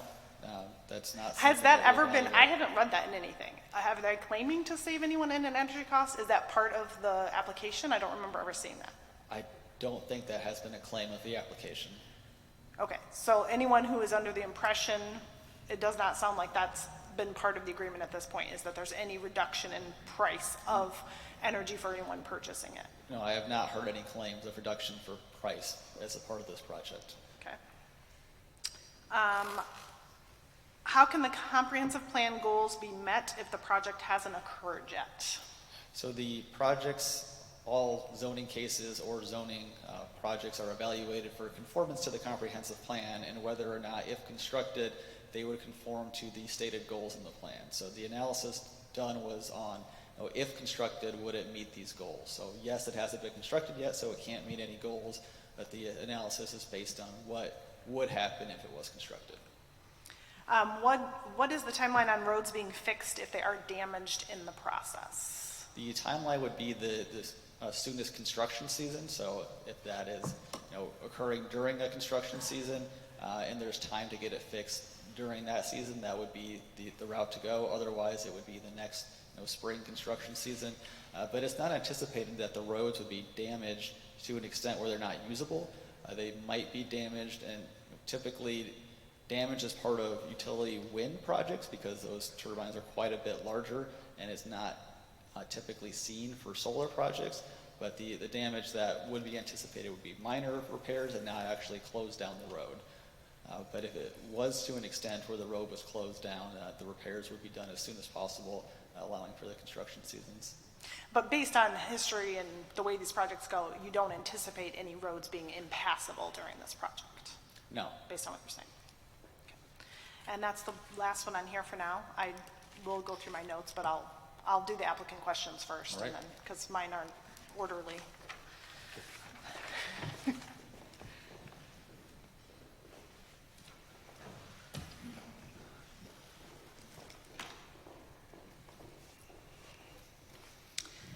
So I think the first question that Charlie wasn't quite sure on is, what did the solar panels do to the temperature in the surrounding areas? Charlie answered correctly that the science that is available that looks at localized temperature increases with regard to solar panels is that it is localized around the solar panels but dissipates. We do have an environmental specialist here that can answer. I think what you're referring to is heat island effect.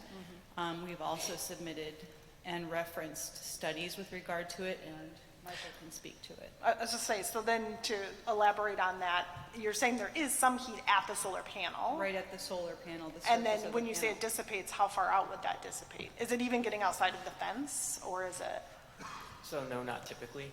So within our application, section 3.4, we have a couple of paragraphs with citations as well for additional information. But yeah, generally it's very localized within the facility.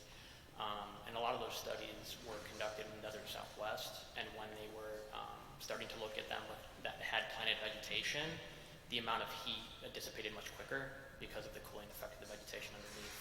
So you're saying the plantings that you're required to do around this would help to dissipate that and equalize it faster?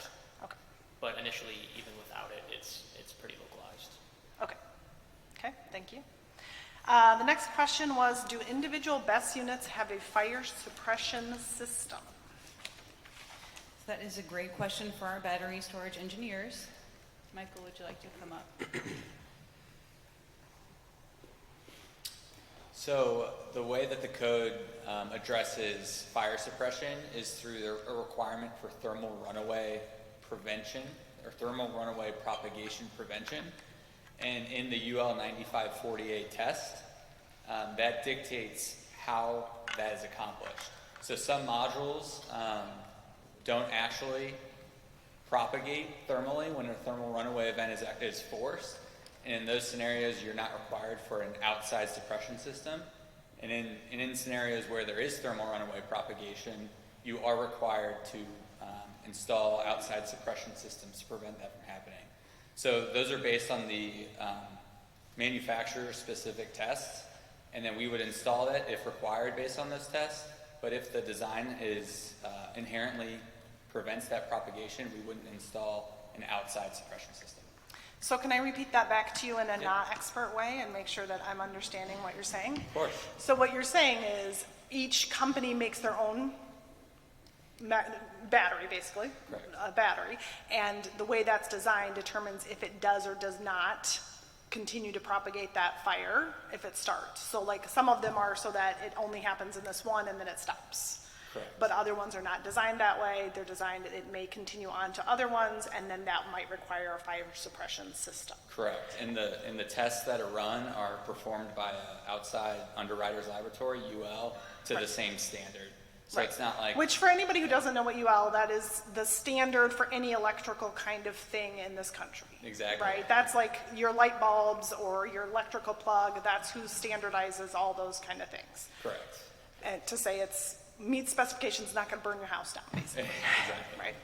Okay, so that's the gist, though, is you will do whatever the specifications are for the specific battery. Correct. Some require that, some do not, Correct. because of the design of the specific battery. Correct. Thank you. Will the solar panels contain any PFAS? That is a great question that Jim Prey is prepared to answer, but, more in depth, but... Can you bring it? Yeah, please. Sorry about that. So modern solar panels that are being manufactured today are not typically containing the PFAS in the coatings or PFAS in the back sheets. In fact, what the industry is doing as a whole is moving away from those. But in the event that there are PFAS in the back sheets, they're encased or encapsulated inside the panel construction itself and protected from any harm of human health. In other words, PFAS as a threat to human health is, it boils down to the exposure pathway. And I'm sure we can all think about the types of PFAS that we hear about in the news that we should be avoiding, such as wrappers around food as we go through the McDonald's or Burger King or Subway. Those wrappers are part of the target in the trend to move away from PFAS. High performance clothing that is designed to repel water when you're out hiking or farming, or those types of outdoor wear clothing contain PFAS because it's designed to have those performance measures. Upholstery, carpeting. So there are lots of products in our daily lives that contain PFAS. The exposure pathway comes down to, are you drinking it, are you eating it, or are you wearing it? Or are you somehow exposed to it on a daily basis so that it can become succumb to the exposure pathway. Solar panels, conversely, are encapsulated and they are installed in a way that people are not eating solar panels, they're not licking solar panels. I could describe those scenarios where you might have an exposure pathway that way, but solar panels are not known to cause any harm to human health. There are no studies that prove that PFAS are contributing to human health in solar panels. So you're saying that the industry is moving away from having them, but it is not impossible that some of the solar panels in this project could have PFAS on the back of them because of where the industry is at this point? Industry is moving away. They have alternate applications for coatings, alternate solutions for silicone glues inside, and they're moving away as panels are modernized and technology moves forward. That is the trend. Okay, I guess to understand, but you are saying that there could be panels here that do have that in it still because it hasn't moved, like.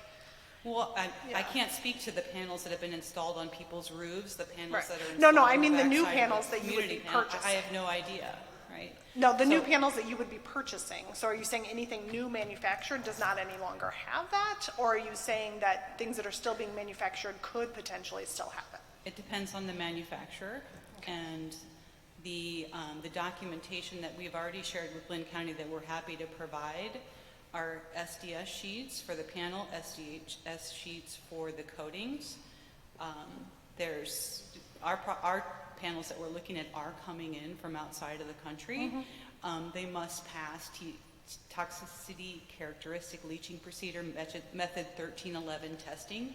That measures a completely different set of concerns, but in order to enter the country from anything outside of the U.S., it has to pass those tests. Other than that, we're looking at the SDS sheets that breaks down all of the components of the panel itself, and then if the coating is applied, that it also will have an SDS sheet. Anything does, like paint has an SDS sheet.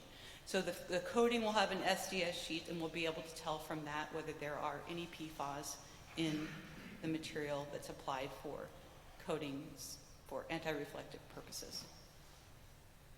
Okay, and if it were to have PFAS on that, you're saying that it's in a stable format where it's not going to expose people to that because they're not coming in direct contact with it? Anti-reflective coatings are designed to not degrade. Okay. So unless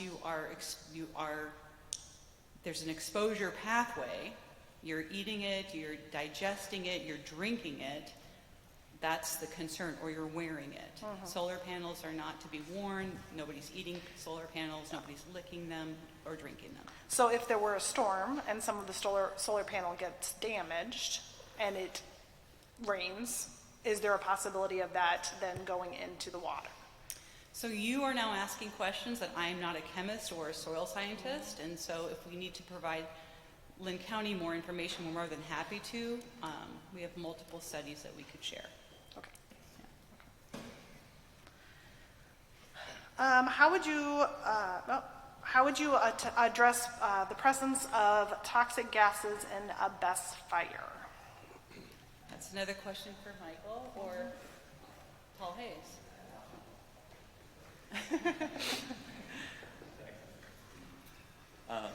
So just one thing that I wanted to mention is that obviously we've noticed some competing interests tonight, and something that we don't compete on and that we totally align on is safety. And we've invested a ton of time, resources, people, energy into this, and we have our own operating team that we need to keep safe.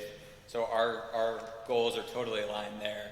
And one of the ways that we achieve that is by bringing in expert third parties. So I'll bring up Paul Hayes. He's with American Fire Technologies. I'll let him give his bona fides. But when we have an issue, we bring in the experts, and so that's why we brought Paul here. And I'll let him take it away. Thank you. So my name is Paul Hayes. I'm a fire protection engineer. I'm an SME with battery safety. I could spend the next 3 hours talking to you about battery safety, but I know it's getting a little bit late. A couple of things, I'm a principal member of NFPA 855. One of the things I look at. Can you talk into the mic a little bit more, please? Yes, absolutely. Is that better? Yeah. Yeah, so I'm a principal member on NFPA 855, which is the code that governs energy storage. I sit on about 10 different safety councils. I'm a big proponent for first responder safety. I spend an awful lot of time with first responders. I've reached out to the fire chief at Palo. I'm available to him at any time to answer questions. So to the answers of toxics, I mean, one of the things I learned from is the failures of the industry. I was at Chandler, it was mentioned earlier. I provided support to the fire department there on first responders. I was at the incident. One of the fire chiefs works for me at one of the failures early on. I will say there has not been any failure that has been associated with any injury to a firefighter associated with toxics. The hazards that we have to address are fire and explosion. Okay, with that, firefighters are taught to fight fires. They fight fires to protect lives, and they fight fires to protect assets. Okay, my motto is an asset is not worth a life.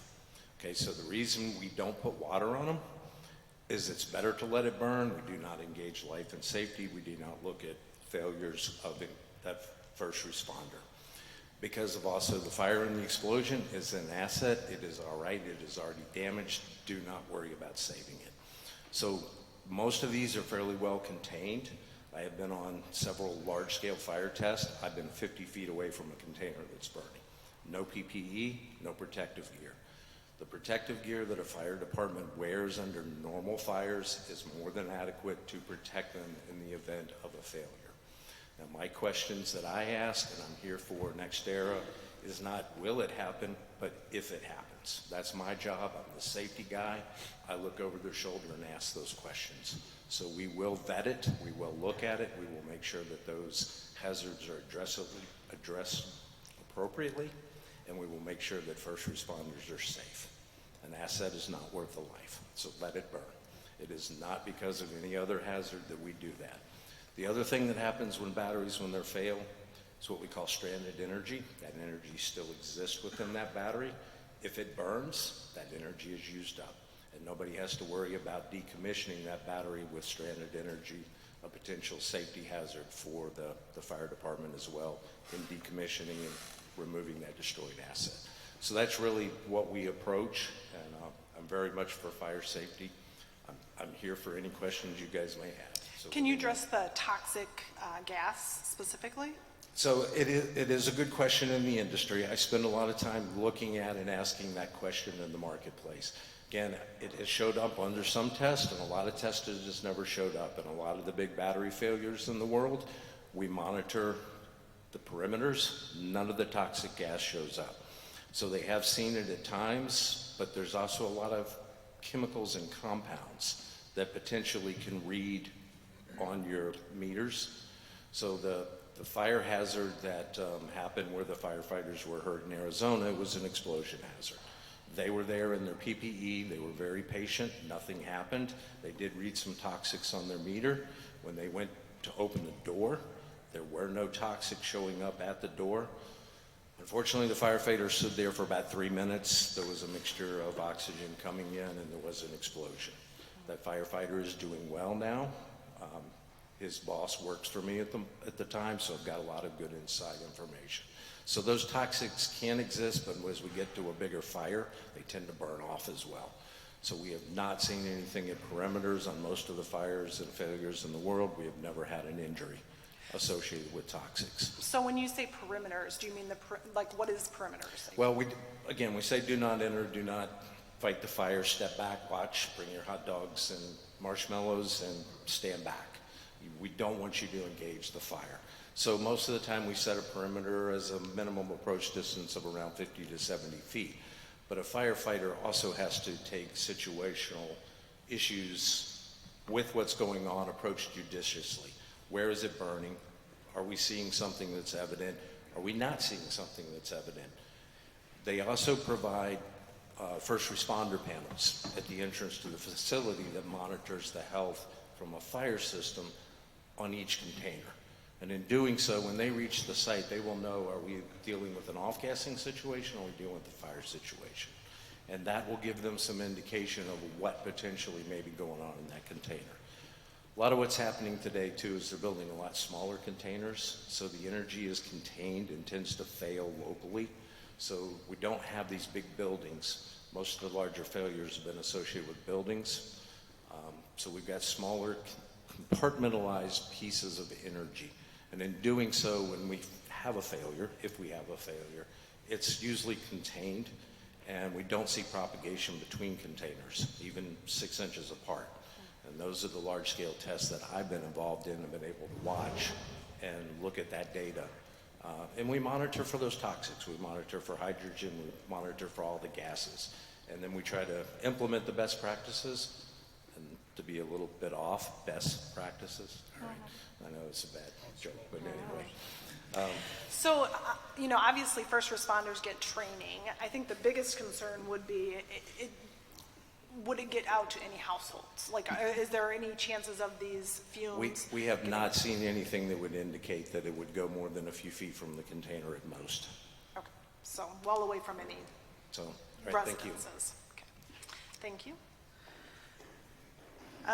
Would the Duane Arnold solar projects retrofit plant panel systems to meet Category 3 risk standards if code is updated to require it? So we have addressed this in our response to the technical review committee meeting. We conducted an extreme wind analysis. There's very specific guidelines from the American Society of Civil Engineers that lays out how you go about that process to determine what is the appropriate risk category to design to. Number one, the first step in that process is the area a hurricane-prone region. Iowa is not a hurricane-prone region. We have, unfortunately, experienced a derecho 2 years ago. I live in Linn County, so I empathize with everybody in the room that remembers and is still recovering from the derecho. But we are not a hurricane-prone region. Beyond that, the extreme weather analysis looks at regional climatic data.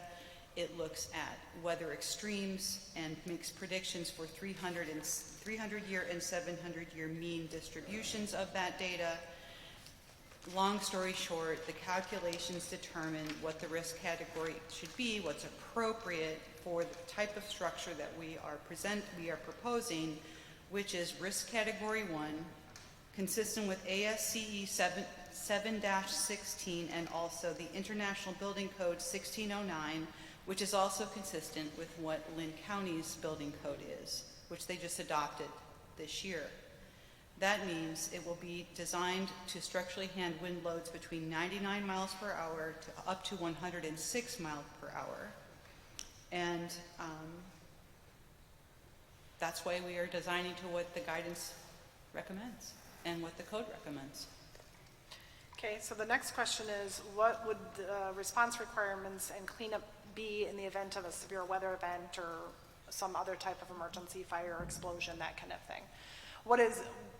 What would you be doing for that, both for the company and the neighbors who might be impacted by that? So also in our technical review committee response and also in our applications, we state very clearly, also in conjunction with the future owner of Linn, if you would like to come up, you're welcome to. He says no. We commit, and Alliant commits during the operations phase of the project to obviously take care of any damage that would be associated with any adjacent property as a result of the property that we have under lease and operations for the project. We also commit to, in our applications, response and a response plan within 72 hours. Okay. So what that response will be, I can't tell you. It depends on what the need is. But if the solar panels ended up in someone's pond or on their house or did that damage, you would clean that damage up. And where would your liability end? Are you repairing their house, or how would that work? Correct here. My name is Justin Foss. I represent Alliant Energy. The eventual owner of this project. And if we did damage to somebody's house, as what we do with every other project that we have, power poles, everything else, we would work through the insurance companies to rectify that situation. So if we had a major situation come, we would use our resources, like what we did with the derecho as well, respond immediately, triage the area, determine priorities, and make sure that everybody's safe first and foremost, and determine our plan of action from there. Okay, thank you. I think there's some confusion about the topsoil. Where would the topsoil be stored for the project? Who would be responsible for storing it? I believe the questioner believed that it's going to be Taken off-site. put someplace for 30 years and then eventually brought back. So can you So- clarify how the topsoil process works? So the best person to answer that question is going to be our EPC director, Raphael, if you don't mind coming and talking about, because he builds these projects all over the country, and he directly manages the crews that maintain the topsoil. Good evening, everybody. My name is Raphael Moran, and like Kimberly mentioned, I've been building commercial projects, utility projects all over the country. So it's a great question to have. Currently, we're looking at the site to be balanced throughout the entire duration of the project, and so these topsoils will be stored on the project site and then distributed through the project site as we get through completion. So the topsoil is never leaving the land. It will be piled up to the side. You'll do what you need to do and then redistribute it. That is correct. Yes. And so the topsoil will be there for the next 30 years? Yes, correct. Thank you. How big will trees, when the trees are planted, how large will they be for screening? I believe there were images in the materials, but do you have an idea of, like, are they 10-foot trees, 20-foot trees? Right, so Susan, you've been helping us with consulting on the trees in order to meet the Linn County native requirements. I do want to also just mention, just to correct the record, that the screening program is voluntary, and there was a concerned citizen that mentioned, I don't want trees in my front yard. Well, you don't have to have trees. We're here to offer them if you are interested in that program. I think her concern was that she wanted the trees on your property to screen her view. I mean, I think that's where that concern was coming from. I know that in your presentation you said that, on your own property closer to you is going to block more Is of where it. it's more effective. Yeah, but I think she was implying that she wanted them on your property, on the Duane Arnold property or whatever. Understood. So Susan, do you want to talk about the tree screening growth maturity rates? So the projects are working with a local nursery, Cedar River Garden Center, to source all of the trees that would be used for both on-site and off-site screening. So the size of the trees that would be planted are going to depend on what they have access to and what's in stock. And I believe that the plan is to use 5 and 7 gallon saplings. And if you're familiar with the sizing of, that means the root ball is either 5 gallon or 7 gallon. And those saplings tend to be approximately 5 to 6 feet tall at the time of planting. And we are focusing on native tree species. I think the most common tree species that's going to be used is white pine, and it's a species that has a fairly rapid growth rate. So if planted at a height of 5 to 6 feet, that has a growth rate of up to 24 inches per year in height. Okay, thank you. How much of the power generated will benefit Linn County? That's a great question for Linn. IPL. Yeah.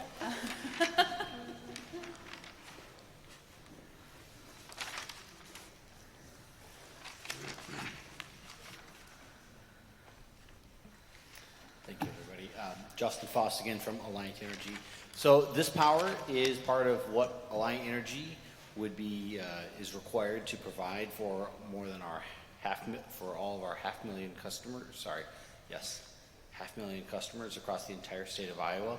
Here in Linn County, we have just under 100,000 customers. So this power is part of what we are required to provide for our customers across Iowa. It benefits Linn County However, it also benefits our customers in the far reaches of the state, just like all of our resources do. Our Prairie Creek Generating Station, which is based here in Cedar Rapids, benefits Linn County. Our Marshalltown Generating Station in Marshalltown benefits Linn County. Our wind farms that we've built across the entire state benefit our customers here in Linn County. This is one of the many opportunities that we have to generate energy, and it has benefits for Linn County just as our other resources. Thank you. The next question was about what type of government incentives are involved in this project, and I would ask maybe are there county incentives, state, federal? I'm assuming they mean like tax incentives. Sure. I'm not aware of any county incentives or state level incentives that the project would qualify for. The project does qualify for federal investment tax credits. Those investment tax credits are together with environmental attributes, RECs or carbon credits. So tax incentives, carbon credits, anything that's environmental attribute related to the project go with the sale of the project. And so the owner, being IPL, will be able to extend those benefits, those environmental attributes to their customers. NextEra does not receive any tax credits for building the project. Okay. And just to repeat, as far as you know at this point, there are no state or county. Not that I'm aware of. Credits, and so the county's not giving you an incentive to do this project. No. If you'll bear with me, I took notes as well, but didn't get to organize mine. So any that you can't answer, we'll just hold for. But I can't think of his name right now. Charlie. I'm starting to get punch drunk a little bit here. Okay. So, I was writing the questions down furiously. There was a question about let me go through, and then you can, if you still have some. So a couple of different people talked about concerns about the LLC and how that works with. It sounded like liability regarding liability, and my impression was that they're concerned that the companies would be able to not take responsibility for this, and then who does it land to, if that were the case? First of all, we're talking about hundreds of millions of dollars invested. So I can tell you that we're not going to walk away from a project that we're developing because we're investing a lot of money up front in this, our own money. We do have our Vice President of Development here who might do a better job than I can to describe business entities. I mean, if you want a business lesson, if that's what you're asking for. I think it's mostly liability, and is the company still liable? Along with that was what would happen, and I do believe this is in your plan, and maybe you could clarify that a little bit. If decommissioning, let's say that the business has failed and decommissioning is going to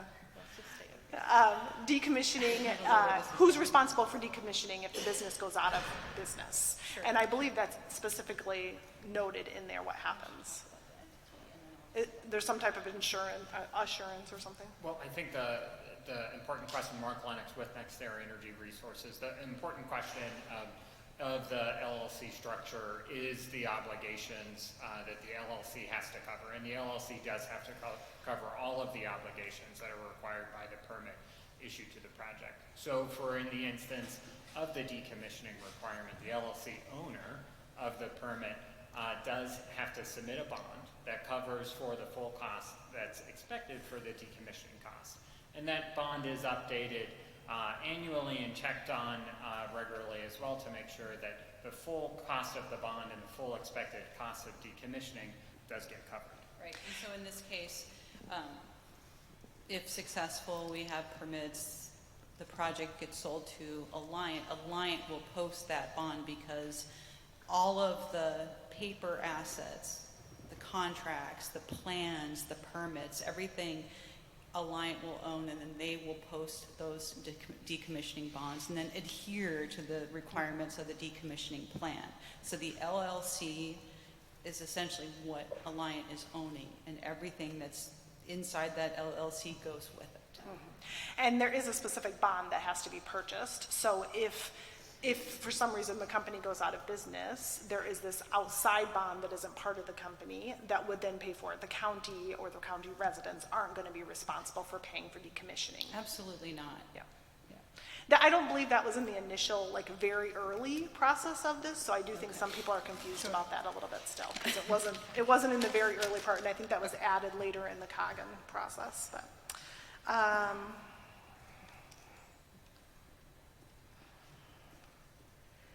Again, maybe if you would address too, the question about how much, it came up a couple times about savings and energy costs. Has any guarantee been made or any statement been made to the public or anyone about the fact that energy costs would decrease with this process? So the way that this works with energy costs, right, is that it will reduce what costs would have been into the future. With any asset that we need to build, we have two costs that go with that in tradition. It has been the cost of the asset and the cost of the fuel to run that asset. With the prevalence of renewable energy, we have the cost of the asset, we no longer have the cost of the fuel. So regardless, as our existing fleet ages and retires and becomes less efficient and less cost effective, as we build new resources, we are still having to pay for the asset, but we are not having to pay for the cost of the fuel to run that asset. And as we continue to have a more diverse generating fleet, that benefits customers in the long run. Okay, thank you. So there were some questions about the Palo Fire Department. I'm assuming that the Duane Arnold Energy, the existing facilities has probably been working with the Palo Fire Department in the past. How has that relationship been, and how has that worked historically? It's my understanding that Duane Arnold Energy Center has had an agreement with the Palo Fire District that lists Palo as their primary responder in an event of an emergency. There's a 28E agreement that is also, I guess, referenced in that agreement to work together in the rare event of an emergency for the nuclear facility. Mm-hmm. I don't think that, the owner that was aligned is going to be opposed to any type of long-term agreement with the Palo Fire District, either. But we are required to submit an emergency action plan that details that, what the response requirements are. We have already met with the Palo Fire District to begin those discussions to address their concerns. They brought a long list of questions that they had for us, and at the end of our orientation with them, or safety briefing, had their questions answered.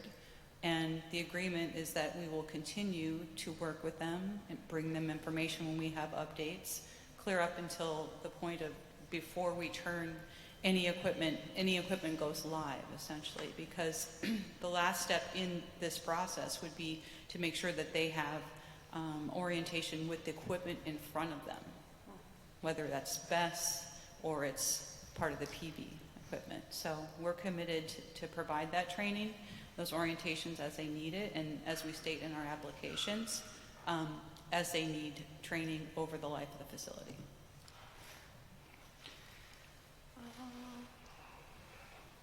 And can you clarify the fencing again? Because that did come up a couple of times. I think there was some discrepancy between what people thought the fencing was going to be and what you had said. So if you could just clarify the different types of fencing and where. So what we're proposing for the perimeter of the facility is an agricultural style fencing. Some farmers may call them hog panels, but it's an agricultural panel. It's more akin to the rural, scenic area. The posts are going to be steel. That is a requirement that those be steel by the National Electric Safety Code. But the panel itself, or the fencing itself, could either be agricultural fencing panels or it could be chain link we are working with the customer, and their preference is for it not to be chain link. The substation, however, the proposed collection substation, the National Electric Safety Code requires that that be chain link. So the substation is chain link with the barbed wire, Yes, correct? yeah, But but the not- rest of it is not. It So is- it's just that very small area. The rest of the areas would be a Correct. type of fencing that you would see in an agricultural area potentially anyway. Probably a deer fence is maybe Correct. what I would call it to keep the deer out. And it's gonna have that raised like 6 inches off the ground to be able, is that raised 6 inches as well for animals to be able to come through? So the Or is it that it just goes through everywhere in the fence? right, basically? it is actually flush with the surface of the ground, but it has openings that are 6 inches by 6 inches that is, accommodates So, any potential Raccoons, animals. skunks, whatever kind of animals. Exactly. Other than maybe deer are gonna be able to go through. Okay, thank you.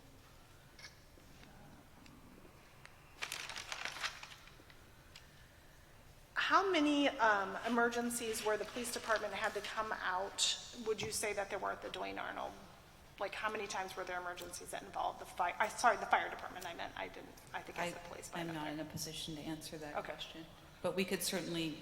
I'm get just it wondering, to- how would this be similar or different to what's already existing with the Palo Fire Department, I guess is really what I'm looking for.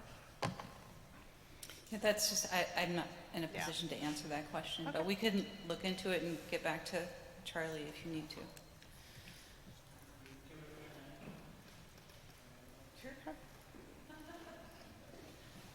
As the eventual owner of the Yeah. project, I feel like we can provide some response to that.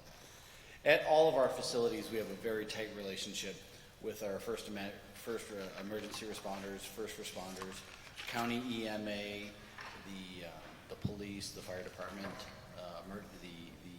the local medics. At our wind farms that we operate across Iowa, we do training once or twice a year on how to respond to the area with the entire region, not just the local fire department, but the entire region area fire department. We do that. We've provided training equipment as well to the Marshalltown Fire Department because of the unique situation that is involved in the Marshalltown generating station, and this would be the same. We would work with the fire department, and in fact, we've already, I know NextEra has already reached out, and we were there as well, to reach out and work with the Palo Fire Department and the other surrounding fire departments. We know that that is a way of life in this area, is that you call on mutual aid quite a bit, and so it's important to make sure that we work with all of them. So it's different than what it would be for the Duane Arnold facility. The risks are different, and so you need different equipment, different tools, different risk, different approach, and that's what we would work with the fire department to train on. Okay, I appreciate that.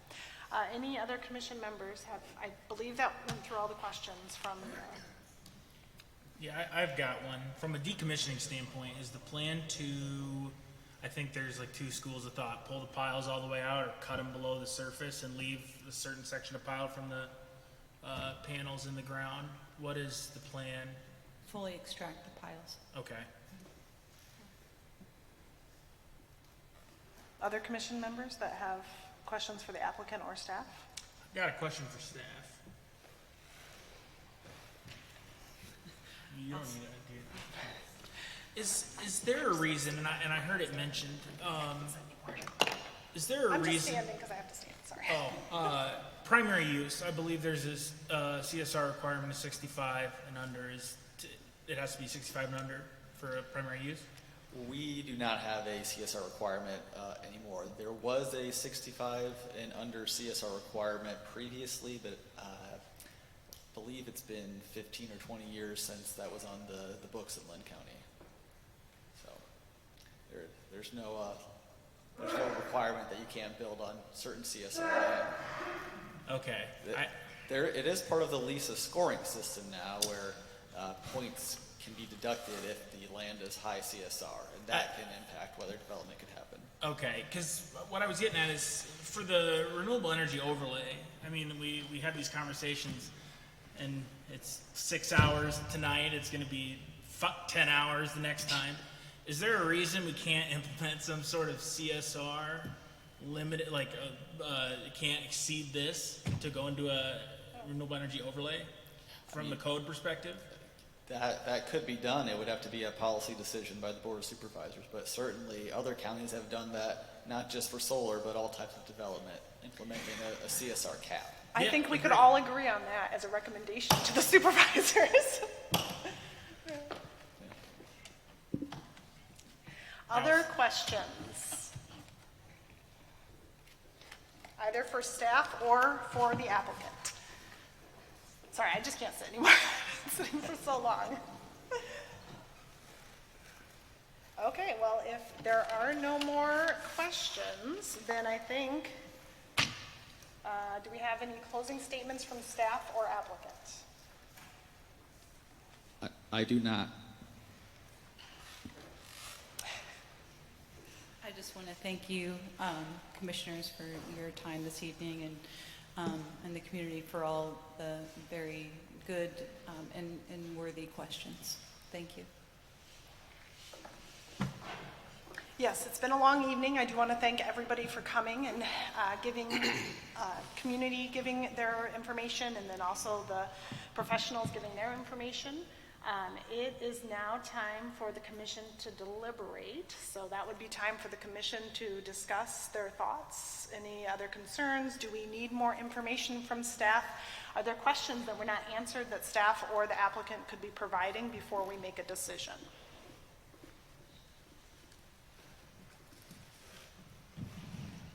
I think I'd like more information. I know you talked about your emergency management plan, but there's been a lot of conversation tonight about safety, and while I appreciate you probably really do have a solid idea, I'd really like to see what that plan looks like before we make a decision. I think that's going to be an important part of keeping everyone safe and making sure that we have what we need in that area.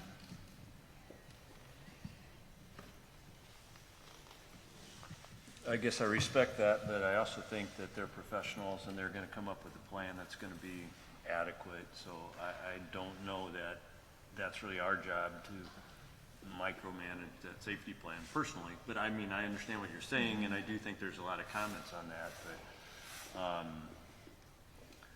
I think that's getting in the weeds for us as a commission.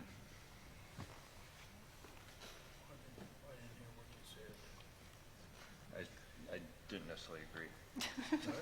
I didn't agree.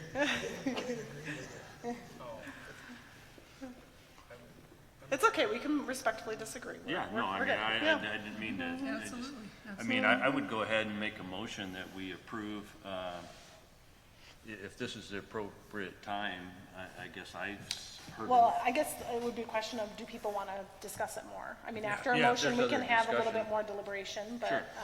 is there anything that you feel is outlined? I mean, from the BEST system is a new piece of this that was not involved in the last process. Do you feel like you have enough information It really about that? don't matter what we do because the supervisors are gonna do what they want.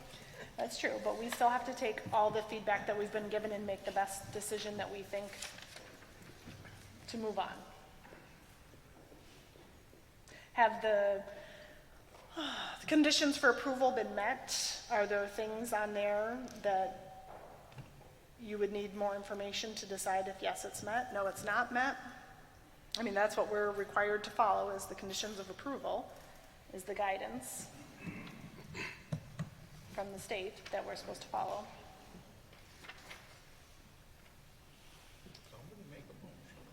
If we're ready, we can, yeah. Yeah, I think I'm ready to proceed. I think all the information's there to come to a decision.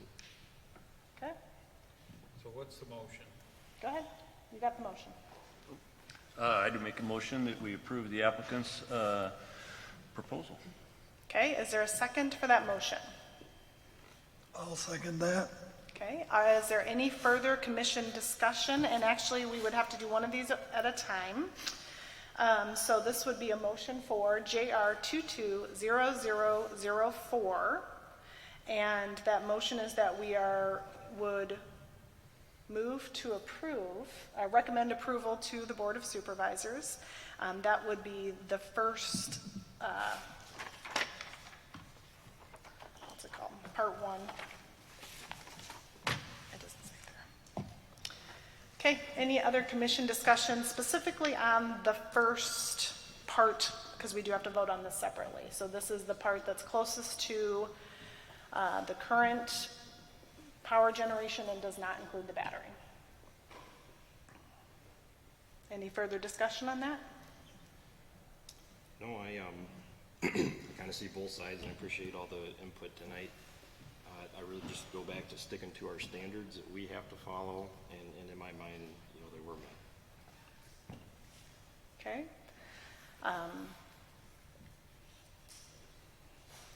Yeah, I mean, I think we're probably ready for a vote, would be my guess.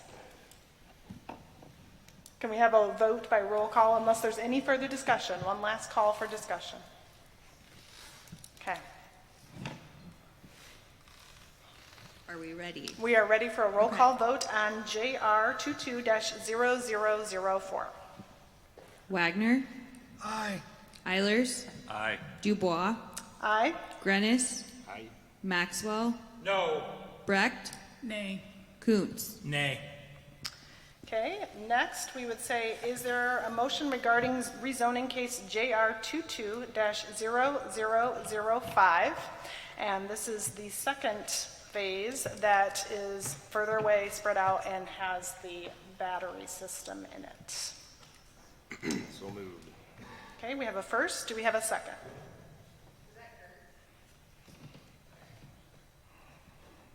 I'll second. Any further discussion on this case specifically?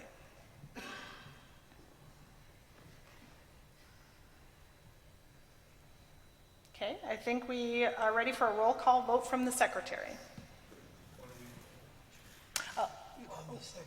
We're voting to make recommendation of approval for the second phase. Sorry, words are hard. I think we're ready for a roll call vote. Eilers, Aye. Dubois, Aye. Maxwell, No. Kuntz, No. Grennis, Aye. Brecht, Nay. Wagner. Aye. Okay, is there any other business for this evening? Okay, are there any commission comments? I would just add, I think the CSR screening, that if we could suggest, my words aren't so great, but, you know, suggest to the supervisors that they think about that in the future. It does seem like that's merits further conversation. So I think we would all recommend that they have some type of, you know, if it's above the SAR, then it's not considered for solar. I think we would have consensus on that, correct? Is like just What do you guys opting think out of about a the certain level of CSR? CSR. Oh, I think it definitely should be considered. Okay. Any other commission comments? Okay, any staff comments? Seeing that there is no other business, the meeting is adjourned. That's a long one. And my poor words were starting, Me too. I'm starting to get jumbled. You, that was